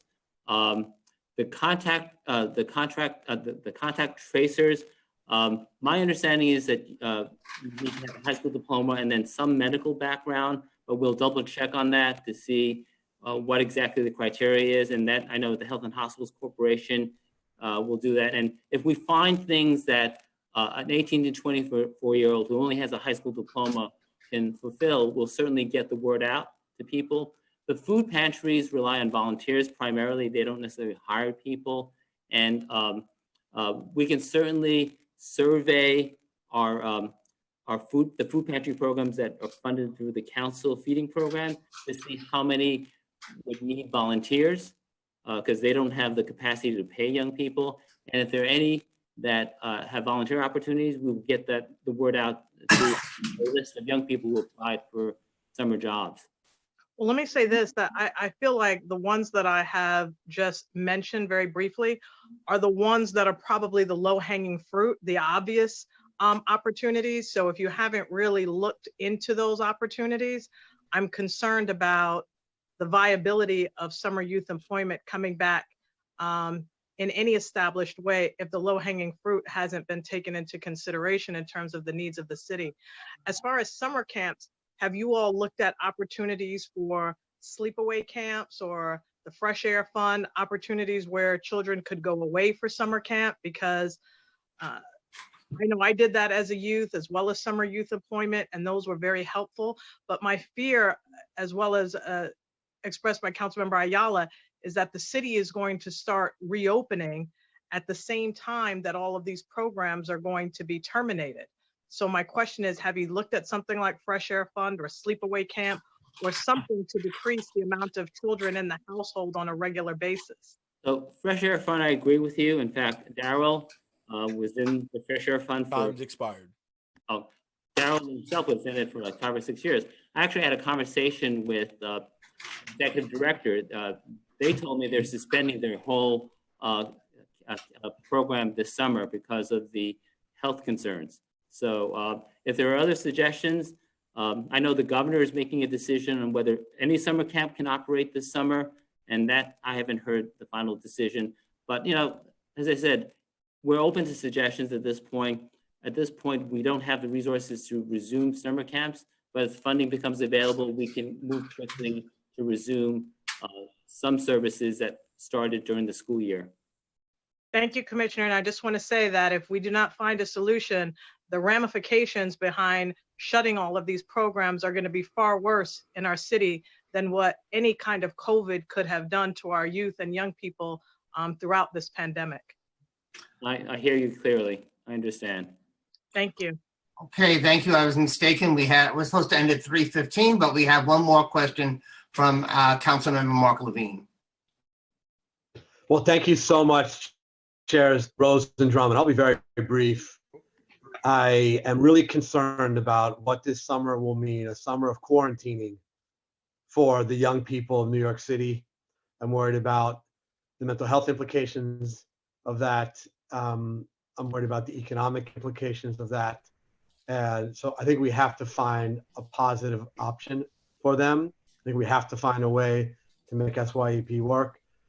One idea that I'm excited about, which may have been mentioned, forgive me, but young people working from home, calling homebound seniors in their community to check in on them, to see if they need resource connections, It's something we need to do more of as a city, and I think young people are perfect for that and can do it from the safety of their home. I'd like to know if you've considered that. And Councilmember Cumbo, Majority Leader Cumbo, was mentioning an excellent point about all the jobs around contact tracing, that some of which would be great for young people. And there is a title known as Resource Navigator, which does not require a public health background. And it's really about connecting people who have to quarantine to social services. And I think that would be excellent for a young person who might otherwise not have a good opportunity right now. And then lastly, just a question for you, Commissioner Chung. I know that some of the other contingency plans for the summer, like opening parks, where a decision hasn't been made, the agencies are putting together a plan to pull it off so that we're ready, so that once the decision is made, we can do it right away. And to what extent are you building up a plan to pull off SYEP while you're waiting for final word from City Hall and the budget? And I'll stop there. Thank you all so much. So on the Resource Navigator, I'm actually very familiar with that. And when someone reached out to me about that, there is actually funding attached to that. So I believe it might be federal money, I'm not sure. So we got the word out to our nonprofit network to apply for that funding, and particularly the settlement houses that could ramp up pretty quickly to provide resource navigators for people who are self-isolating at home. So very familiar with that one. I'm not sure if they'll hire young people, but they may hire staff people. So I'm very familiar with that one. On parks programs, I think we're kind of in a holding pattern. I think if we got the green light, we had the resources, we could organize remote learning opportunities, but also, again, a lot depends on where the city is at. Are we at phase one? What does phase one mean? Does it allow small groups of young people to gather? I know the governor just announced that he's allowing gatherings of 10 people for Memorial Day. So I think we're ready to move if funding becomes available, and if there's a loosening of the restrictions on gatherings of young people so that they can be kept safe, but also enjoy recreational activities, because I agree with you. No young person, no adult wants to be at a computer all summer. That's right. Present company included. Yes. I'll say the same thing. All right, let's go to back to Chair Rose, who will close us out, and then we're going to move on to our next hearing. Thank you, Chair Drum. I want to thank all of my colleagues for their articulation of the needs, but also the possibilities. And I'm sure, Commissioner, that you've heard that we're tireless in our efforts to ensure that our most vulnerable youth are going to be served this summer, that we have available possibilities and alternate programming, that we want to be a part of the conversation, that when you're discussing your plan. And so we look forward to having conversations, but also the announcement of your remote SYEP plan from the mayor. And we're hopeful that this plan will be funded, that will take into consideration our most vulnerable, but also take into consideration the employers, the providers, and that it will be funded in a way that meets the needs of our most vulnerable New Yorkers. So I thank you, Commissioner, for your efforts. And we're putting a lot of pressure on you, and we also know you're going to deliver. Thank you. Thank you, Chair Drum. Okay, thank you very much. Thank you, Chair Rose. Hold on one second. Let me just scroll down here. All right. This will conclude this portion of today's hearing. Thank you, DYCD. We will now take, we're going to go right into our criminal justice hearing. and where we will hear from the Criminal Justice Coordinator. I ask my colleagues just to stay where you're at with Zoom, and we will start in one moment. Chair Drum, we have some technical issues with the Mache director. It may be a few minutes until we're ready to go. Okay, thank you very much. So everybody will just stay with your mics muted until we are ready to start. Thank you.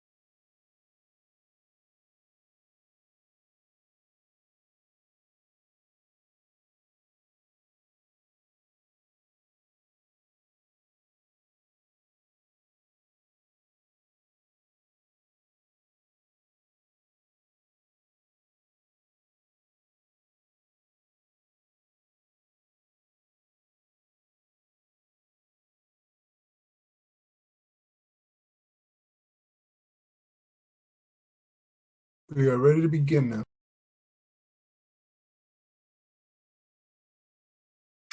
Thank you very much. Good afternoon and welcome to the City Council's 5th day of hearings. My name is Daniel Drum and I chair the Finance Committee. We will now begin this portion of our hearings on the Mayor's executive budget for fiscal 21. We are joined by the Committee on Justice System, chaired by my colleague, Councilmember Rory Landsman, and we will now hear from the Criminal Justice Coordinator. I would like to acknowledge my colleagues that have joined us today, and they are, bear with me,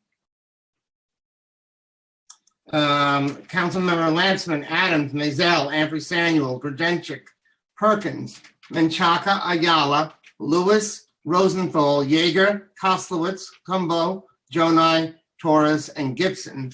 And with that, I think we're going to now go to Chair Landsman.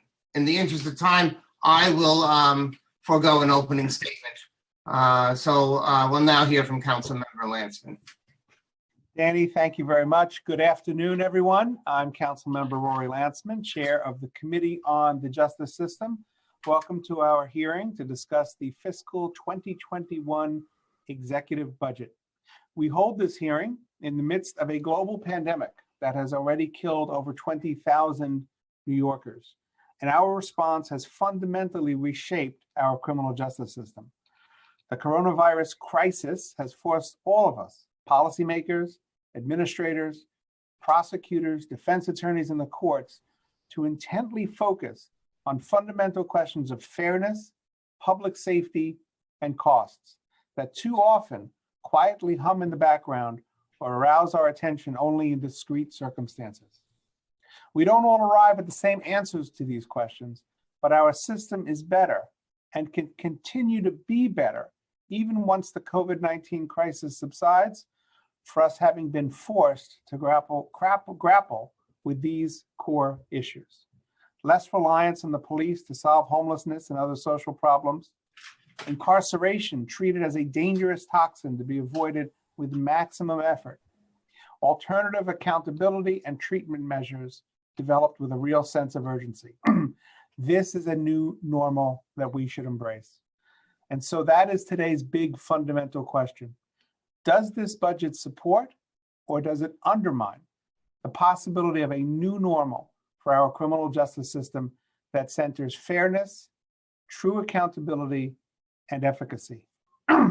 First, we will hear from the Mayor's Office of Criminal Justice, whose internal budget of $9.6 million belies the role that the office plays in virtually all criminal justice and public safety initiatives in this city, including closing Rikers Island, the coordination of recent state bail, speedy trial, and discovery reforms, management of millions of dollars worth of criminal justice programming and indigent defense work, and of course, the coordination between the DAs, defense providers, the Department of Corrections, the courts, and the state that reduced the city's jail population by 30% in the last 2 months to its lowest level since 1946. Even with a PEG of $4.5 million in FY21, MOCJ's internal budget has grown $2.1 million when compared to FY 2020, largely to accommodate 3 new offices: the Office for the Prevention of Hate Crimes, the Office of Pretrial Support Service Coordination, and the Office of Neighborhood Safety. Criminal justice-related contracts administered by MOCJ total $560 million for FY 2021, an increase of over $53 million compared to FY 20. This includes $313 million for indigent defense representation, including trial level and family court representation, and $247 million for a myriad of criminal justice programming, including ATIs, supervised release, re-entry services, and anti-gun violence programs. But the PEG has delayed 3 critical initiatives: the borough-based jails points of agreement, the Community Justice Center in Far Rockaway, and the expansion of the crisis management system. We look forward to hearing about these delays and to get an update on the city's efforts to achieve pay parity for assistant district attorneys and public defenders.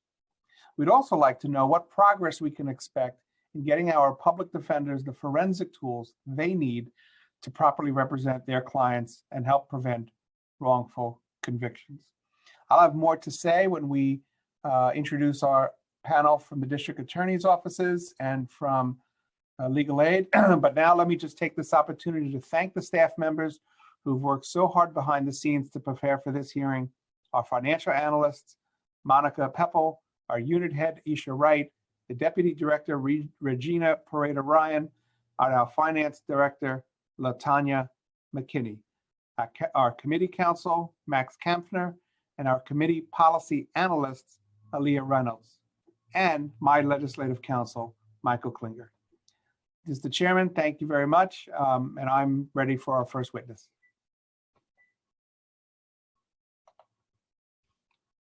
Everyone who's here, all of our council members. But we will now hear testimony from Director Liz Glazer, who is joined by Chief Financial Officer Ozzie Cruz, Deputy Chief Financial Officer Debbie Grummett, and Deputy Director Eric Cumberbatch. And we have also been welcomed by Dana Kaplan, Deputy Director at MOCJ, with with us also. Will the committee council please administer the affirmation, and then we'll go to testimony. And I'm sorry, Chair, this is Liz Glazer. I think my colleague Deanna Logan is also joining us, so perhaps she could be sworn as well. Sure. Thank you very much, Director Glazer. Thank you. I will now administer the affirmation one time, and you will be called on individually to so affirm at the end. Do you affirm that your testimony will be truthful to the best of your knowledge, information, belief? Director Glazer? I do. Mr. Cruz? You. Ms. Grummett? I do. Mr. Cumberbatch?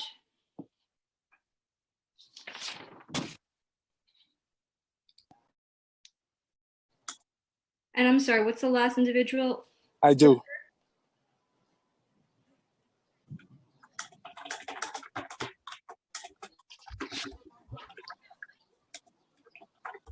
Dana Kaplan, I do. Thank you. Thank you. Director, you may begin when ready. Great. And I think we also apologize again.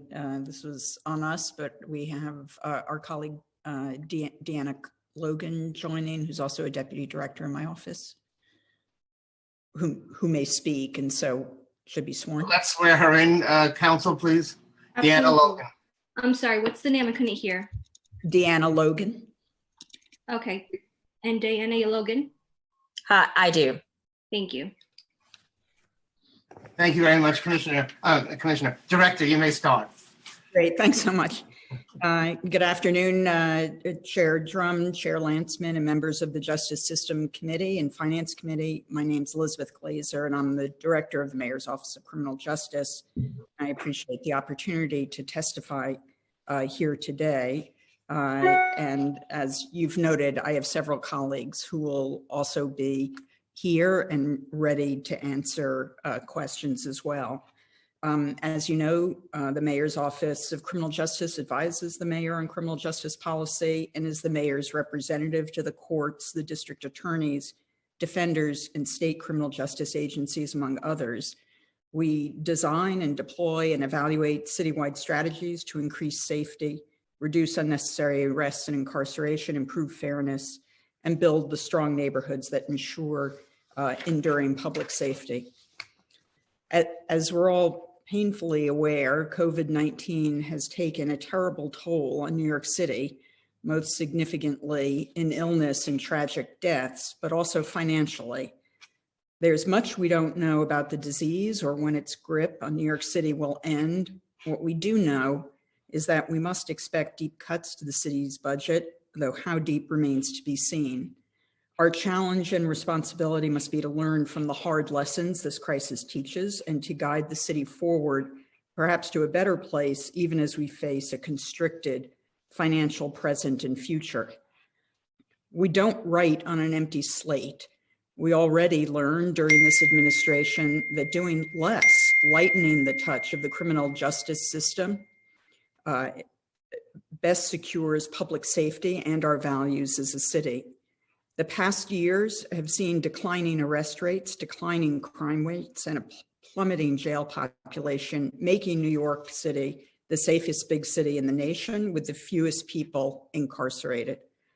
The COVID emergency urgently accelerated these trends and distilled the stakes of the decisions before us. Arrests and overall crime rates have declined even further through the concerted efforts of many criminal justice partners to address the heightened risks COVID poses in congregate settings. The jail population has dropped by an additional nearly 30% to levels not seen since right after the war. COVID-19 forced the criminal justice apparatus to do less, to arrest less, to strip court proceedings to only the most essential matters conducted remotely, and to hold fewer people in our jails. The tremendous shifts over the past years and recent weeks grew from efforts of many criminal justice partners and professionals, but we must recognize the truly transformative role played by New Yorkers themselves.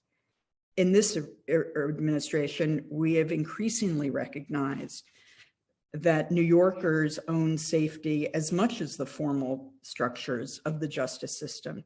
We have worked hard to support thriving networks in the communities that have suffered most from cycles of poverty, crime, and incarceration.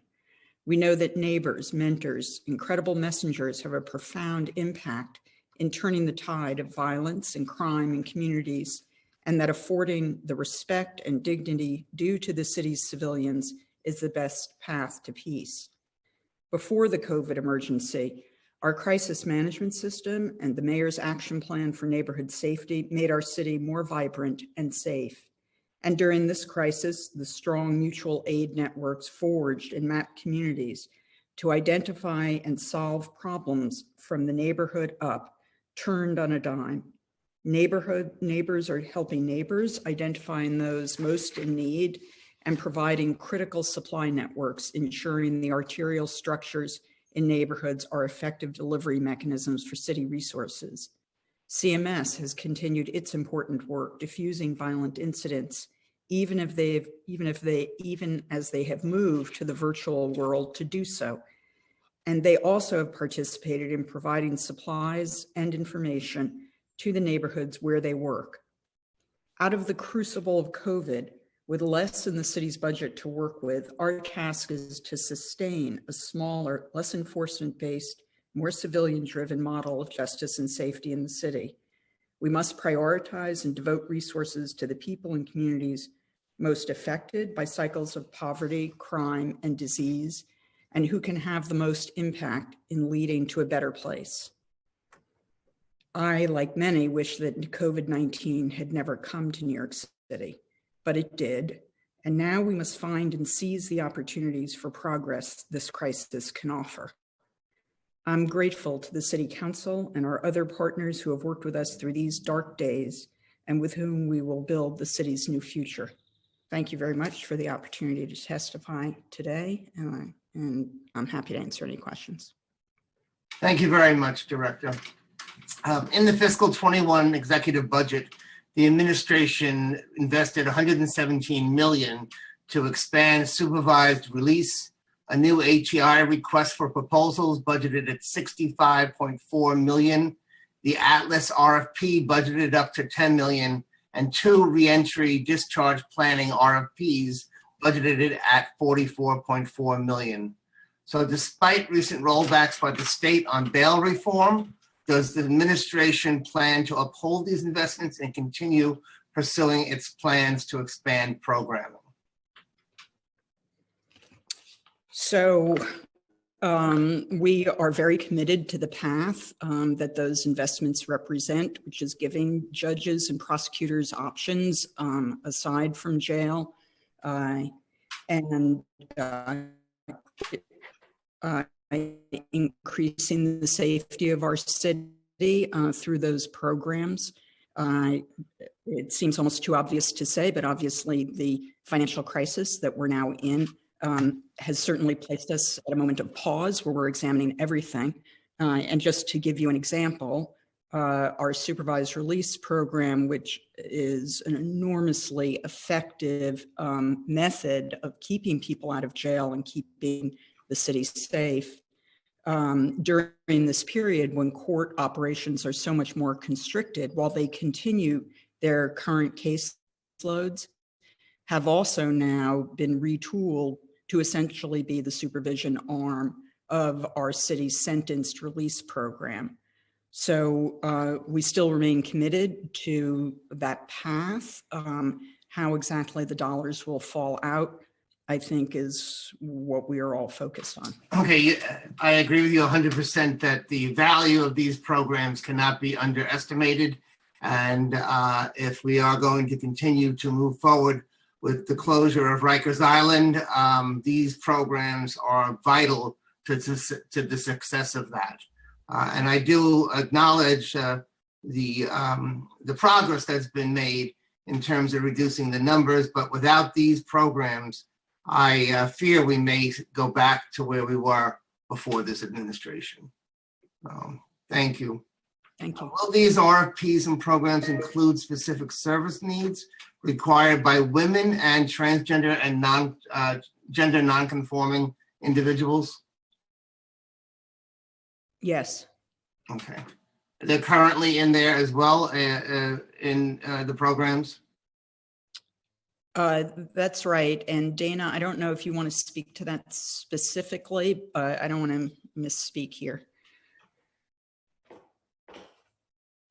Yes. So there have been in the RFPs a request essentially outlining that, and I know particularly in the reentry RFP, soliciting responses that were gender responsive, including could serve effectively the LGBTQ community. So essentially it was one of the different target areas that we have outlined as a priority.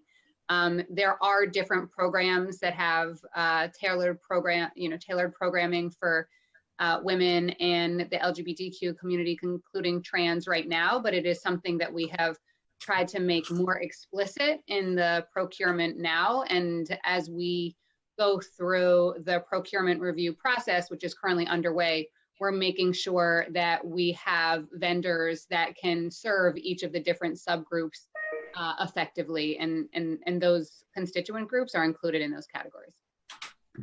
And you know, key to a lot of these programs is being sure that they get paid on time. But the fiscal 2020 adopted budget deal included multiple criminal justice priorities of the council, including $5 million to support transitional housing for male defendants with mental health needs. It's almost a year later and the contract has yet to be executed. Fortune Society is still waiting to get paid for $5 million in fiscal 2020 and $500,000 in fiscal 2019. And here we are at the end of the fiscal year. This is not an isolated incident, and contracts that MOCJ manage, including expansion of Project Reset and council discretionary funding, have been extremely delayed. What is going on at MOCJ that's causing these negligent delays in contracting? Yeah, so I completely agree and accept the chair's admonition that we need to move more quickly on these contracts. My understanding is that with respect to the transitional housing, that work has proceeded apace, and I'll ask my my finance folks to give you the exact update, but I believe the contract is being registered momentarily. But yes, we have really struggled with staffing and other issues that have delayed some of our contracts, and it's something that is very much at the fore of what we need to fix, and we're committed to doing that. And Director, can you just elaborate so the public will know what those 100 transitional housing beds are and what Fortune Society is expected to do with them? Sure. Dana, do you want to explain that? Because it's quite an important piece, we believe. Not just a standalone contract, but a bigger piece of work that the council has been very committed to and that we're very committed to as well. Yes, so the 100 transitional housing beds, as you noted, this was an investment that was made in partnership with the council, and certainly was a priority of the council that we also identified as a need. These are transitional housing beds. I believe there's a particular focus on behavioral health and substance abuse potential needs. The way that we are structuring this contract in order to make this, to bring the services online as quickly as possible, is that Fortune is holding the contract, will hold the contract. And again, the procurement team can speak to the details and where we stand on that. But there will be subcontracts so that there are to get to the full 100 beds. Ultimately, we'll be going through a competitive procurement process, but just in order to again bring the beds online as quickly as possible, we wanted to identify where there was capacity that we could leverage through a number of different providers. So if I'm not mistaken, these 100 beds were to be secured through Fortune Society in a building that they were going to rent. Am I correct on that?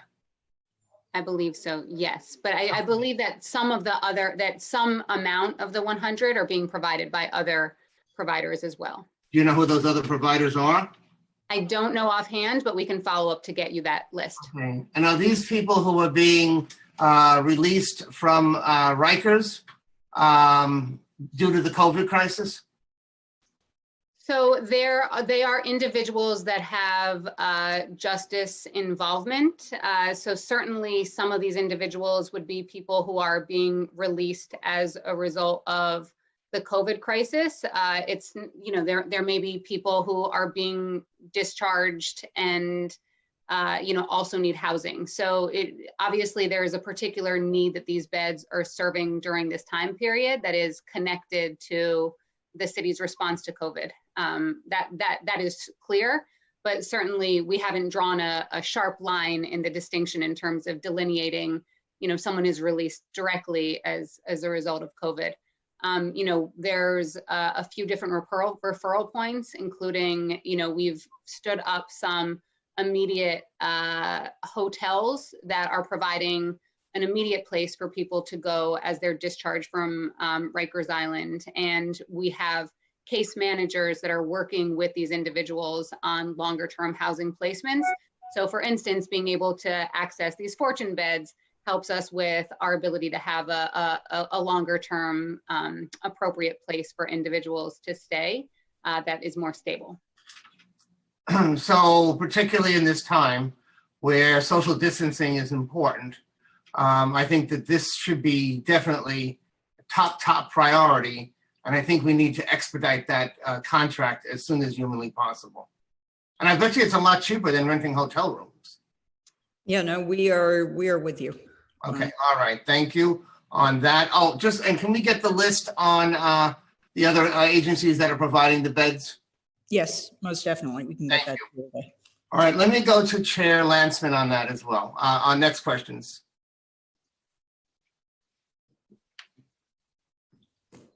Thank you. Good afternoon. It's good to see you again. It's been too short a time. That's the first time I've ever heard you say that.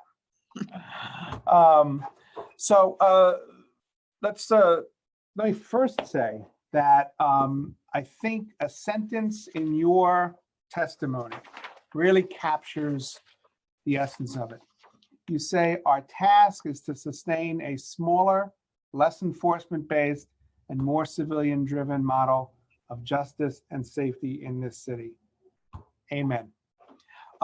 Let's talk about one of the signature projects to try to implement that vision. What is the status of the plan to close Rikers and build borough-based jails, and how is that reflected in the mayor's budget? So you're absolutely right that this is a signature project. It is something that the administration is deeply committed to. I think, like everything, we are examining, you know, this is on pause as well. We have sort of many of the pieces in place, but I think as we sort of face these sort of twin difficulties of both the pandemic and the very significant financial future in front of us, we're putting this on pause as we evaluate the whole state of the budget. Oh, so let me ask you this, because I see Councilmember Koslowitz and I see Councilmember Ayala are on the at the hearing on the Zoom. What is not going to be happening in this coming fiscal year that would have been happening had we not had this pause or interruption as a result of dealing with the budget? Yeah, I mean, so I think it's more sort of what is happening. We already have an RFP out in the field, and that's continuing with respect to Queens and the Queens Garage. There's a lot of planning work and that would be going on over the next couple of months in order to start getting the next RFPs out the door. And I think some of that is being scaled back a bit as we figure out sort of what the future looks like. Is the scaling back related to, it's not related to the actual building because nothing was going to actually get built in the next 18 months, right? Right. It's it has more to do with what some of the support help is. You know, I think that DDC, I think, testified at their hearing about this a little bit, sort of some of the kind of nuts and bolts of how it's being supported, you know, with our project manager and some other staffing. Okay. Let me ask you about the subject of pay parity. In FY19, junior pay parity for assistant district attorneys and public defenders. In 19, if I have my chronology correct, there was $5.5 million, $5.4 million sent to the district attorneys to do something on pay parity for ADAs who were up to from the start of their service to their 4th year of service. There was supposed to be a second wave analysis for ADAs above those levels of service. My understanding is that has been delayed. In FY20, we had fought particularly hard for pay parity for public defenders. And in the November plan of 20, there was a total of $3.7 million added to MOCJ's baseline contracts, which was going to affect a total of 399 attorneys. To our knowledge, the providers' contracts have yet to be amended, even though many of them have started, have already provided the adjustments out of pocket. So 2 delays to ask you about. We'll do the hard money one first. When are the adjustments going to be made to the public defenders' contracts for the $3.7 million in the fiscal 2020 November plan? Sure. So we have, you know, as you've noted, this $3.7 million that was included in the November plan.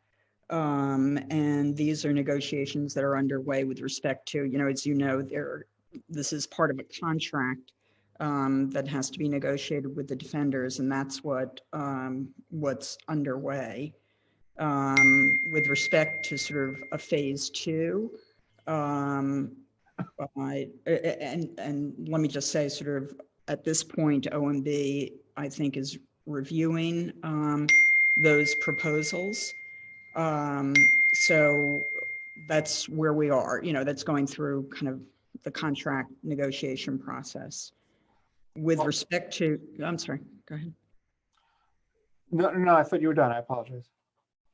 No, just with respect to kind of further parity funding, as with the city at large, you know, we are paused right now. All right. So let's go back to the public defenders. Can you give an estimate of when you think that issue will be resolved and they'll get that $3.7 million? Is there some particular obstacle that you can tell us about? Yeah, I don't think there is a particular obstacle. I think it is just part of the, you know, contract negotiation process with, you know, multiple agencies involved. And so I would hope that could be resolved soon. Okay, well, we do too. I know you do, and we do too. We fought hard for that. And I know I don't need to tell you how important those folks are to the system of justice working effectively. And those young, they're not all young, but a lot of them are young, are under a lot of financial stress with student loans, et cetera. And the turnover rate, you know, is not good. I know you know all these things. So let's try to, you know, really try to get that done for them, especially since the money's been appropriated. Yeah, no, we support that that view too, and would like to get it to conclusion. Terrific. Let me get a little parochial. Talk about the PEG and its impact on my favorite borough. Manhattan has 2 community courts. Brooklyn has a community court and a community justice center. The Bronx and Staten Island each have a community justice center. Queens is the only borough without at least a full-fledged community justice center. And now the mayor is taking away our planned Rockaways Community Justice Center. Isn't there somewhere else we can find $1.8 million in savings in this vast multi-billion dollar criminal justice budget we have in New York City? Yeah, I mean, again, and this is going to be a bit of a repeating line, but unfortunately it's the situation we're in. You know, this is simply, we are asking to wait, not to end the project by any means, but to try and get through. I'm literally grilling Liz Glazer. Sorry, I'm sorry. Go ahead. No, that was fascinating. I want to hear more. Well, I mean, that's really what all I have to say. Right. Good. Well, it's not quite a grilling, but we're going to ask you, has any consideration been given to getting this done this year? Because I don't need to tell you, I, like the mayor, turned into a pumpkin on December 31st, 2021, and we would very much like to have this shovel in the ground, so to speak. Yeah. I mean, this is where we are with respect to the proposed PEGs. You know, we're committed to doing this. We're asking as many things across the city that there be a delay here to give us a chance to see, you know, how the financial situation hopefully improves, you know, over the next period of time.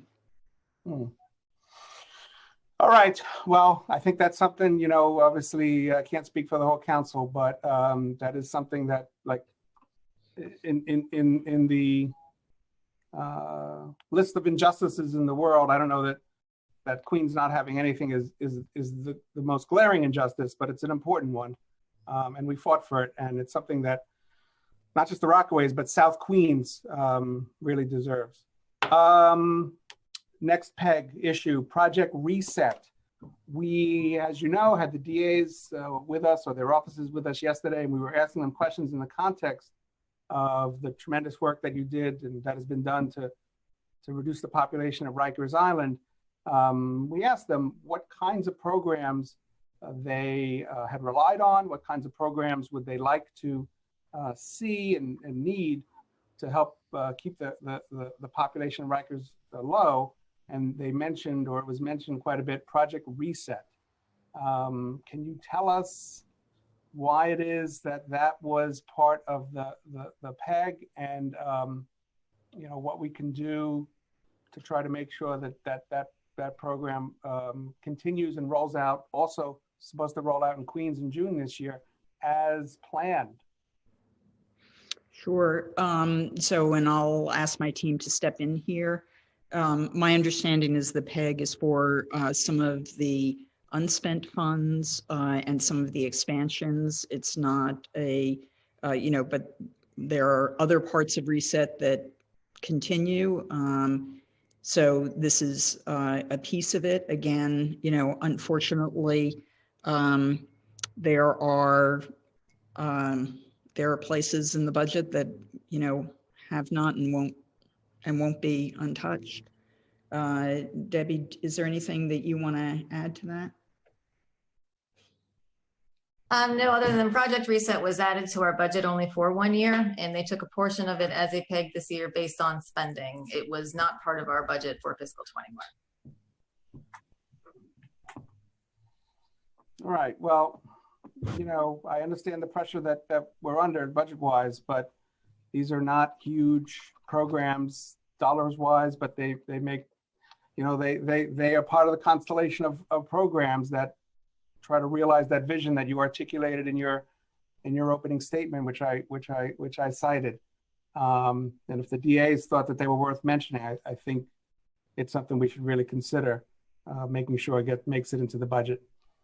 2 more questions, both very particular to my interests. We had a hearing in January on forensic services that are available to the defense bar, well, to the public defenders. You know, as we brought out in the hearings, it's a tremendous imbalance. We had asked MOCJ at the hearing, my recollection is, at least at the very least, the people who were testifying on behalf of MOCJ spoke positively of the idea of having some kind of task force or working group around trying to get the public defenders access to forensic services, labs, experts, software, et cetera. Has anything happened in that regard? And is there anything in this budget that tries to bridge that gap and give the public defenders the access to technology that they need?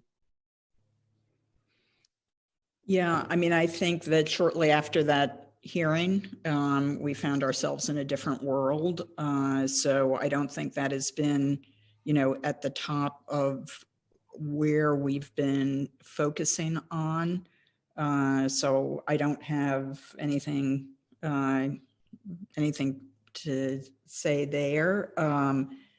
I don't know, Deanna, if you're on, if there's anything additional you would want to add in there.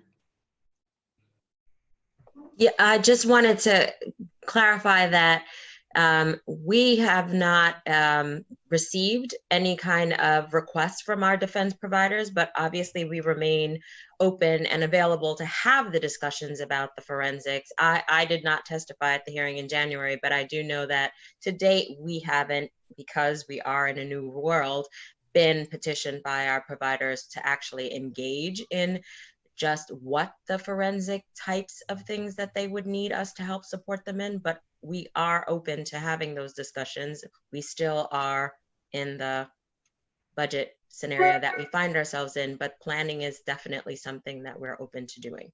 Okay, I think that we got some kind of estimate on what their needs are, so let's make sure that that is passed along to you, and we can hopefully ignite that conversation. My last question. The last 3 fiscal years have included $8.7 million in one-time funding to support an increase in Article 10 family and abuse and neglect cases. The fiscal 2021 preliminary plan nor the executive plan included this one-time funding for $8.7 million. We're being advised that money is still necessary. So can you tell us why that wasn't in the budget, and what possibility there might be that can still be added? Yeah, Debbie, would you take this one? Yes, this is the baseline funding that is necessary to restore the contractors to the same level that they're at now. We're aware of the need, and we have requested to address this as part of the pocket. So I lost the last part. It got swallowed up in the. Oh, sorry. Can you hear me now? Yeah, it was just like the last half of that last sentence got garbled. Okay. Yeah, this money is to bring them back to the same level that they've been at for the past 3 years, and we're aware of the need, and we are requesting it again as part of Adopted. Got it. Okay, good. I have many more questions in case my colleagues run out of questions to ask you before your time with us ends. But I would be neglectful if I did not again commend you and your entire team for the work that you've done to help us get through this crisis. Obviously, you could point to this or that where we would like you to do things differently, but overall, bravo. Thanks very much. Thank you, Chair Landsman. Let's go. We have 2 questions from council members, and then we are probably going to have to move right into our next hearing. If any council member has questions for the administration, please use the Zoom raise hand function. You will be added to the queue. Council members, please keep your questions to 2 minutes, including answers. Please wait for the sergeant in arms to tell you when your time begins. The sergeant will let you know when your time is up.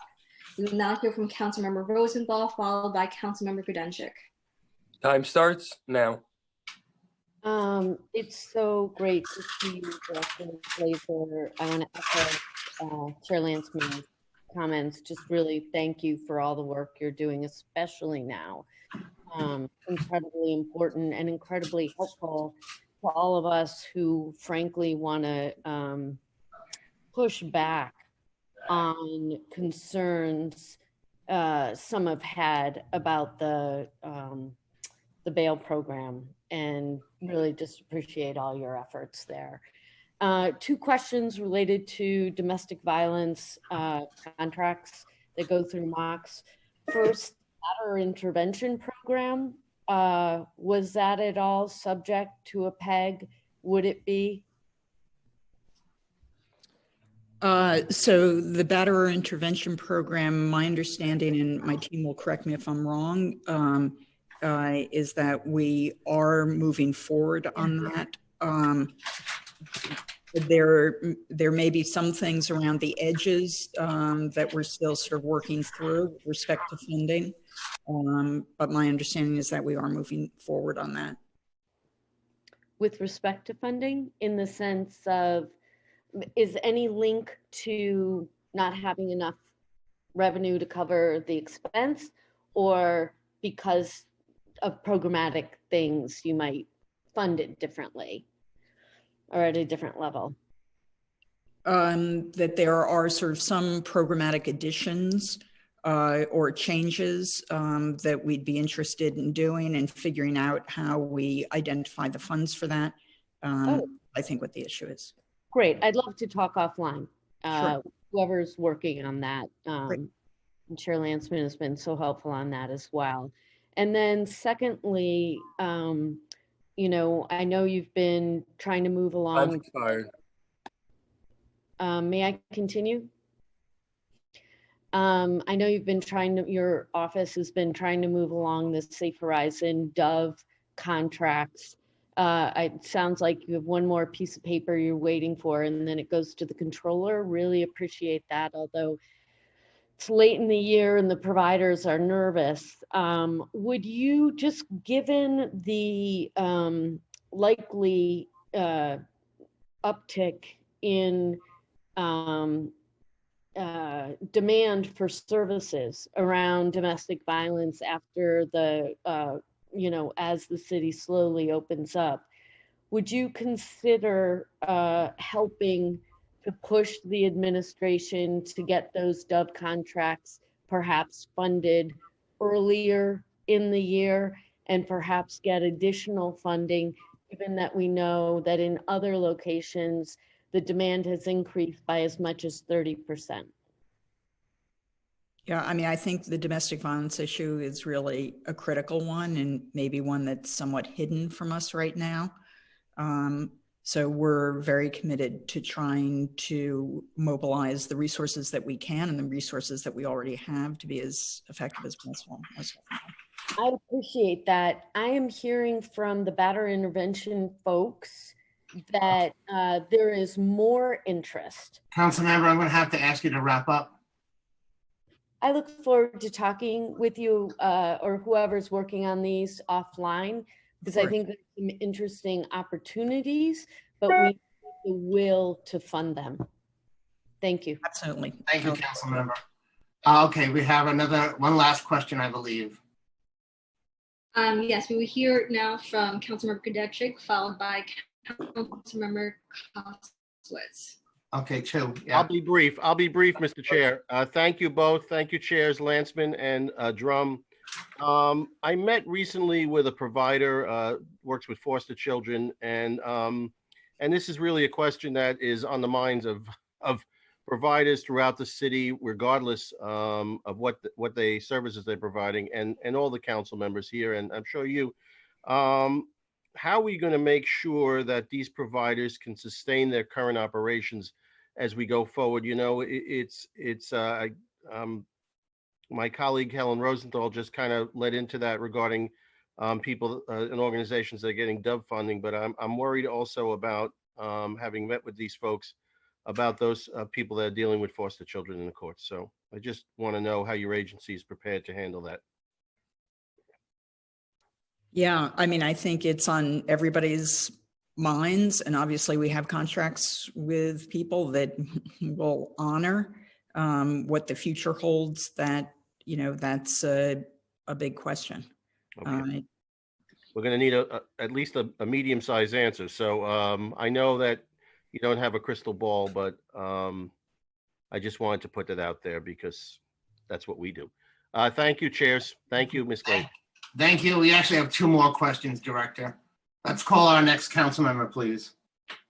We now hear from Councilmember Koslowitz, followed by Councilmember Gibson. Time starts now. Thank you. I'm sorry, I'm doing a million things here. I heard about the garage, and what did you say? The time frame is still the same for the jail as proposed before? So, we're still committed to a 2026 timeframe. As you know, the RFP for the Queen's Garage is in the field, running in the field.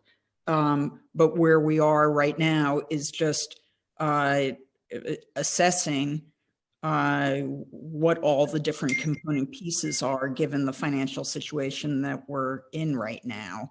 So right now we're committed to the timeline that we set out. We obviously will work closely with you and all the affected council members to make sure that you are up to date on everything that we know as soon as we know it. That's the information that I have. The Queen's Garage right now in the field, as with so much in the city, we're examining the financial situation everywhere. Right. But don't you think that before have definite answers, the garage should also be postponed? So I think that, that RFP is already out. There will be, there will be some time before things come back. But right now that's, what we're thinking through. Okay. I'd like to keep in touch with you, of course, as time goes by. Yes, of course. Okay. Thank you. Thank you. Okay, let's go to our next council member. We will now hear from Councilmember Gibson. Time starts now. Thank you so much. Good afternoon. Thank you, Chairs Drum and Chair Landsman. Good afternoon, Liz. It's good to see you and the team at Mock J. How are you, council member? Nice to see you. Thank you. You too. I know a lot has been going on and your staff have been working hard remotely. I wanted to ask a question about, of course, as you know, one of my favorite topics, preventing gun violence. The Mayor's Office to Prevent Gun Violence and the work of Eric Cumberbatch, who's been doing amazing work on the ground. As we prepare for reopening the city and what we know will be a very hot summer, you know that we are very adamant about developing some sort of a mechanism for youth to be employed. And many of us have been talking to our crisis management system organizations that are all doing anti-gun violence work, that are still working remotely, remaining connected with their clients and youth. So I wanted to understand what that potentially could look like, because of course, budget constraints are always a concern of not being able to expand into more neighborhoods. But we're of course 22 different catchment areas. And I wanted to understand, are we able to work with the Mayor's Office to prevent gun violence on youth ambassadors as potential DYCD, SYEP clients? How can we work with our youth and the crisis management system during the summertime on some of the alternative programs? Yeah, great question, and really front and center to what Eric and his team are really, really focused on. As you know, the crisis management system has been, just hard at work, even if we're now more virtual than not. And this issue of what do we do during the summer, and specifically what do we do about employment, is really front and center. And Eric, I wonder, do you want to sort of answer the council members' question in more detail? Just to Time expired. Hey, Eric. Sure. So, hey, Vanessa. Hi, Councilmember Gibson. So we do operate an anti-gun violence employment program through all the CMS sites.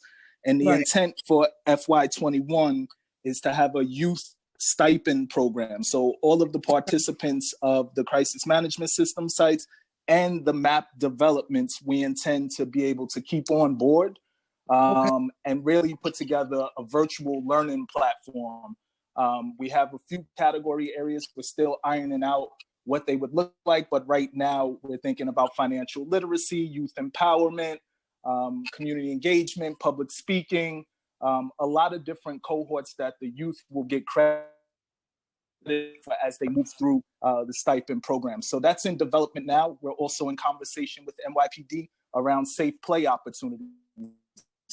So as streets are opening up and other areas, how can we prioritize young people in our communities that may not have the resources and tools to stay indoors and/or properly socially distanced due to density? So we're working on both of those pieces now.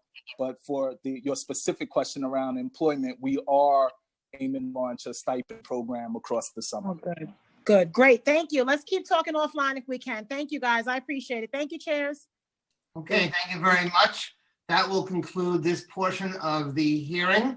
I want to thank you, Director, for being here with us. We will take a short break until, no, actually, are the DAs here? We'll take a short break for 5 minutes, and then we will come back with the district attorneys and the special narcotics prosecutor. I ask my colleagues who will be joining us for this portion of the hearing to remain in Zoom with your microphones muted until we're ready to begin. So we'll take about a 5-minute break and come back. Thank you. Thank you very much.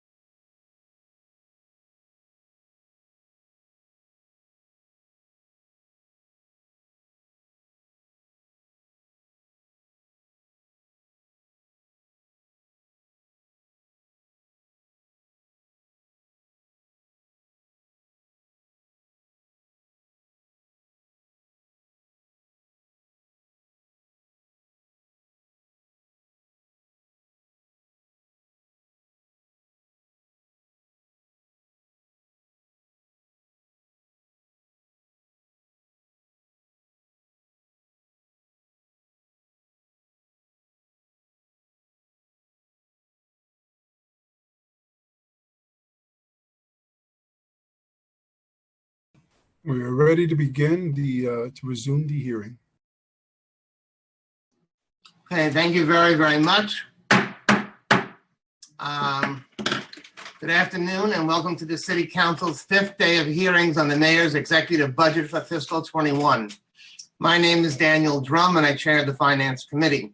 We are joined by the Committee on Justice System, chaired by my colleague, Councilmember Rory Lansman, and we will now hear from the district attorneys. In the interest of time, I will forego an opening statement, but I'm going to turn it over to our committee counsel to go over some procedural items before we hear from Councilmember Lansman. Thank you.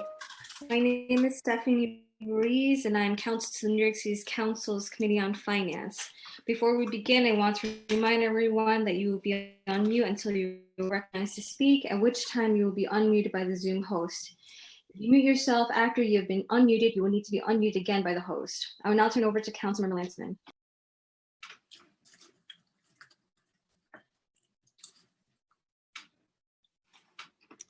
Thank you very much. Good afternoon, everyone. It's good to see some of you again from yesterday. And if I didn't see you yesterday in person, it was good to see your offices or to have your testimony. The fiscal year 2021 executive plan did not include major changes for our 5 district attorneys and special narcotic prosecutors fiscal 2021 budget. However, there are $21.7 million in PEGs across all offices for the remainder of fiscal 2020 and $2.6 million in PEGs for the District Attorney of New York in fiscal 2021. Despite a total PEG of $23.6 million across the offices over fiscal years 20 and 21, the city's fiscal 2021 executive plan for prosecutors is $455.8 million, of which $34.1 million was added, along with 729 positions in previous financial plans to support the state discovery reforms. As I alluded to in my remarks prior to Mock Jay's testimony earlier, the coronavirus crisis required New York City to rapidly reduce the population at Rikers Island, and the district attorneys were full partners in that effort. That effort has been a success in part because this council's work in recent years with our DAs laid the groundwork for such reductions. Many of the DA's initiatives that this council fought for were specifically funded in the last 2 budgets, including a conviction integrity review unit in Staten Island, diversion programs like HOPE, CLEAR, RESET, and ATI units, and immigration collateral consequences units have helped fundamentally change how justice is administered in our city. The council is concerned that some of these criminal justice reform programs that were funded in the FY20 budget are not included in the mayor's FY21 budget, including the Conviction Integrity Review Unit in Staten Island and the expansion of the successful domestic violence STAT program in Queens. And we are eager to hear about your office's systems for tracking cases and case outcomes based on race, ethnicity, sex, and age, and the resources you're devoting to prosecuting cases that could be sent to family court under the Raise the Age law and low-level nonviolent cases that some DAs aren't prosecuting at all. I look forward to hearing your testimony, and I thank you very much, Mr. Chairman.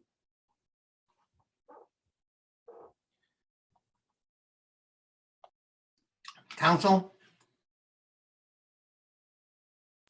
At this time, we're ready to call on the administration or the district attorneys.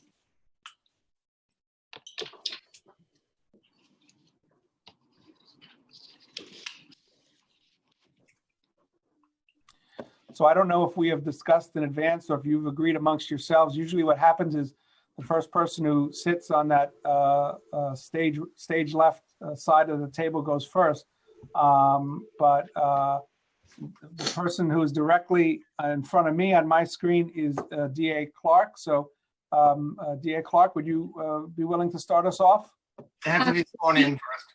Yes. Oh, I apologize. I got ahead of the committee council. Thank you. I will now administer the affirmation one time, and you'll be called on individually to so affirm at the end. Do you affirm that your testimony will be true to the best of your knowledge, information, belief? Mr. Vance? Yes. Ms. Katz?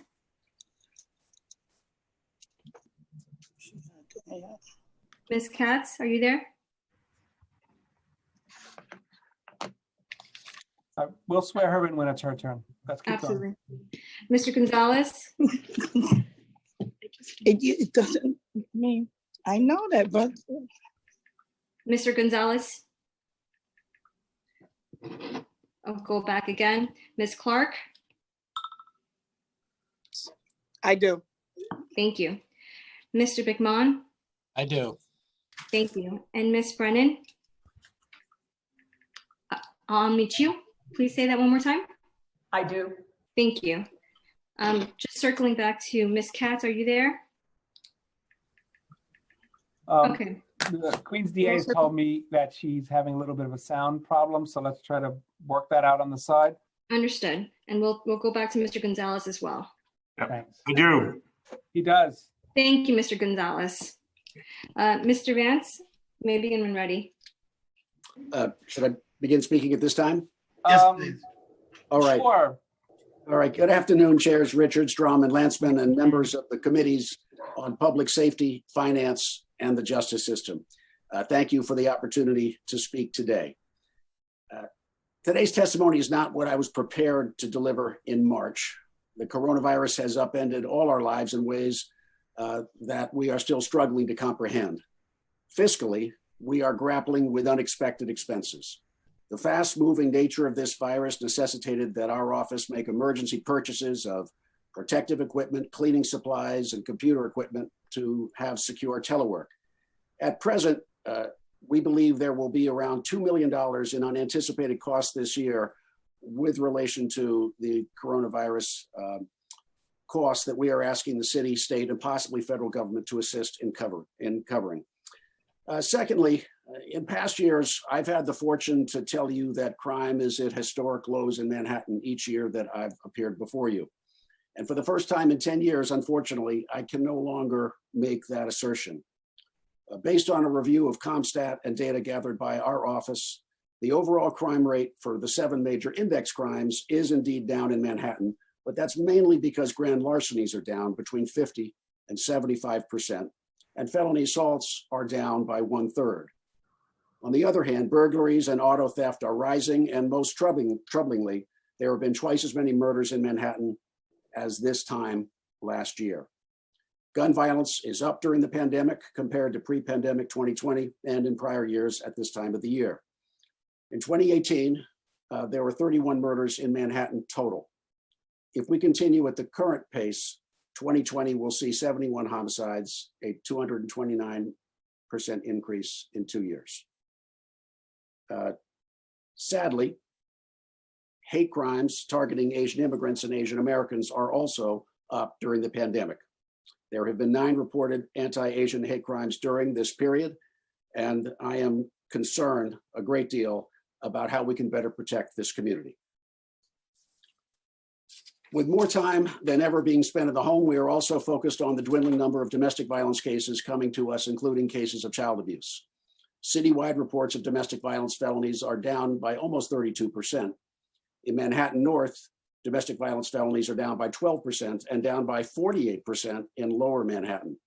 Violations of orders of protection are up by 1/4 in Manhattan compared to last year, and we presume this increase has something to do with a large network of service providers linking victims with law enforcement.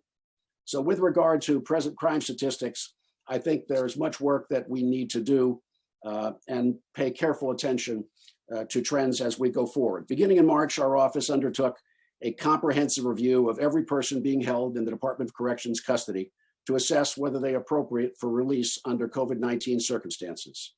We've also responded to requests through mass writs, bail applications, and direct outreach in certain cases. From March 19 to May 12, there was nearly a 45% reduction in the number of people being held in jail on Manhattan cases. We're going to continue to seek ways to drive that number lower without compromising public safety and by combining prosecutorial discretion with the use of diversion programming. We decline as an office to prosecute arrests for social distancing and other violations of the recent emergency executive orders.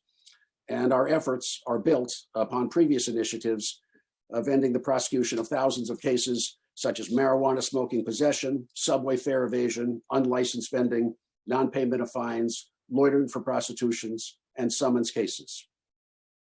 Because the success of the new criminal justice laws hinge on New Yorkers attending court dates, our office has fully supported the expansion of the citywide supervised release program to the tune of $100 million. In February, we also launched Manhattan Justice Opportunities, which is a new sentencing alternative for misdemeanor and select felony cases.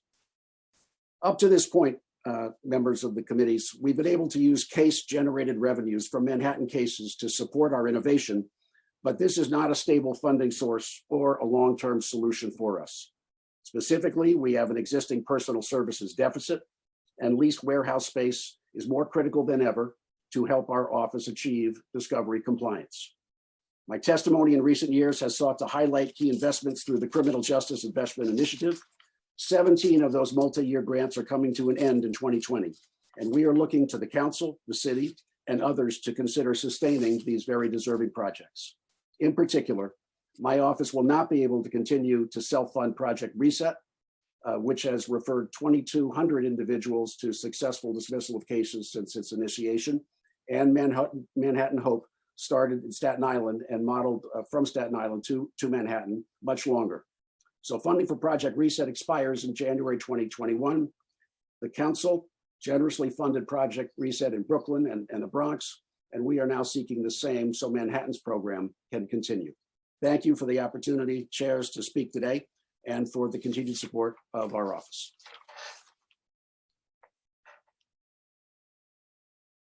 Chairs, it appears that Ms. Katz is online and her audio issue's been addressed. So, Ms. Katz, would you like to we'll swear you in, please? Hold on. I apologize for the problem. That's okay. How are you? I'm doing well. How are you? Good, thanks. Council, would you please swear in District Attorney Katz? Yes, sure. Do you affirm that your testimony will be true to the best of your knowledge, information, belief? I do. Would you like to start with your testimony? We're sure. First of all, to Chair Landsman and to Chair Drum, it's good to see all my former colleagues before. It's good to see so many people that are here before. As you can imagine, I've had a very interesting first 5 months or 4.5 months as the District Attorney of Queens County. I think a year ago, no one could predict what we are dealing with here today. I have online with me Jen Nyberg, who's the Chief Executive, Jackie Duckfield, who does the budget, and Camille, who is the Chief of Staff to the District Attorney. We have a $59 million budget here at the Queens District Attorney's Office. We have an OTPS of $10 million. I will tell you that our spending for the criminal justice reform has not been fully spent this year, and that is because clearly it was a 7-month allocation until the fiscal budget. As you can imagine, I am getting up and running with all of my new units, all of my new bureaus, and all of the criminal justice reforms that we are putting in place pursuant to the state laws. Having said that, we are also virtually doing all of our arraignments. We've done about 2,000 arraignments since March virtually. We've gone to the appellate division several times by Skype. Most of our offices, most of our 318 attorneys are working virtually, with many of them coming into intake and rotating so that everyone comes into the office at some point, but most are working at home. We have about 347 support staff, and we have 68 investigators. All of them needed to be equipped with all that needed to be done so that they can do their job from home. We've also spent finances on the safety and well-being of our employees. That's Lysol, that's gloves, that's masks, and all that comes with it. So in addition to the remote capabilities, also making sure that people are safe here, to make sure that all of those arraignments and intake procedures and the DAs that have to be here and support staff are safe. And we've made sure to do that. At the same time, we are trying to organize a way to come back incrementally as we go live. None of us are sure as to when that's going to be. So in the meantime, we are conducting preliminary hearings 100% virtually and making sure that from Rikers, if you have a preliminary hearing, the defense attorney, the judge, and the prosecutor are all working together. What we have done over the last several months, many of you know this, we've had daily conversations with MOCJ and with Correctional Health and all of the players here to make sure that we can run virtually. We've done all of the lists that we've gotten from MOCJ.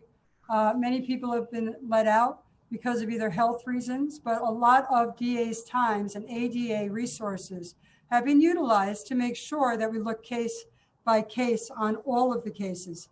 But in the meantime, as we have done everything virtually, and as we've made sure that we didn't miss a beat, by the way, from day one, when it comes to the courts and when it comes to running this office, with all of this going on, we have opened up a conviction integrity unit here at the Queens DA's office.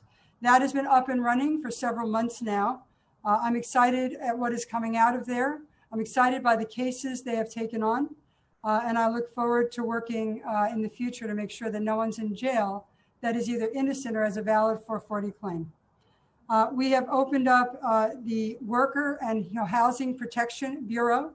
And that's to make sure that when there is an accident on a work site, that instead of depending upon the site inspector to tell us expertise and to make sure that we know what happened, we bring ADAs and investigators to the scene to make sure that they know whether criminal activity had happened.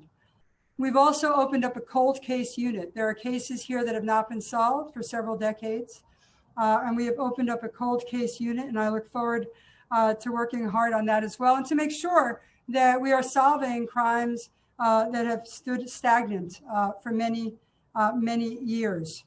We have also opened up a litigation support unit. That is a support unit that has expertise in DNA and will in the future have expertise on cyber crimes and all of those technical issues that need to be resolved that this office never had a unit to do. At the same time, as you know, and this is not going to be a secret to any one of you on this call, we need space. We have 4 offices that we are now working in. We are paying rent to 2 of those offices. That is coming out of our budget. We are in desperate need in order to hire new people to make sure that we have space, and we simply just don't have enough. At the same time, as you know, all of you know, and we've talked quite a bit about it, the criminal justice reform laws have taken up quite a lot of resources in the DA's office. I have started from day one, but clearly you know that we are still working towards finalizing a lot of the programs. The criminal justice reform, when it comes to discovery, we figure the cost is about $3,947 million. We had last year about 5.9 allocated to this office, but it's really a $10 million cost because that was only for the 7 months from November to July.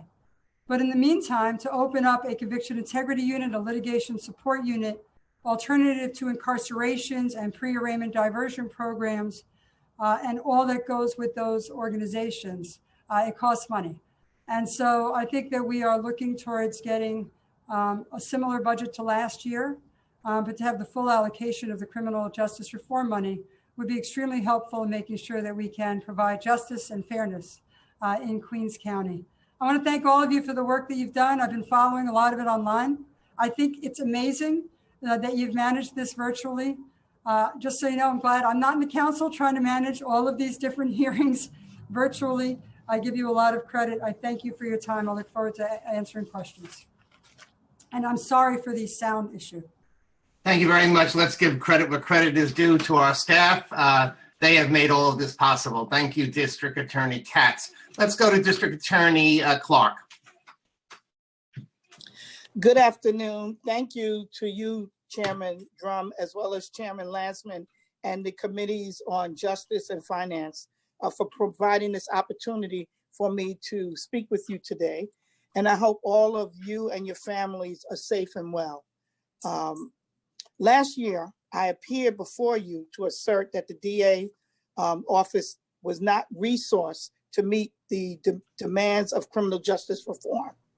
The City Council, you recognized this reality and supported significant funding increase to meet this challenge. And as a result, the Mayor's office increased baseline funding for anticipated expenses related to criminal justice reform that took effect on January 1st, 2020. We were to receive $6.1 million for salaries for a number of staffers that would help us with criminal justice reform, and that being assistant DAs, trial prep assistants, discovery analysts, interpreters, etc. However, the baseline funding only was represented only for 7 months of funding, and that was for a total of 122 hires that we were to fund, and that was what was approved for criminal justice reform, 122 positions. In addition, we were supposed to receive somewhere near $14 million in capital funding for technology improvements that were needed for criminal justice reform.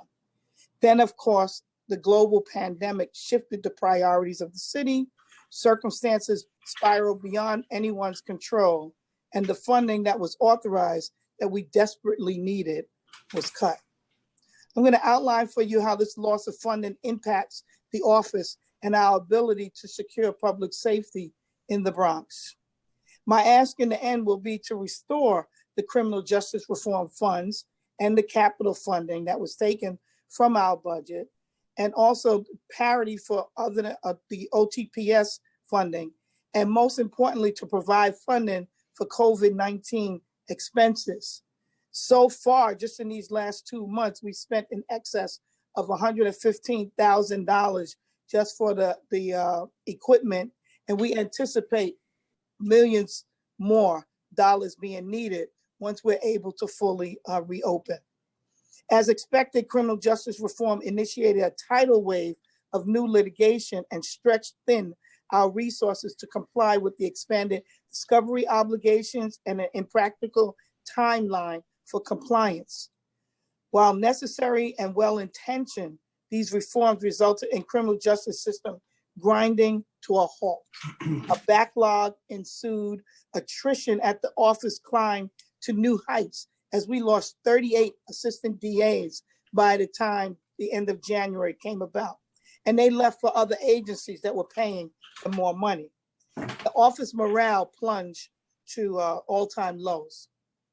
Nevertheless, we, through unwavering professionalism of this staff, the office persevered. We adapted, we developed new systems, and we met our obligations as the entire staff worked at a feverish pace, late nights, weekends, holidays, and for the ADAs without being paid overtime, and more importantly, without the much needed support staffing that we needed for the criminal justice reform. And then in March, just as we were catching our breath after the sprint to meet our discovery obligations, this was around the 45-day mark of the criminal justice reform, and we were in the process of fine-tuning the systems to address criminal justice reform and the newly formed backlog. Our landscape was unended by COVID-19. New challenges now presented. We had to respond to a global pandemic where the criminal justice system had to remain operational while New York City was on pause. Again, our staff weathered the storm. We changed our management strategies, made them more flexible. We made significant strides in a short period of time to change our office to work remotely. And we were able to do that with the procurement of 500 new laptops that we were given by DoIT. And I want to give credit to Mark J. and DoIT and the city for providing that, because that was essential in order to help us to work remotely for about 700 people within a 2-week period. IT and operations worked quickly to give us the virtual environment we needed to work remotely. We moved the entire complaint room and arraignment process to a virtual environment. ADAs and support staff engaging with our victims, witnesses, and police officers remotely, and drafting charging instruments necessary for the cases to move forward.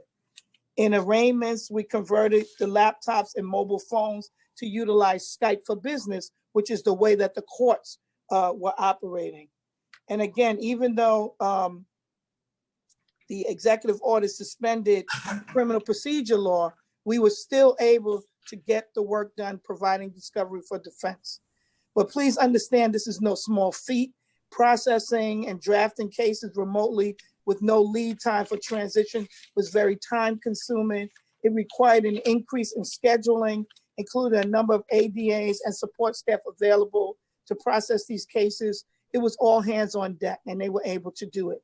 We've remained vigilant to keep the criminal justice system function. However, challenges still remain. The community resources for our victims are closed, and we have to still connect them virtually and assist them any way that we can. Alternative to incarceration programs are mostly non-existent now, especially those for mental health and substance use disorder. Lack of supportive housing for those recently released from Rikers, as well as the newly arrested defendants. Project Reset, we're not able to use the OR program. All of these things make a world of difference in the Bronx, and they're not available at this time. And without the staffing that was promised, we will not be able to deal with the backlogs that were created by the criminal justice reform that was up until March, and then now with the added backlog that has been created by COVID. You know, this is not a good time for the Bronx. There's generational trauma experienced by so many Bronxites because of COVID-19. The rates have climbed higher in the Bronx than in any other borough, some 4,000 lives lost to date. But, you know, we still have to make sure that we protect the Bronx community. And unfortunately, we still suffer from additional blight of serious crimes. And while citywide crime data shows a decrease, unfortunately, crime has not decreased in the Bronx. Prior to March of 2020, murders, robberies, felony assaults, and shooting incidents increased by 14% as compared by the same categories in 2019. And since March, we still have the numbers that were consistent with 2019. So the crime is still here. We've had 26 homicides this year. 13 of them happened after March 16th. And only 3 of them, all but 3 of these homicides were in public places. So there's a need to protect the Bronx. Shootings continue. This past weekend, we had 6 firearms recovered and a total of 9 were recovered in the first week of May. Robberies, burglaries have increased in this community where unemployment and poverty rates are disparately impacted by the financial fallout from COVID-19. We observed that reports of child abuse has significantly decreased, which raises concern that children may be suffering in silence during this period of increased isolation. And just the opposite, we have seen the domestic violence cases increase here in the Bronx. But it's important that my Crime Victims Assistance Unit is still making themselves available during this quarantine, and that we're assisting and referring our victims. We had 846 new clients, as well as 789 therapy sessions by Zoom, Skype, or over the phone with the clients. We're making sure that we provide on average to 400 victims a week. And no matter what the posture is, we make sure that we keep in touch with our victims and survivors.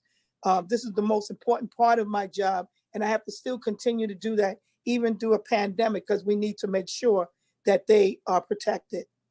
And the concerns for our victims remain the center of our focus, but we're not blind to the unprecedented health crisis facing incarcerated defendants in our prisons and jail.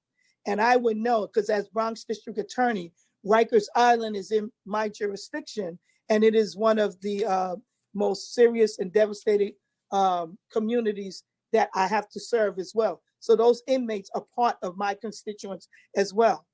And we have made sure that we collaborate extensively with the court, with the defense bar, and with MOCJ, and credit to MOCJ for all the work that they've done throughout this crisis to deal with the Rikers situation. so that we could identify those individuals who we could responsibly release into the community without compromising public safety.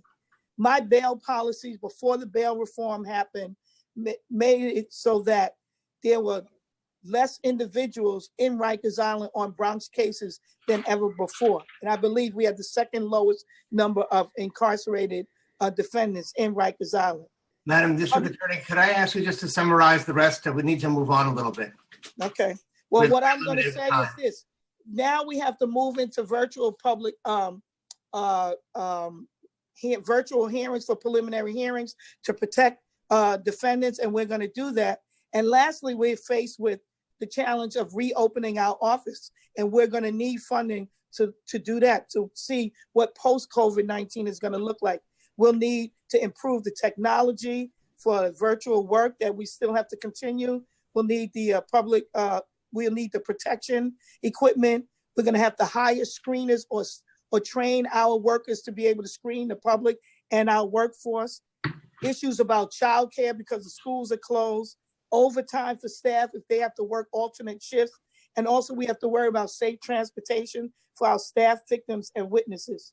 So I'm committed to making sure that we protect the community and administer justice and promote fairness in this county. But we will not be able to do that unless we get the funding restored that we needed for the criminal justice reform, the capital funding that we need, parity for the OTPS, and of course, the funding future for COVID-19 needs. Thank you again for your support, and I look forward to your questions. Thank you very much. Let's now go to District Attorney McMahon. Good afternoon. Thank you very much. It's an honor and pleasure to appear before the City Council today. Never an easy task to follow my colleagues who have gone already, and I know others behind me, but it's an honor to sit virtually at the dais together with my colleagues in justice and fairness in the City of New York. I want to thank the chairs of the committee, Chair Landsman, Chair Drum, Chair Richards, and all the members of the City Council and their staffs for presiding over this virtual executive budget hearing. And I want to acknowledge and thank Speaker Corey Johnson for his continued leadership in our city. And I hope that you and your families all stay safe and well during these difficult times. And we look forward to working with you to improve our criminal justice system, not only in Staten Island, but in the City of New York, so that we all meet our goals of better protecting and serving the people of this great city. I also want to thank my local Staten Island Council delegation, Minority Leader Steve Matteo, my own council member, Councilwoman Debbie Rose, and of course, Councilmember Joe Borelli for their ongoing advocacy for the people of Staten Island and the Richmond County District Attorney's Office. Like DA Katz, I am a proud alum of the City Council. And like her, I thought, and we all thought, that having lived through the instant tragedy and economic hardship caused by 9/11, as well as the Great Recession of 2008 and Superstorm Sandy, just to name a few, we thought that we had seen it all. And now, obviously, we come before you in unprecedented and uncertain times for the city, the state, and our country. And as we sit before you facing this terrible pandemic that continues to threaten the health and safety of New Yorkers, it also provides a very grim fiscal outlook for the city. And that's particularly true if we do not receive the critical, necessary, and appropriate assistance from the federal government. And we will continue to advocate for that with you as well. But we know that we have a difficult task ahead of us to further reimagine the way that our agencies and systems of government do business. Now, 2 months ago, we prepared to come before this body for preliminary budget hearings, and my testimony focused on how my agency had reacted, changed, and produced in the wake of the sweeping reforms made to criminal justice by Albany, and that took effect on January 1, 2020. And I'm sure my colleagues and fellow DAs would agree that 2020 was already a challenging year for our agencies well before the coronavirus struck. Without question, these reforms totally upended the landscape and operations of our agencies And although we were proudly ready to report to you that our agency had hired over 85% of the new positions created with funding provided by this council and the administration, I was also prepared to tell you how worried I was that I would continue to lose droves of talented and dedicated ADAs to the private sector and better paying government agencies because the change and burden of work placed on them became too much. I believe Justice Clark spoke to this as well. And in fact, we did lose many talented ADAs in December, January, and February as these new laws take effect. And as I said, I'm not the only DA who faced this challenge. And when I look at the timesheets of ADAs from January and February, I see many who often worked until 2 or 3 a.m., regularly putting in the 70 or 80 hours a week without receiving any overtime or comp pay, unlike their public defender counterparts. I'm incredibly proud of these public servants who embody the very best of what we all expect from our assistants and the justice system. They performed valiantly during a time of vast change in their work ethic then as well as now, as they continue to perform essential frontline duties during the pandemic, deserves to be recognized by this city. And I urge this administration and this council to remember and fulfill its commitment to finishing and achieving the salary parity project for all ADAs.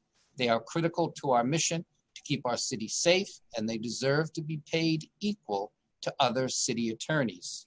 And with that said, I'll just focus on the remainder of my testimony on the following subjects: COVID-19's impact on RCDA's operations and public safety. And I think you heard from my colleagues as they touched on that, how we've had to change operations. There's also been to us a fiscal impact, which we project to be an additional $750,000 by the time this year is through. Our modest priority budget needs for fiscal year 2021, and a few thoughts on the future. Now, as I mentioned, and I think it's been discussed how we had to change our operations, go to work virtually every day. We have 85 to 90% of our staff working virtually, but that was not without great cost and great expense to get that done. We rely right now on the flexible working conditions that have been temporarily enacted, with many people working at home. And this council needs to look at that together with the administration to continue those rules and regulations so that we can keep our staff safe but productive.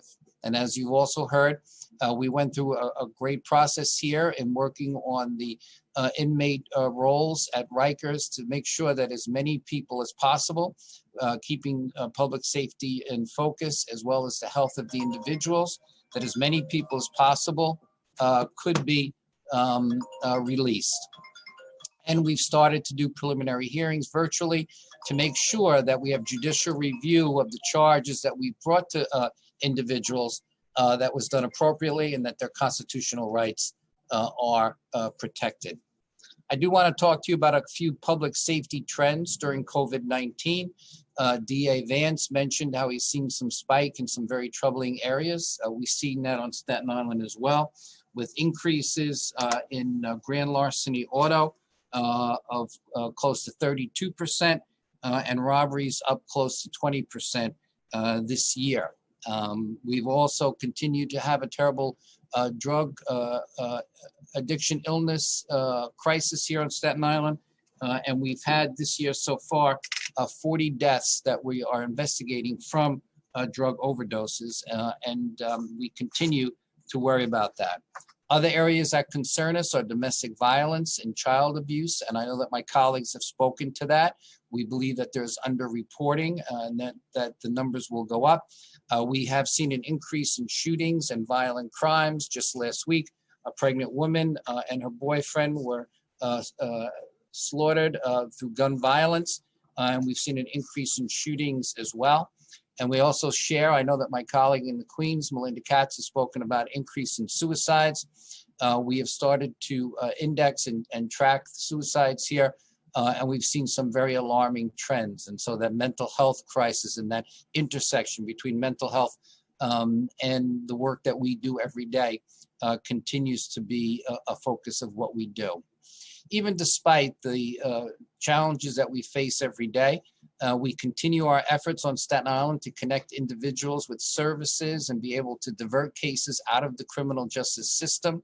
I'm happy to report, with support that we received from the City Council, my locals, as well as Speaker Johnson, we were able to launch a Project Reset program modeled after those started in Manhattan and Brooklyn. And we thank them for their leadership, and we thank you for the resources. And we've just started that this month, and we're hopeful that we continue to build on the diversion work that we're doing already with our HOPE 1.0, HOPE 2.0, our OR Court, and our overdose outreach, all helping those who suffer from addiction illness. And even despite the terrible times that we're in and the problems we face, the success of those programs is something that we're very proud of, as well as the work that we do with our EAC programs, our mental health court, our veterans court, and our drug treatment court. Mr. District Attorney, can we ask you to summarize as well? Absolutely. I just want to mention that we also continue to prevent crime and do our community engagement, doing group meetings with the youngsters in a local community center using Zoom and beyond. Our remaining needs and challenges, we do need to have the full funding for the new criminal justice reform personnel that's been spoken to. We only got 7 months. We need it on an annual basis, and we need a baseline. We need a baseline rent for additional space, just like my colleagues, where right now, even before COVID, we were very close to violating spacing rules, and now with the COVID rules, we'll not be able to meet them. We need, and you heard the baseline, our conviction integrity review unit. I thank Council Chairman Landsman for bringing that up. Body-worn storage, body-worn camera storage. We need funding of $8,000 for storage. And as I said, the money that we need to deal with the pandemic. I do want to make one sort of notation. I know that Liz Glazer mentioned in her testimony that Staten Island has a community justice center. We dream of having a community justice center. We do not have one yet. We'll work towards getting a model like in Red Hook or Brownsville or the Far Rockaways, and we look forward to having your support to getting these things done. Again, thank you for your time, and on behalf of the people of Staten Island, thank you for the great work that all of you are doing every day. Thank you very much. And now let's hear from District Attorney Eric Gonzalez. Good afternoon. I want to acknowledge Chairs Landsman, Drum, and Richards, and my fellow district attorneys. Good afternoon. So, like all businesses and all agencies in New York City, my office has been overwhelmed and consumed by trying to adjust to the new reality of COVID-19. Unlike many other agencies and businesses, we continue to function each and every day. People continue to commit crime.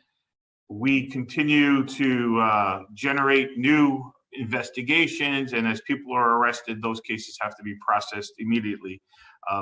The fact that the courts are down and largely arrests are down in the city, I think has lent a perception that we can move forward with less resources.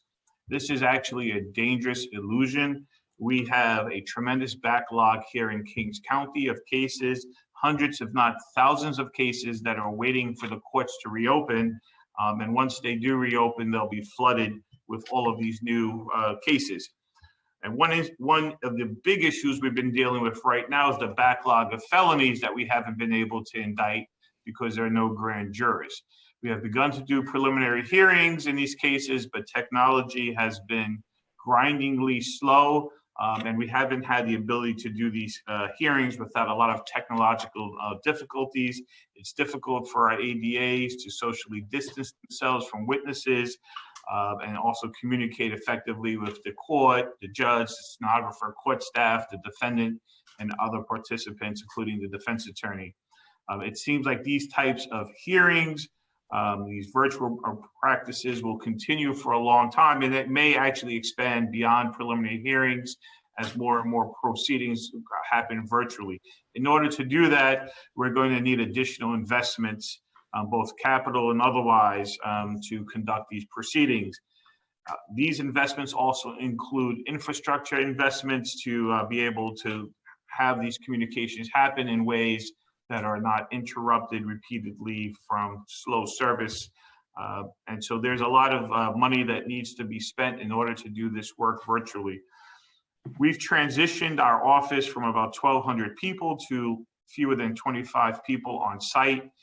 The rest of our employees are working at home. That has been expensive to do so. DA Clark talked about it. We've spent over $1.2 million in fiscal year 20. Half of that was just on technology upgrades alone. Now, while some of those are one-time costs, we all are aware that a lot of technology has ongoing maintenance costs. And so those are costs that we won't be able to absorb.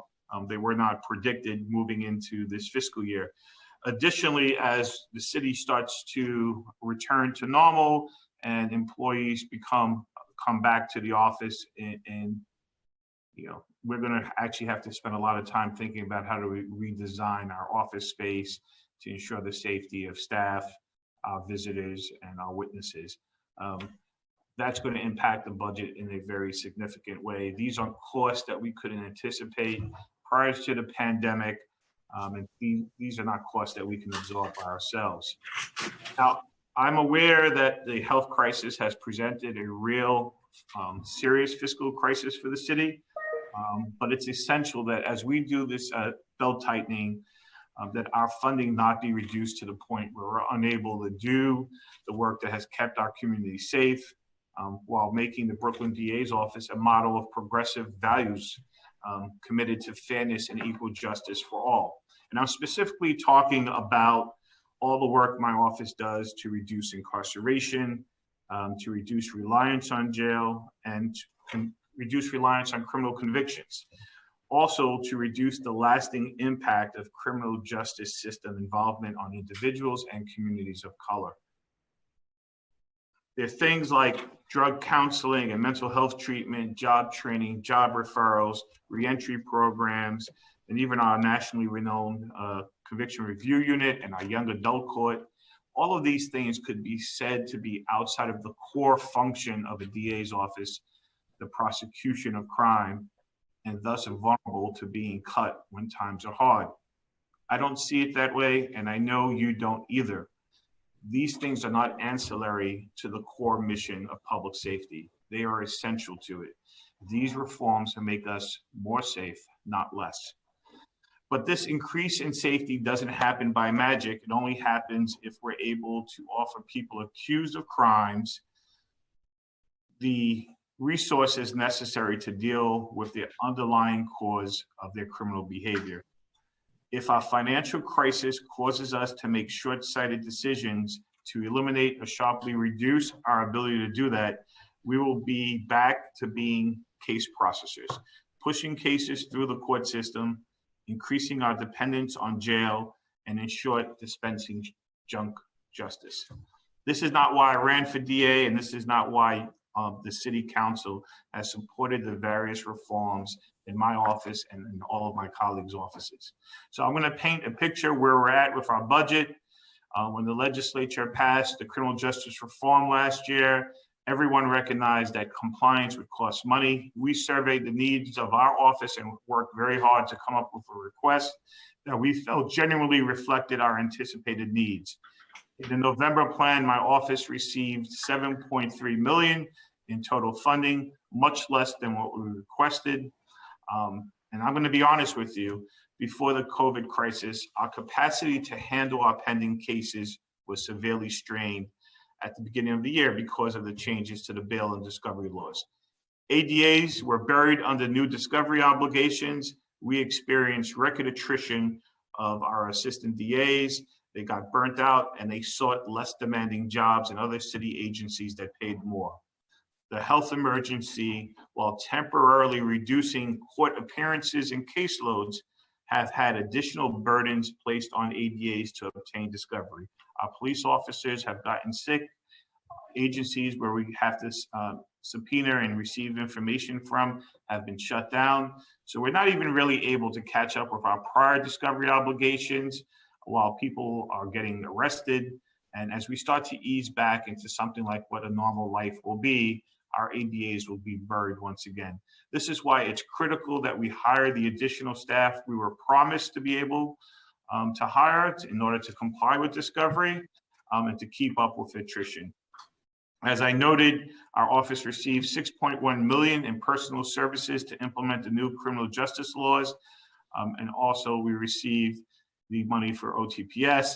This funding was provided so that Brooklyn could hire 175 new employees. Unfortunately, that funding was only partially given for the remainder of the year, as the other DAs talked about. With the onset of the pandemic meant that we could only onboard 40 people. We have another 35 people in sort of limbo where they were made offers, but they haven't been officially onboarded. But we're looking for the entire 175 people that OMB authorized in order for us to be able to continue to do this. And we're going to ask that the money that we didn't receive, the 1.5 million, be added to the baseline so we can move forward with all of these critical hires. That's a total of 100 additional at the start of fiscal year 2021. In addition to the OTPS funding, we received 8.4 million in capital funding for upgrades to technology. All critical infrastructure required for us to comply with the law and our new discovery obligations, and quite frankly, COVID. But most of that has been suspended temporarily as any new projects, capital projects unrelated to COVID, have been placed on hold. So I'm asking that the City Council work to make sure that we have OMB allow us to move forward on our projects. And we have a request of $126,000 in funding necessary to do virtual capabilities for COVID. We are also, we've been responsible managers in terms of our finances. During the executive budget, OMB asked us to give back $3.5 million.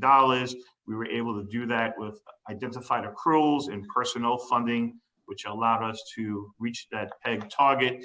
They then came back and asked us for additional money, and we were able to find another $1.6 million that was in fiscal year 20 allocated for a lease of a necessary warehouse. So in total, we made cuts of $5.1 million to help achieve the PEG target that we were asked to get to. I'm glad that due to the management of the office, we were able to make these cuts. However, additional cuts to the budget going forward are unsustainable. I want to thank the City Council for your support each year. I come before you to thank you year after year for the funding for the DOVE program, that's Domestic and Other Violence Emergency Program.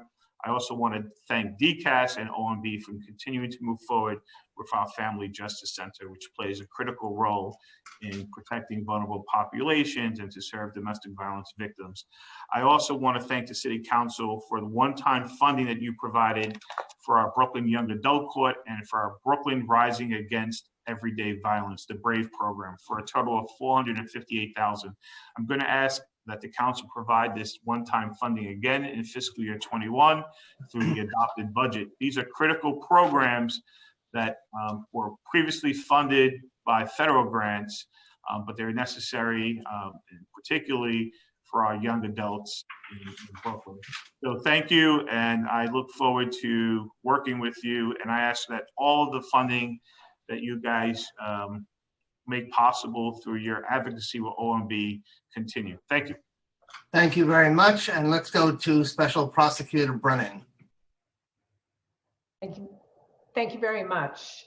I'd like to thank the City Council for all the assistance you've provided during a tumultuous year.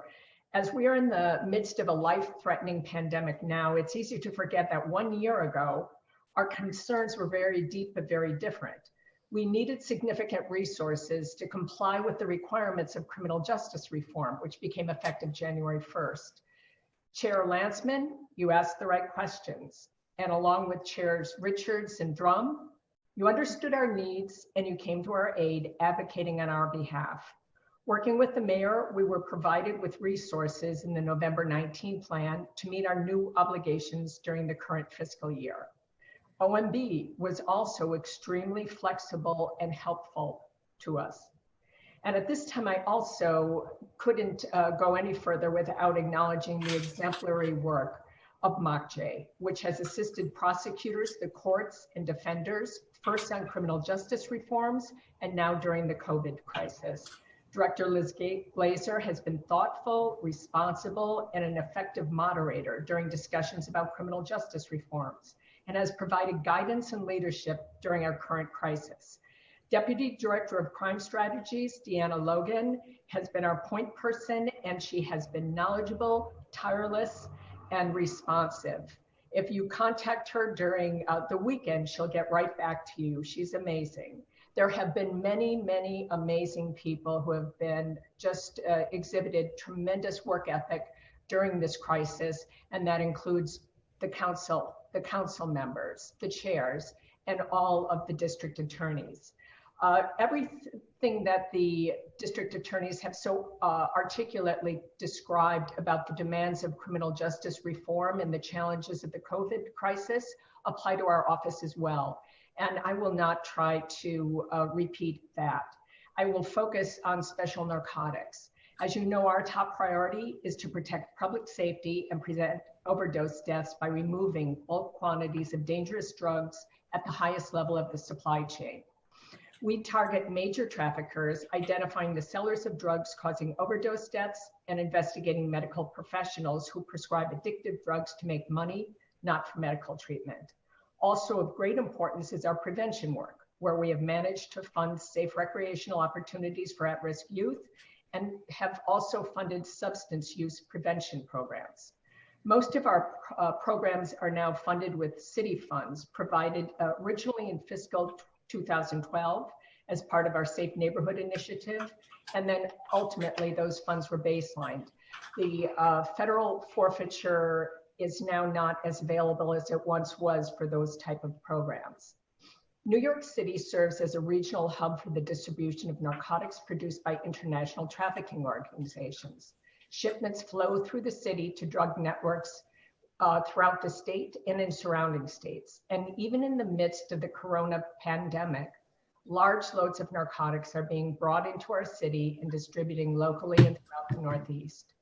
Since mid-March, when most of our office staff went to work remotely, we have been involved in the confiscation of more than 125 pounds of heroin and fentanyl in the metropolitan area, more than $500,000, and the disruption of a Bronx-based fentanyl distribution ring caught with $1 million worth of heroin fentanyl packages, some stamped with a coronavirus logo. Our challenges are many, as deadly drugs continue to flood our city, and we are deeply concerned about those who currently need substance treatment services and are unable to access them. In addition, people are isolated, facing loss of loved ones, facing job losses, and substance use may increase as a result. Many law enforcement resources typically devoted to addressing narcotics trafficking have been diverted to other important uses. Drug dealing within residential buildings in the city is always a source of concern for neighbors, and now residents also fear the spread of disease as a result of drug-related foot traffic where they live. We have already begun to initiate many more investigations. We understand the city's difficult fiscal situation in the current year and are committed to making necessary budgetary adjustments. We have tried to work with OMB in the current situation. Just to give you a little insight into our situation, the city allocated $1.587 million in CJR funding to hire additional personnel and procure up-to-date IT resources required to comply with the new discovery reform. This includes approximately $783,000 for OTPS and a baseline $804,000 for PS, computed based on a 7-month period for fiscal 2020. We're grateful to the city for recognizing our significant needs, and that 7-month allocation is in the 2021, but like the other DAs, we need the full allocation. That funding commitment preceded the unprecedented challenge posed by COVID-19 pandemic, including the dire financial situation now confronting the city. So we have been working with the Office of Management and Budget since March to generate savings in various areas of our operations so we can help the city close its budget gap for 2020. These discussions did result in the mid-year cut of over 1.34 million from our fiscal year 2020 budget. A portion of this reduction came from this year's CJR funding, which remained in reserve due to the short time frame we had to receive between receiving the funds and the start date of the reforms for the COVID outbreak. Currently, we've suspended efforts to recruit and hire staff for obvious reasons, and the remainder of the cut has been absorbed by attrition and retirements and people not replaced again due to the COVID hiring restrictions. At the prompting of OMB, we have submitted actual and projected costs of $292,000 for COVID needs. We have begun planning for an eventual reopening. This gradual process will involve careful implementation of procedures and protocols to provide our staff with a safe, clean, and secure workspace, and it will be costly. Our projected COVID-19 funding request to OMB is $292,000, covering the time period March 20 to December 20, split between FY20 at an estimated $215,000 and FY21 at an estimated $77,000.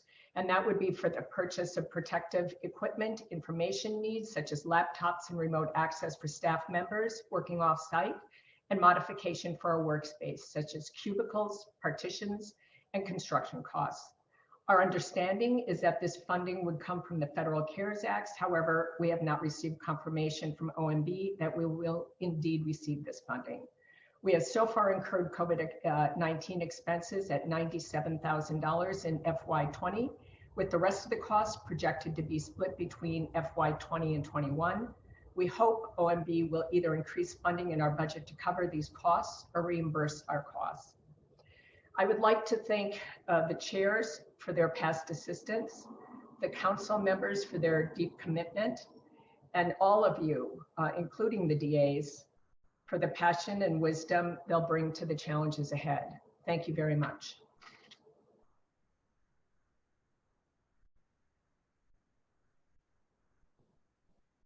Okay, thank you.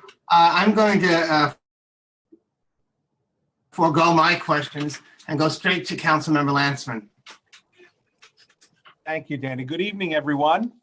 I think it's safe to call this either late afternoon or evening.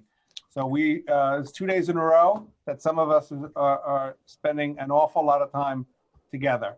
But I assure you, it's always enjoyable on my end. DA Gonzalez, I want to compliment you on your flag game. I felt a little bit of intimidated, and so I changed my virtual background so I could, we could at least meet on somewhat of an equal playing field.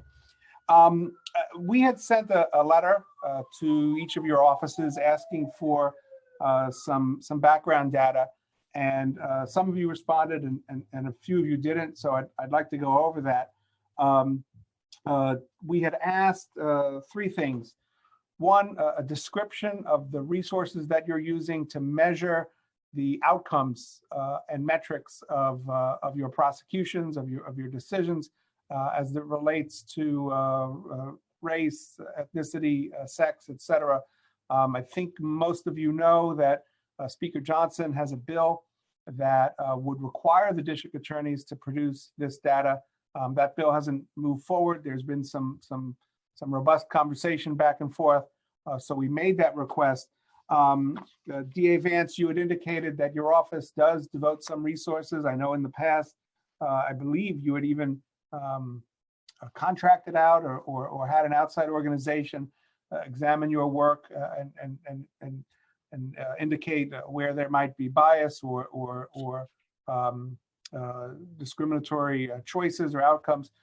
Can you tell us what you do, what your office does in a little more detail than you gave in your testimony to measure bias and outcomes in your office? The report, Chairman Landsman, that you referred to was initially done by Vera. It's some years back. We have actually have an update to that report, which we hope to be able to publish within the next 6 months. And so that will take the measures that we gathered in 2012 and update it through today. I don't have the details of that report, but to answer your question, I was very concerned when I was elected DA that I would be able to measure bias, implicit and otherwise, if it came out in any of our case charging and bail decisions. I think the Vera report revealed overall that we were doing a good job, but there were areas where we could do better. The purpose of our review, the update of that report, is to present a public accounting of where we are today versus where we were in 2012. Preliminarily, I think there have been significant improvements. But in this area of dealing with bias and implicit bias, I think we all know you can always do better. We've had our entire office receive implicit bias training, mandatory, lawyers, non-lawyers. We've had lecturers come in from outside to educate all of us on the impacts of bias on decision making. So, Chairman, it's still very much a part of our work. We've had the Chief Diversity Officer that is providing essential leadership in this area. And I hope to give you a more fulsome report really within the next couple of months. Thank you very much. You know, there were two other questions I mentioned that we had asked Ada for. Let me do each of them. Let me do each district attorney all three questions. It'll probably make it easier. The second question we had asked was to give us information on the number of cases your office prosecuted in FY20 in the youth part of Supreme Court that could have been removed to family court under the Raise the Age law. You gave us information that there were 217 cases arraigned in the Manhattan youth part in FY20, 141 cases were transferred to family court, and 76 cases remained in Supreme Court. I know we all understand the distinction broadly that the more serious the charge, the more authority there is to keep the case in Supreme Court. But is there any thing you could share with us in terms of your policy or analysis as why you will keep some cases and allow others to go to family court? Some of the cases, there is jurisdiction that remains in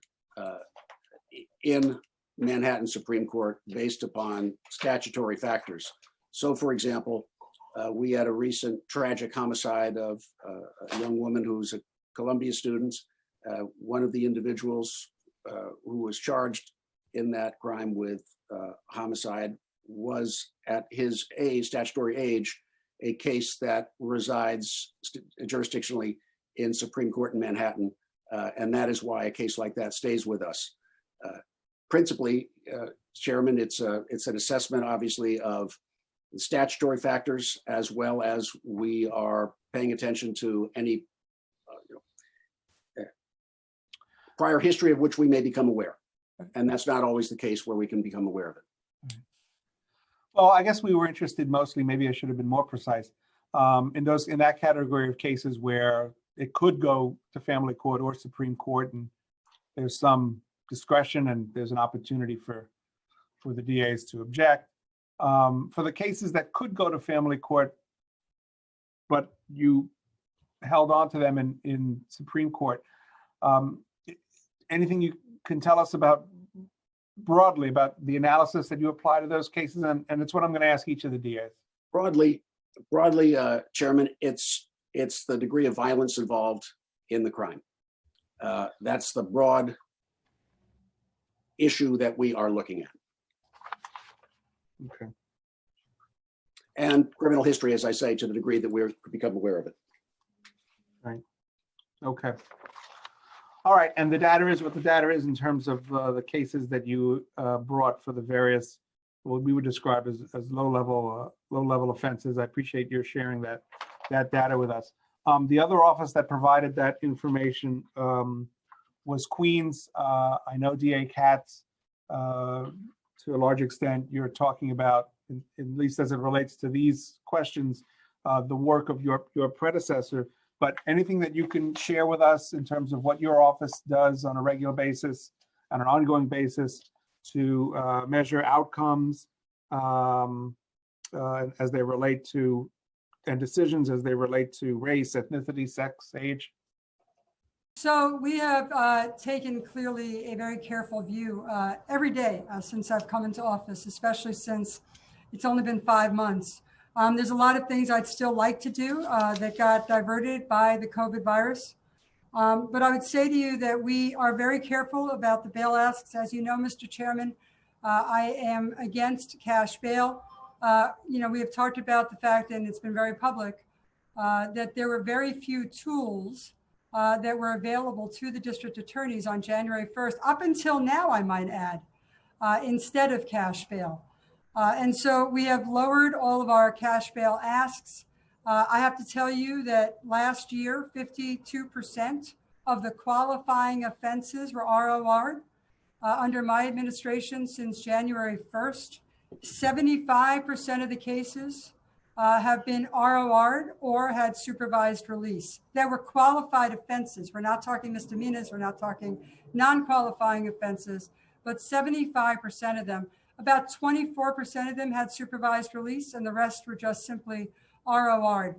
We are starting to keep track of the bail asks every single day when we don't feel that there is a choice but to ask for bail. It is not my go-to. It is not where I want to be. It is my hope, with part of the money that we are asking for, that we move it all towards electronic monitoring, curfews, pretrial diversion.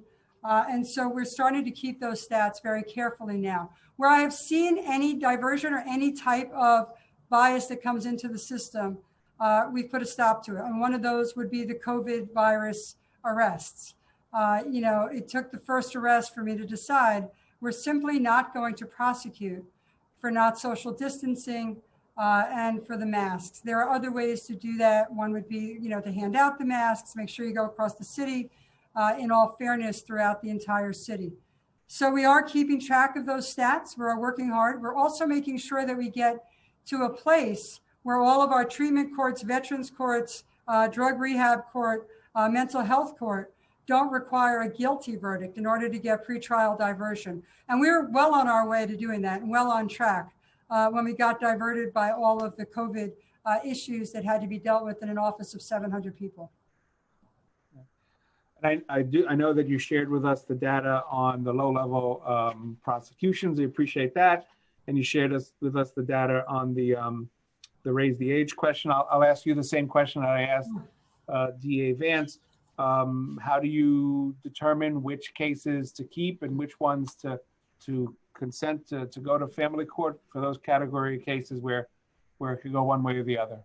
Well, clearly you look at the go-to for having it in family court.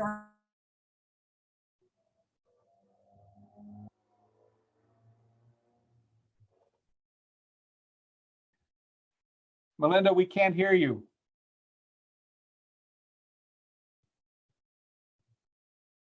District Attorney Katz, we can't hear you. District Attorney Katz, we cannot hear you. Couldn't hear you. Why don't we go, we'll try to work out that sound issue. And let's go to the next district attorney. And Danny, I got your text, so I can mind the store for a little bit. I'll do my best. Next, let me ask DA Clark. We don't have written testimony from you yet. I don't have your testimony. I don't believe I recall, and I know we cut you off at one point. But can you tell us what, if anything, your office does on a regular basis to track decision-making and outcomes based on race, ethnicity, age, and sex? All right, thank you, Mr. Chairman. We have an in-house case management system that tracks the outcomes of our cases, but the data that we have is very limited because the case management system is somewhat antiquated, and we've been trying to build it. One of the things that we were going to do was use the money for criminal justice reform to upgrade the case management system. So what we have is that we could tell the outcome of the cases, but we have very limited data on the as far as the self-reporting on race, ethnicity, sex and age, and etc. We have mostly relied on NYPD's numbers to help us with that, but we're hoping to upgrade the case management system so that we'll be able to provide that information, that we can run reports as needed when we get questions like this, so that we can make sure that we're, that we're compliant in what we should be doing as an office. Do you compile the data on any regular basis, like the monthly or yearly, and take a look and see if there are any disparities that you need addressing? We do that, but I said our ability to do it is limited because of the management system we have. We can't pull the information. It may be there, but our management system is not capable of pulling it in the way that we would want. So we are working, slowly to do it. It's almost like manually we have to do it because the case management system doesn't have the capability of doing it. So we're building the case management system to be able to pull those things out. But in the meantime, we have to do it manually, comparing with the NYPD, etc. So, our hope is to get the right, we were approved for the case management system. We were planning it. We were in negotiations with the city, etc. when the COVID came.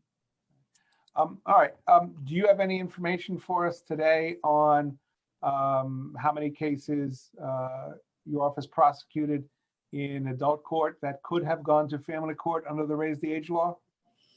Yeah, so since October of 2018, in our youth part, we have 86 active cases. So those are young people who have either committed murders, attempted murders, assaults with significant injury, gun cases, pattern robberies, sex crimes, and a kidnapping.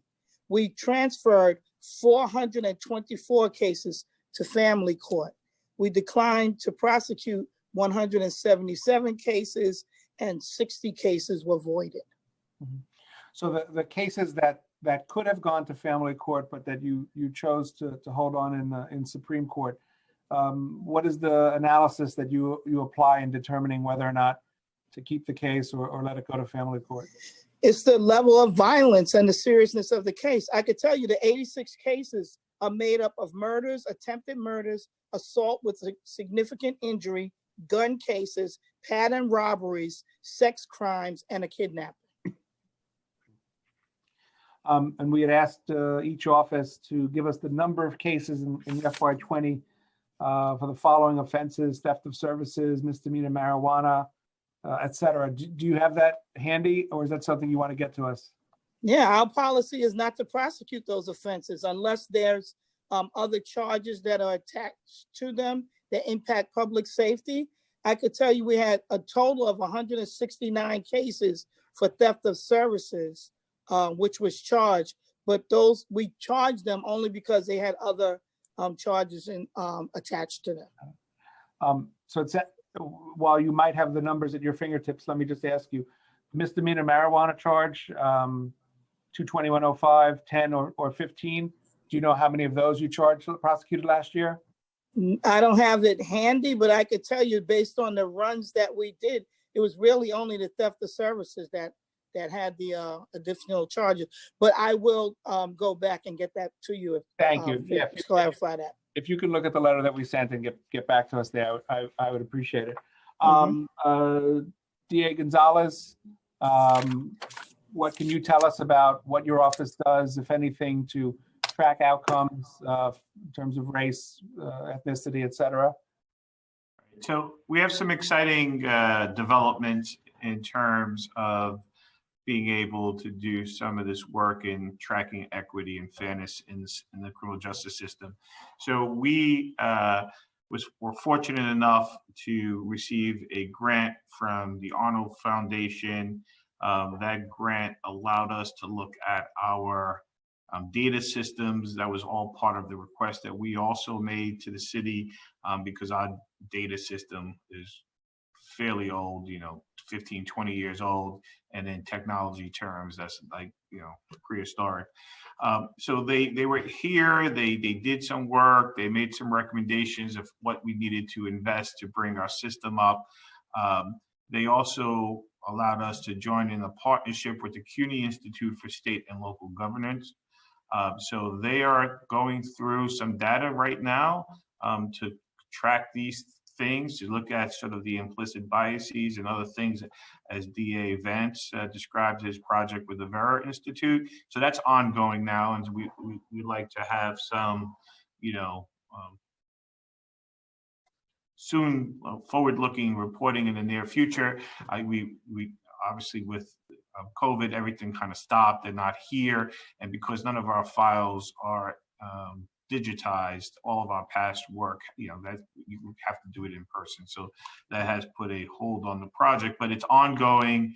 The grant money made that possible to get that ongoing, and so I'm really excited about that. We've also were able to bring on a research director very recently.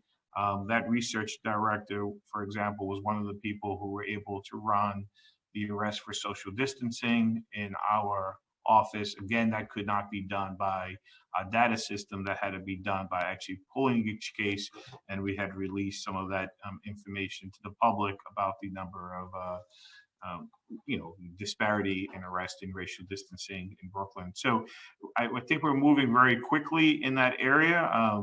We also have a program happening with NYU that's looking at some of our diversion programs, in particular looking at diversion programs that are deal with people charged with violent crime, and they're looking at that for the terms of effectiveness and fairness in the process. And so that report also will be ongoing. So we have that. We also look at our Reset program and CLEAR programs, and the overwhelming majority of the participants in those programs that get arrested, get a DAT, and are eligible for those programs come from communities of color.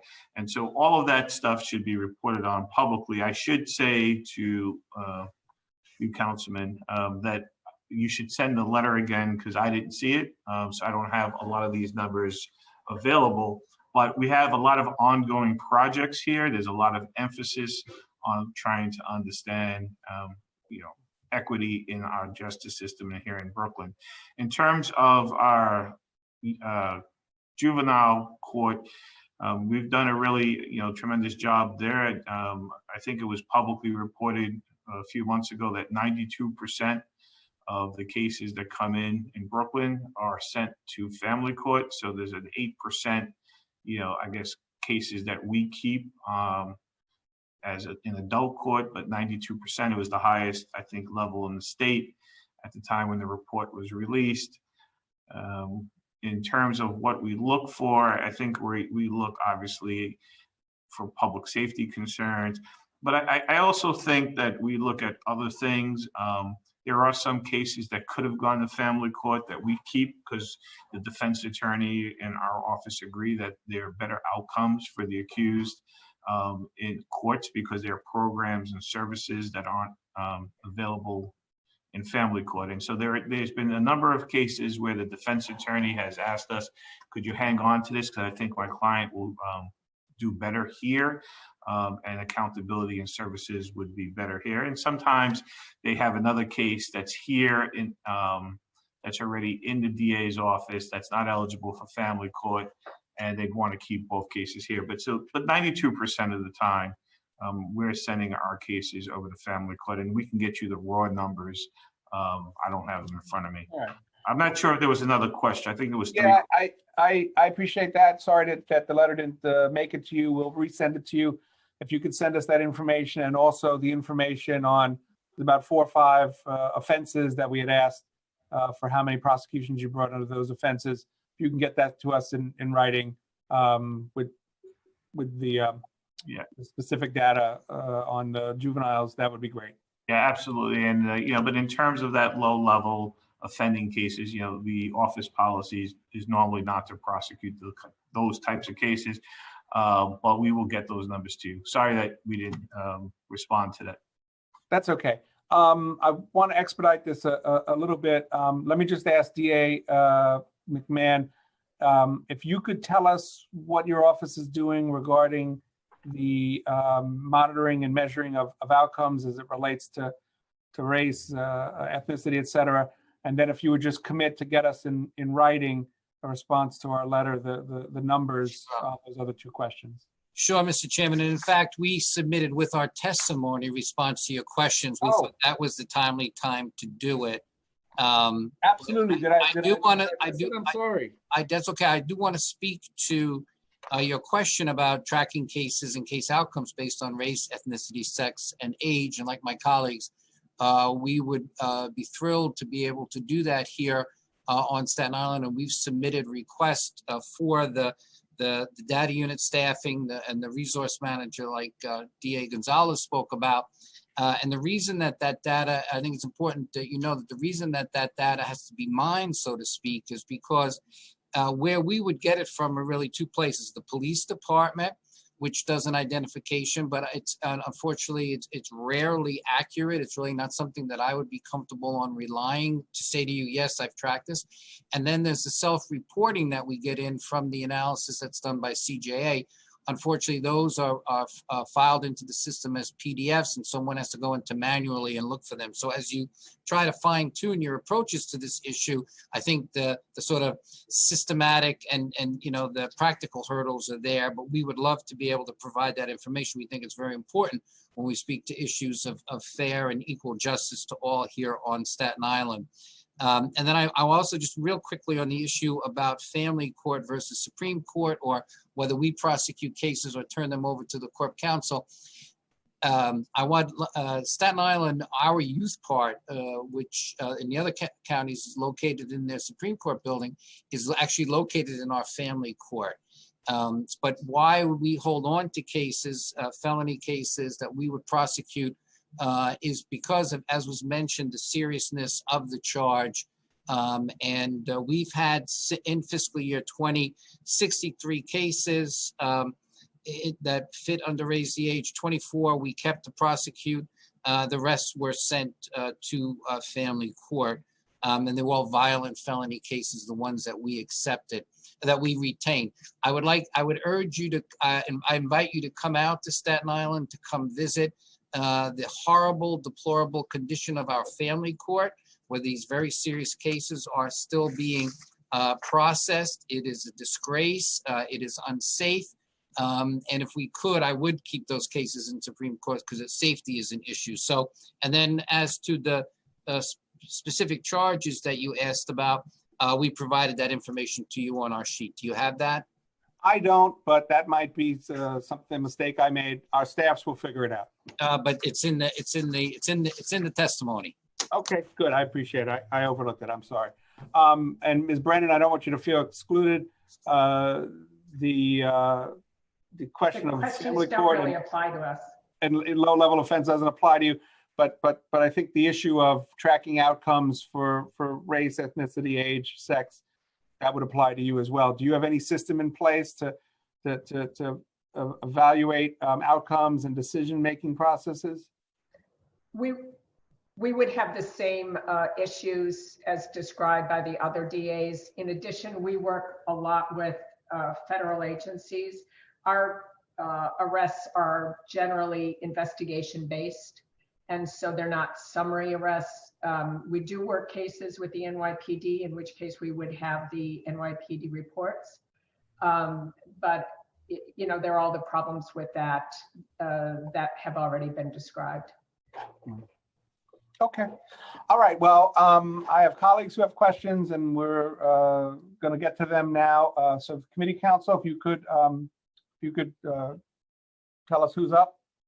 Absolutely. We have questions from Councilmember Rosenthal. And time will start now. Great, thank you very much. And boy, is it a pleasure to see all of you. We really appreciate your work. I have 4 questions actually, as it has to do with domestic violence and what you're seeing during the pandemic. The first question came up at a hearing we had the other day with the NYPD and the city's office to end gender and domestic and gender women and gender violence. And what came up was the sheriff talking about how orders of protection have been extended, I guess, until, indefinitely. And he was saying that not all DAs were abiding by those orders of protection. Now, he was saying that that included upstate as well. So I'm not sure if he was referring to New York City, and that's why I'm asking the question here. Have you been, am I accurate in saying that all orders of protection have been extended through the pandemic? And has that been something that you've been able to enforce? Councilmember, good afternoon. Cy Vance, I was unmuted, so I'm going to jump in. I think the answer to your question is yes, we are in fact very actively reaching out to victims of domestic violence and who have orders of protection protecting them. I think it's one of the ways, in fact, in this pandemic period that we can do a lot of work virtually and maintain a lot of contact with survivors who have this need. So I'm not aware of the problem that you are alluding to in our office, but I'm very much aware that our witness aid services and our lawyers are constantly engaged in outreach. Okay.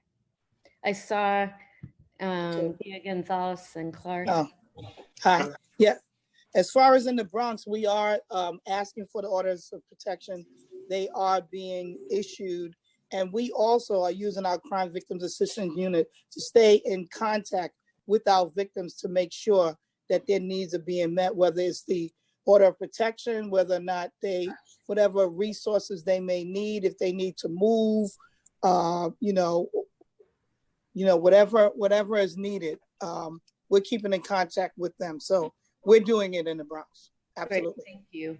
We also are extending them, and as we're extending them, making sure that they have all the resources they need. And every time we plea, or every time we look at releasing people as well during this pandemic, we would reach out to the victims, make sure they knew that there has been an application for their release, and see whether or not they thought that there was still a serious threat by the individual. In our Queens courts, the orders of protections have been automatically extended, and we have been an advocate for them to be automatically extended. And it also gives me an opportunity, if I can, Councilmember Rosenthal, to talk. I heard at the beginning of the hearing, Chair Landsman was asking about the domestic violence program that we have here. We have a strategic threat alert team, and it has been extremely active. And what that does is once a complaint is filed, or once they go into the Family Justice Center, we have an algorithm which tells us which victims may need more help, may need their sort of a path to filing the complaint, making sure that we are getting them services. And I believe this program has literally saved lives. And in the meantime, we knew that it was underreported during this pandemic. We have created a hotline here at the Queens DA's office. Someone answers 24/7. They are asked to call 911 if it is truly an emergency, to please hang up, call 911. If not, they can ask to speak to either an ADA or to Safe Horizon, so they can just get services if they don't want to file a complaint. Yeah, got it. Thanks. All right, so Councilmember, I think the conversation that you were probably referring to deals with, so it sounds like all the DA's office, including the Brooklyn DA's office, are automatically extending.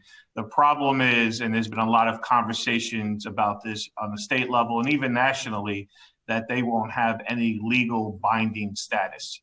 Time's expired. Chairs, may I have an extension?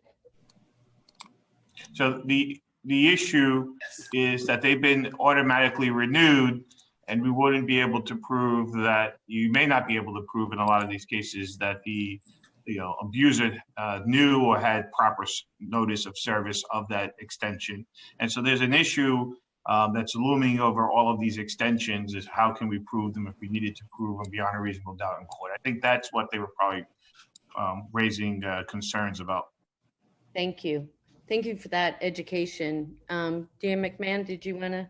Yeah, I was going to say exactly what DA Gonzalez said, that the issue that has come up is having service of the extension.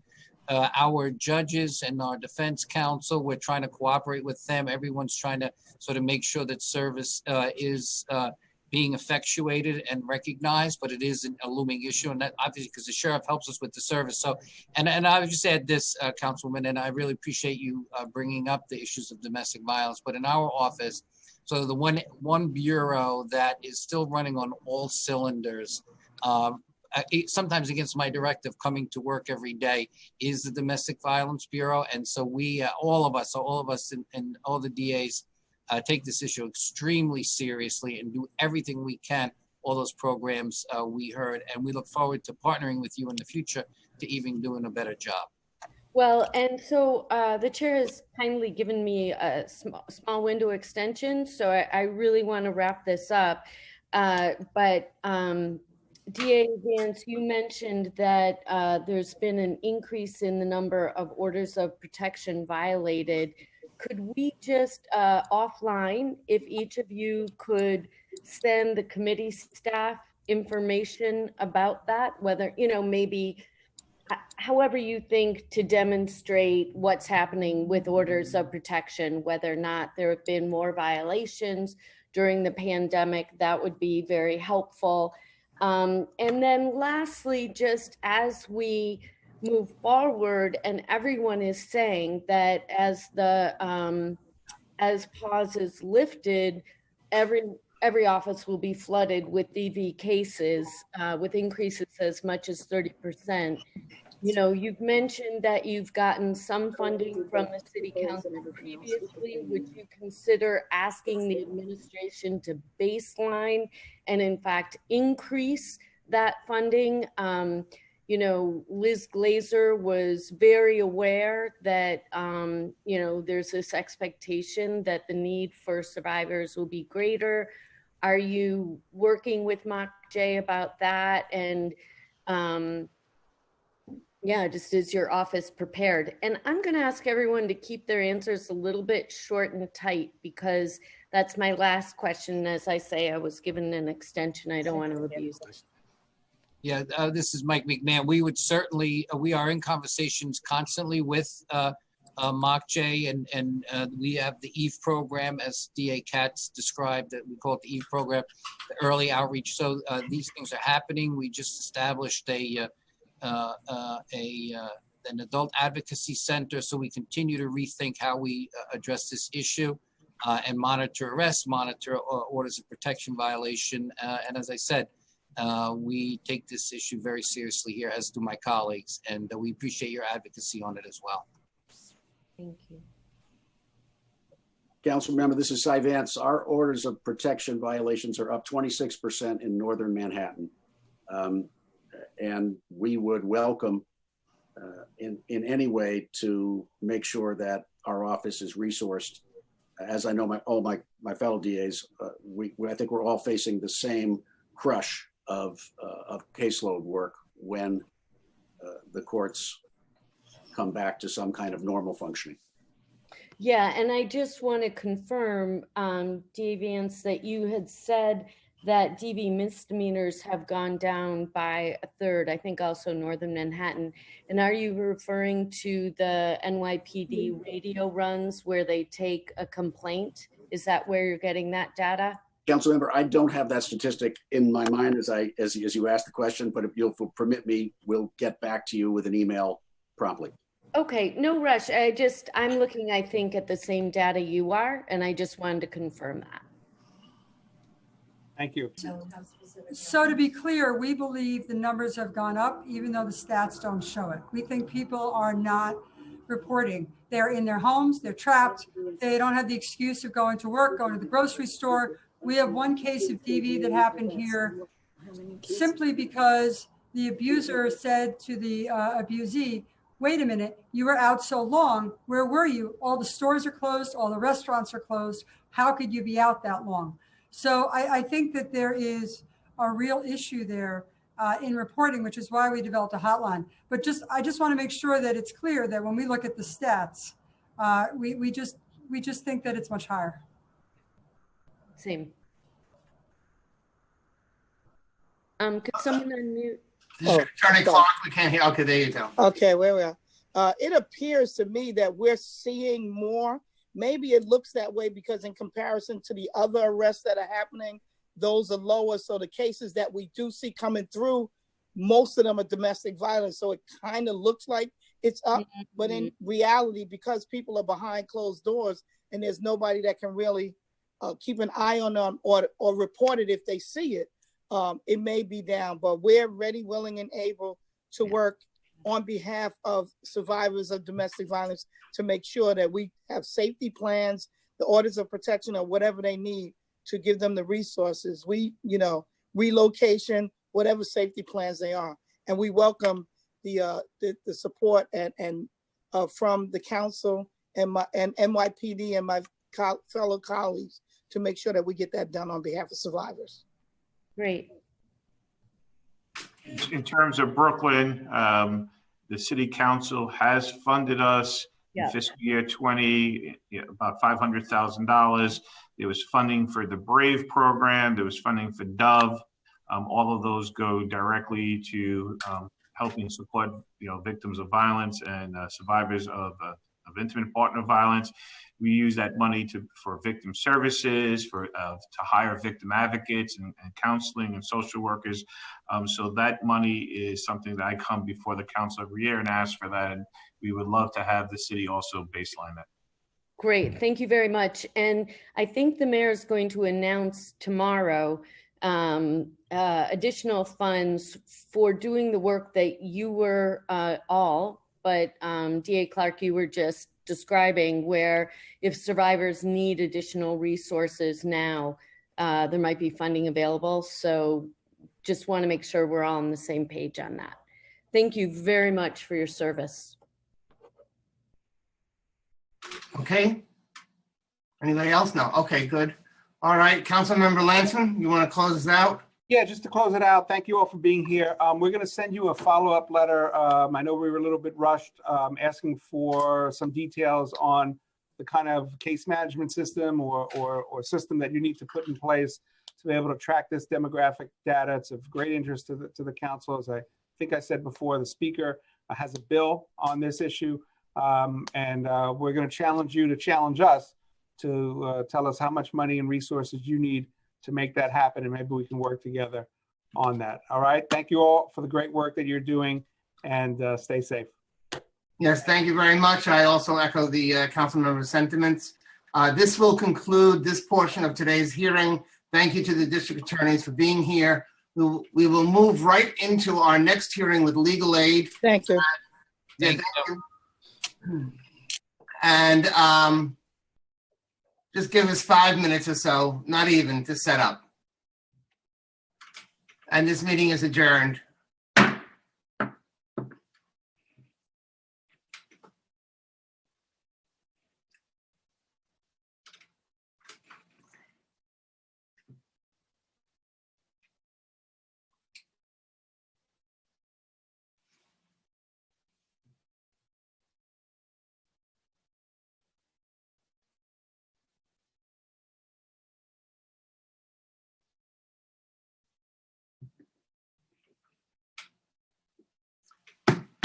Okay, I think we are ready to go.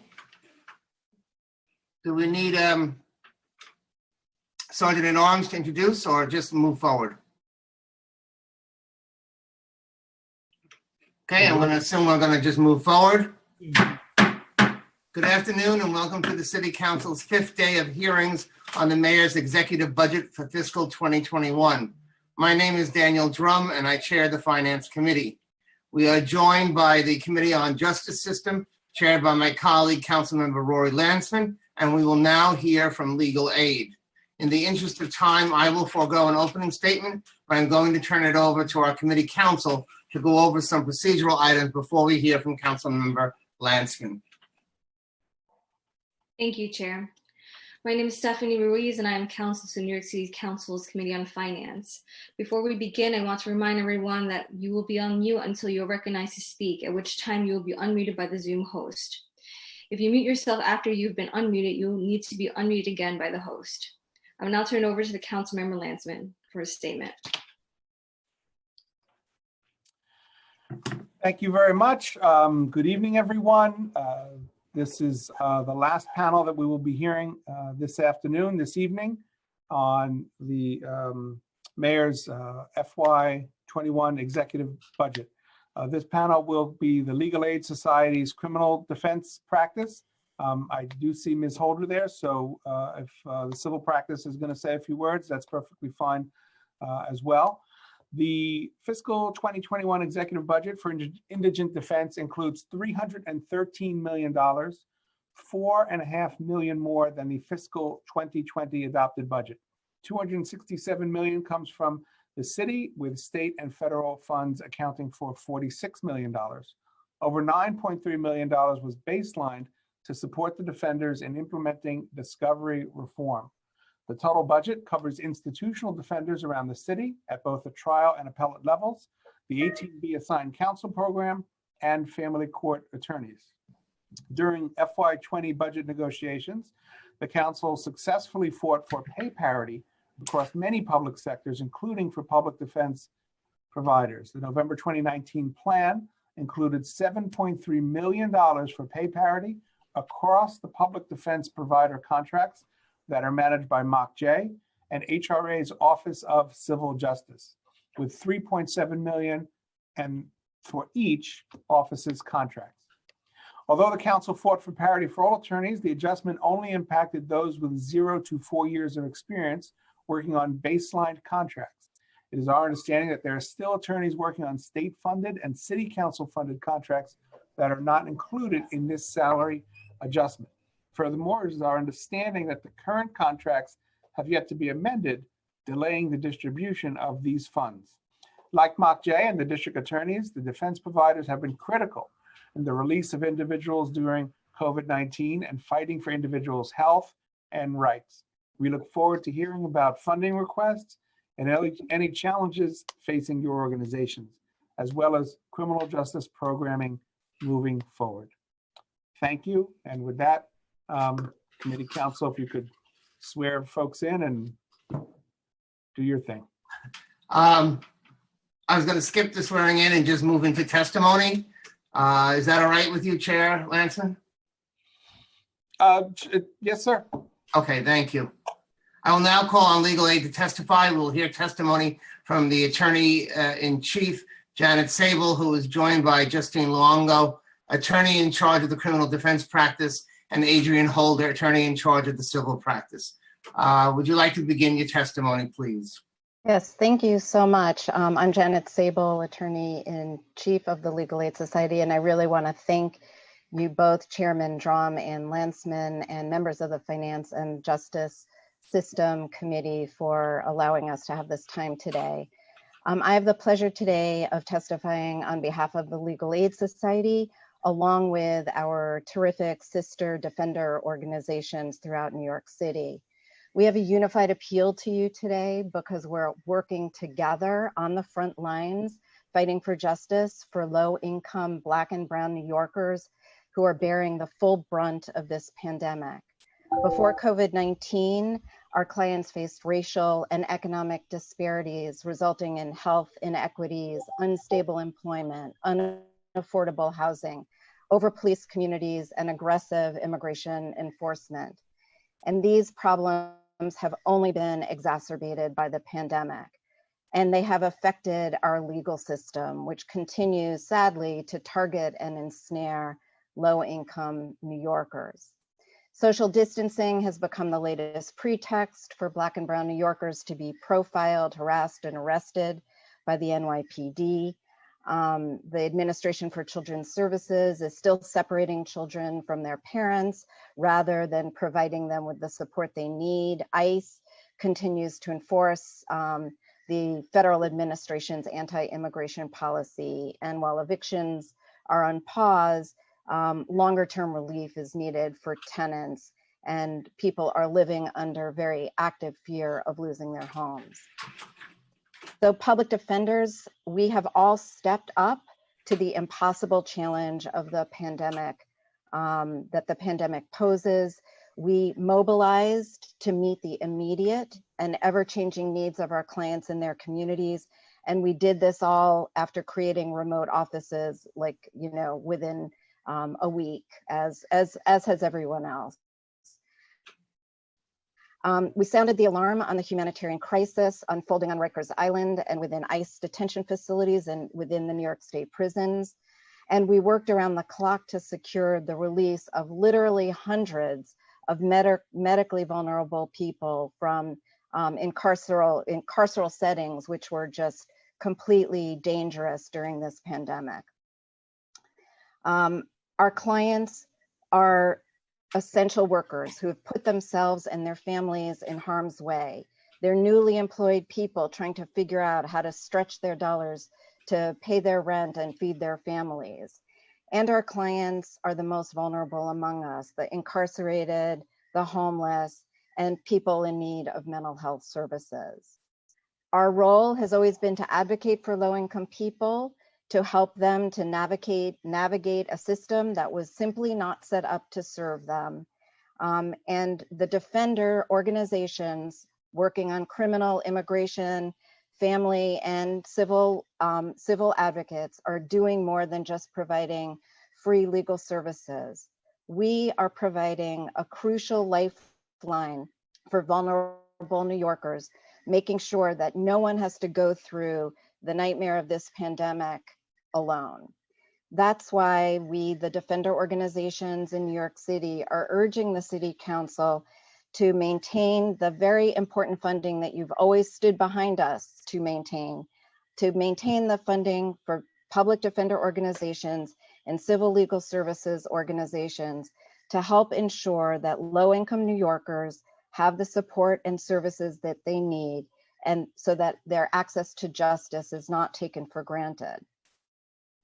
And when we speak about keeping the need for funding intact, we know that this comes at a very hard time, but we are the front line for so many of the most vulnerable New Yorkers, and it is just imperative that we be able to maintain our frontline role for them. And this extends, thank you, Chair Landsman, for mentioning the parity work that you all supported, because it really does extend to the need for maintaining the parity funding that we got from the city last year, which we have not yet received, I will just point out. But it means maintaining at least that funding so that we can go forward. Our contracts, our organizations have all built that funding into our salary structure, and our staff, our junior lawyers are counting on that money as we face this pandemic and huge additional COVID-19 related expenses.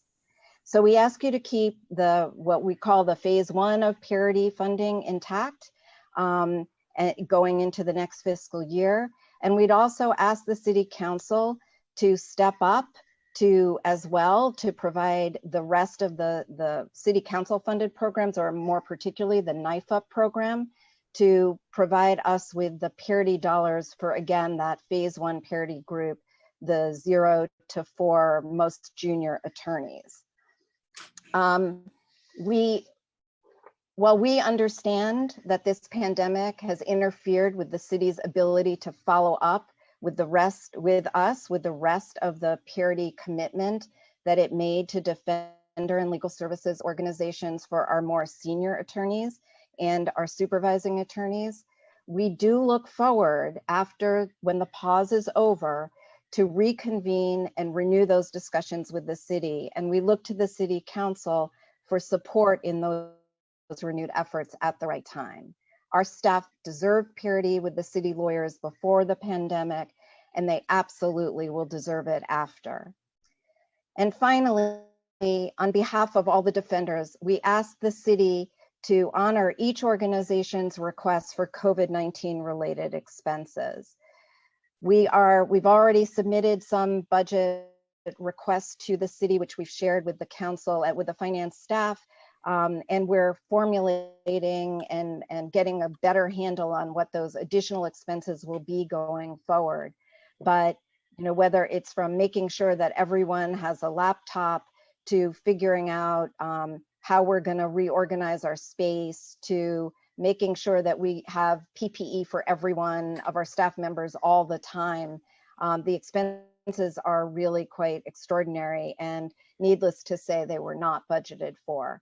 So we really hope that you will respect and help to honor those requests and get whatever federal dollars are available to then pass on to us, because we need to do right by our staff and by our clients to make sure that we set up really safe and healthy work environments so that our staff are ready, willing, and able to assist vulnerable New Yorkers.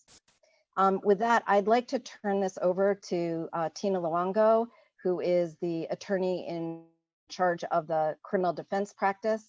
And then after Tina, Adrian Holder will speak about our civil work. I think Tina's still on mute. Okay. Hi, everybody, and thank you very much, Janet. Thank you, Chairman Drum, Chairman Landsman, and hello, everybody. It is good to see everybody, even if it is in this forum. We've come to the council as public defenders many, many times boasting about the incredible work of our staff, but I'm going to share that never in my time since 2002, and certainly not as the attorney in charge of this practice, have I ever been more proud of the staff of Legal Aid Society, but also our sister organizations. I mean, literally around the clock. And when we say this, we mean around the clock. There are people drafting writs for city, but also for people who are convicted of crimes upstate and in prison to try to get them out. There are strategies in figuring out how to activate hotlines to answer the calls that came in from family members and from Rikers and from upstate prisons begging for help. There are social workers and investigators trying to figure out how to still connect to these communities we serve while still not being able to connect in the ways in which we do. You know, public defenders are proximate people. We want to be near our clients. And so it really, to the bone, disturbs us that we cannot and have to act in a remote way. And so when you think about arraignments and moving to a remote arraignment system, just the magnitude of that alone, but also the feeling that that brought for our lawyers, who, by the way, as I read the stats, in every borough, arraignments are going in some cases until 2:30, 2:45 in the morning. And that's driven by us wanting to be again with our client. And so it's never more evident, I hope, certainly not to us, and I hope not to all of you, that we are literally there for our clients every step of the way. Since Janet talked about funding, I wanted to sort of take a moment to actually talk a little bit about a big fear we have, which is that the suspension of the CPL by the executive order of the governor has really created an issue that as a city and as a state we have to grapple with. While we are fighting to get our clients out of Rikers and upstate prisons, the fact remains that many are still in and still are facing the health issues surrounding that. But more importantly, their due process has been suspended. And while, yes, the prosecutors talked a little bit about the prelims that they're doing, by and large, we have suspended almost all of the ways in which due process gets our clients a hearing in front of a judge where we can make an application for a client's release. The fact is that's only 35 preliminary hearings of that over 300 backlogged cases for clients who are incarcerated have actually taken place as of today. And all of them are remote. Fact also remains that all of our out clients' cases have been absolutely adjourned. And I hear when Councilmember Rosenthal talks about sort of being concerned about domestic violence, that of course we have to worry about everybody's safety. But I also want to sort of raise the counterbalance to that, which is that the contempt, I sort of want to posit this, that the increase in the criminal contempt matters is not associated with a further allegation of violence, but that they're contempt cases because we have locked in people into requiring a pause with very little places for people to go for safe shelter. And when we talk about the overcriminalization of Black and brown families with domestic violence cases and using the criminal justice system instead of the mental health and family therapy systems, this is what we have. And so I worry about that. I actually worry about orders of protection getting unilaterally extended and breaking apart families when we talk about separating families. So I worry, and my sister defender leaders worry always about the idea that we are simply creating a backlog of out cases that's more than just backlog. It's about the collateral damage, the not being able to reunite with your family, the suspension of a job when you get arrested for something, and now you can't go back because you can't resolve that matter or dismiss it. So all to say this, we're going to be there long past COVID, and we are going to continue to press for justice. And obviously, our staff want back in court. But again, this city should be mindful that we have got to return to court when it is safe to do so and when there is a plan to do so. And I ask this city council to be mindful as we sort of look to reintegrating into our court systems, that you play a leadership role in ensuring that OCA does that in a safe way for everybody. Us, the district attorneys, the court staff, and more importantly, the people that have to come to that court to get justice. I thank you for your time. Thank you very much, Ms. Holder.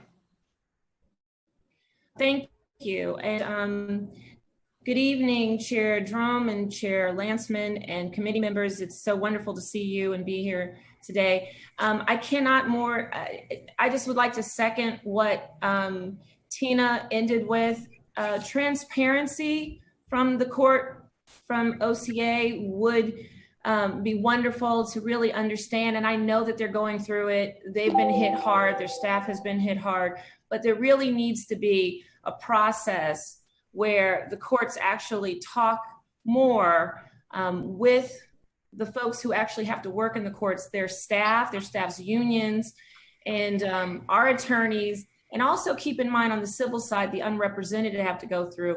We really need to really figure out what we're going to do, because this pause, whenever the pause is over, we all know that what we're going to have to live with in terms of dealing with COVID-19 and this pandemic, it's going to last more than just a few more weeks or even a few more months. It'll probably be for the next year or so. And we really need to work together and in collaboration and really figure out how best we're going to do that. So I'm, again, Adrienne Holder. I'm the attorney in charge of the civil practice. I'm very happy to be here with you all this evening. Just wanted to just highlight a few things on the civil practice side. You know, while a lot of individuals and organizations can and have spoken about the disproportionate impact of the pandemic on communities of color and low-income communities, we actually, at the Legal Aid Society, represent those individuals in the communities hardest hits. We are on the front lines and we're there as first responders. And together with our partners, the Bronx Defenders and Brooklyn Defender Services, the Legal Aid Society has continued to fight on behalf of New York City's immigrants. And we have advocated strongly to ensure the safety of our immigrant clients held in detention following the rapid spread of infection through many detention facilities in New Jersey and in upstate New York. We sounded alarm that those detention centers were ill-equipped to navigate the highly infectious disease and took immediate action. And since mid-March, together with our NIFA partners, the Bronx Defenders and Brooklyn Defender Services, we've successfully secured the release of more than 150 individual immigrants held in immigration and customs enforcement detention through individual and group habeas petitions, winning bond hearings and directly advocating with ICE. Tomorrow, our immigration law unit and our partners will testify about the impact of our comprehensive services. The Legal Aid Society rapidly responded to the housing and homelessness crisis exacerbated by the COVID-19 pandemic. We swiftly developed a new remote single point of access for clients seeking housing-related services.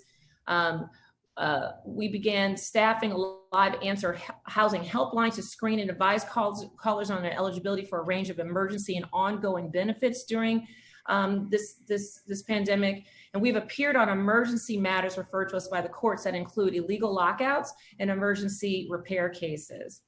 Moreover, we've been at the forefront of advocacy to provide homeless shelter residents and street homeless individuals with hotel isolation accommodation due to the risk inherent in congregate housing provided by the Department of Homeless Services. Following our most recent advocacy, DHS staff have made numerous changes to their procedures, including conducting follow-up interviews remotely and no longer discharging family units they find ineligible during the crisis. The Legal Aid Society has amplified our efforts to advise and train on key employment law issues. Given that this unprecedented public health crisis has brought our economy to a virtual halt with unemployment rates soaring through the roof, requests for services from our employment law unit have exploded as well.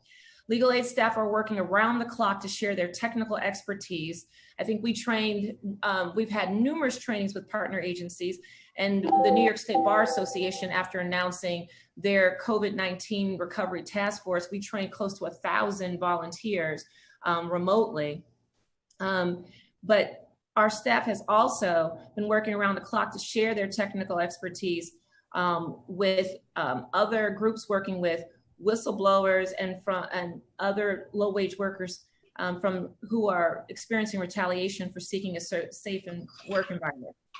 Increased health and safety standards we've been pushing for, including increased use of personal protective equipment, rules and requirements around testing and tracking, and identification of workers through misclassification as independent contractors, and even so much more.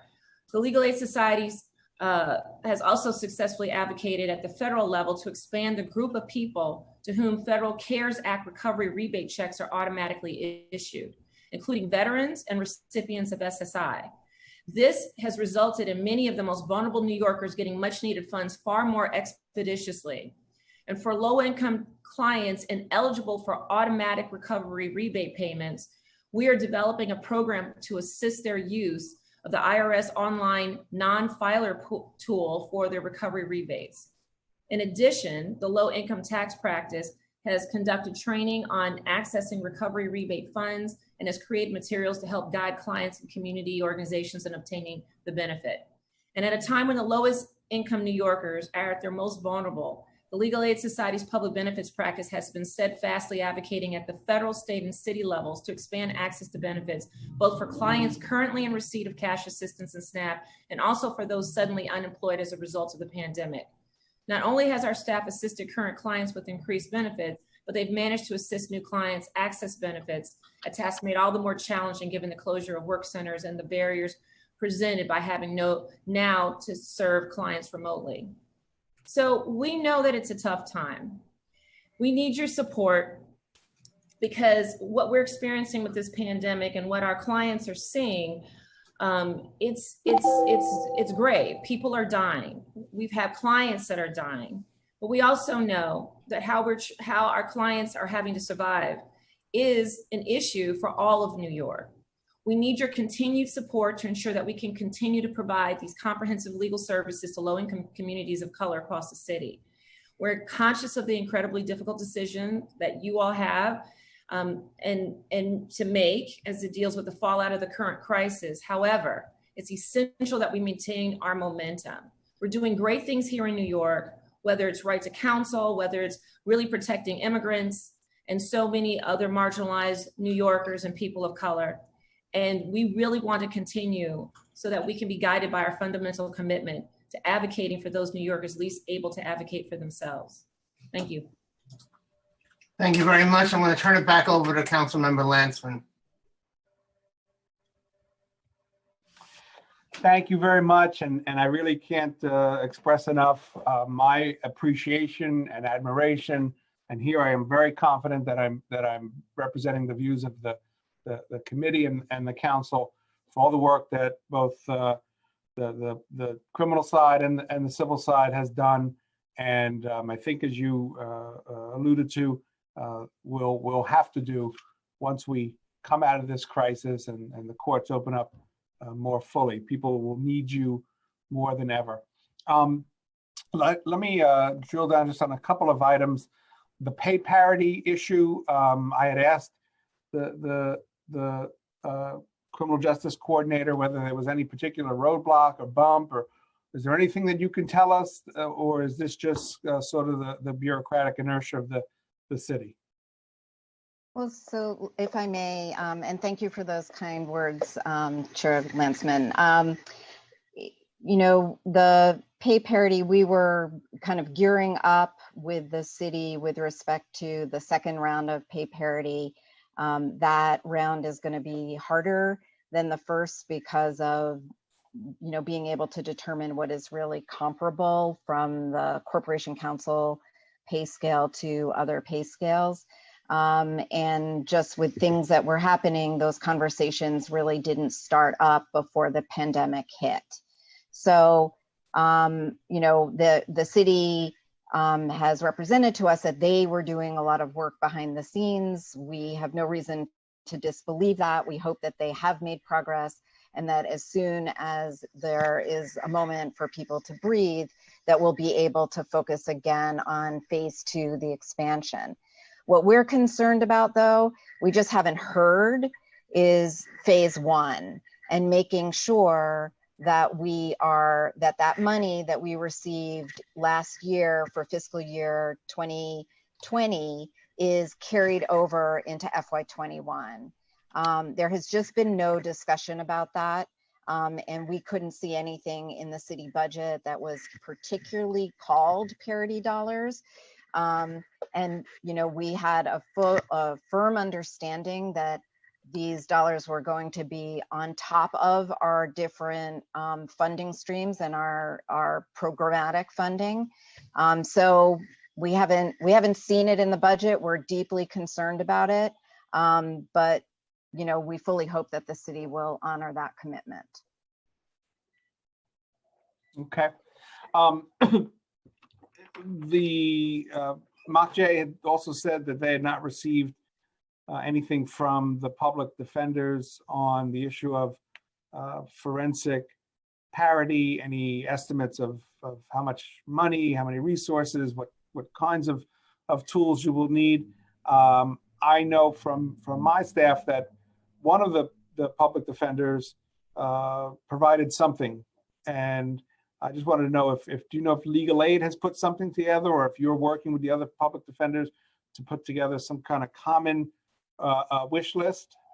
So obviously, based on, if you all recall, that we do have a digital forensics lab, both in our Manhattan office and our Bronx office, and have worked with the other defenders. So we have in our budgeting for FY21 for Legal Aid Society, I've continued that and have asked to be able to now increase that to other offices.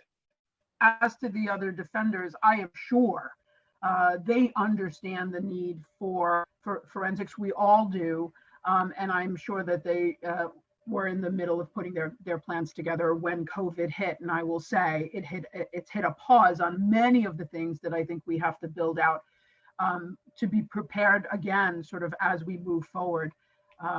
I think technology in and of itself, certainly, I think a big conversation and a big ask of the prosecutors to all of you was for more money for discovery. Clearly, we have asks going into 21 for discovery, the continuation.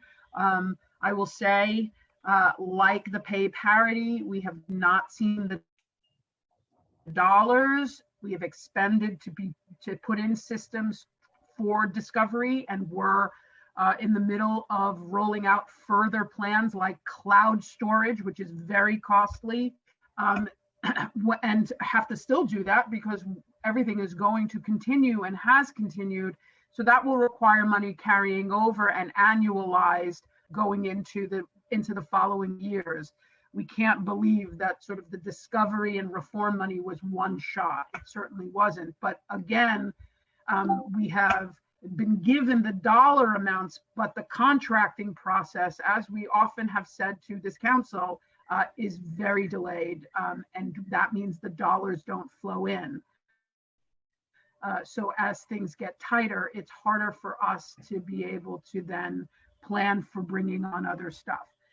All to say, I am sure the defenders, my colleagues, are watching and are noting to themselves to pull their plans together. But certainly, we thank you for continuing to remind everybody that this forensics technology is critically important.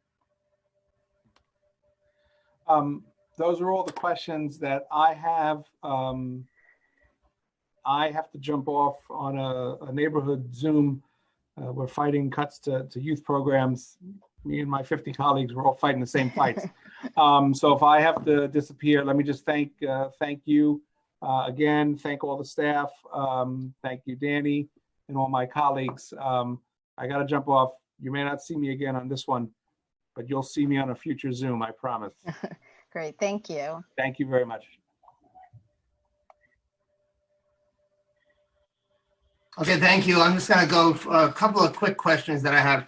I don't believe there are any other council member questions, so I think this will be it. Although COVID-19 is devastatingly negative, something positive that has occurred is that the city has seen a decrease in our jail population in the past 8 weeks that is greater than what we saw in all of last year, demonstrating that incarceration may not always be the answer. Are there any changes in the criminal justice system that the city is considering to pursue in fiscal 21 that you're aware of? I certainly hope. Breaking up a little bit. We recognize. Yes. Hey, how are you? Rich, you're breaking up. Can you hear me now? Yeah, we can hear you now. Sorry. Thank you. I certainly hope that this is a lesson that we can continue to decarcerate and do it very quickly.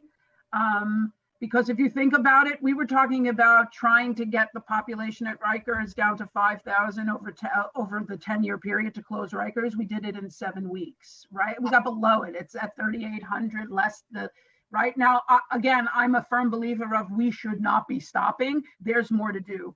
I think really looking at sentencing and city sentencing, certainly we have to, and of course,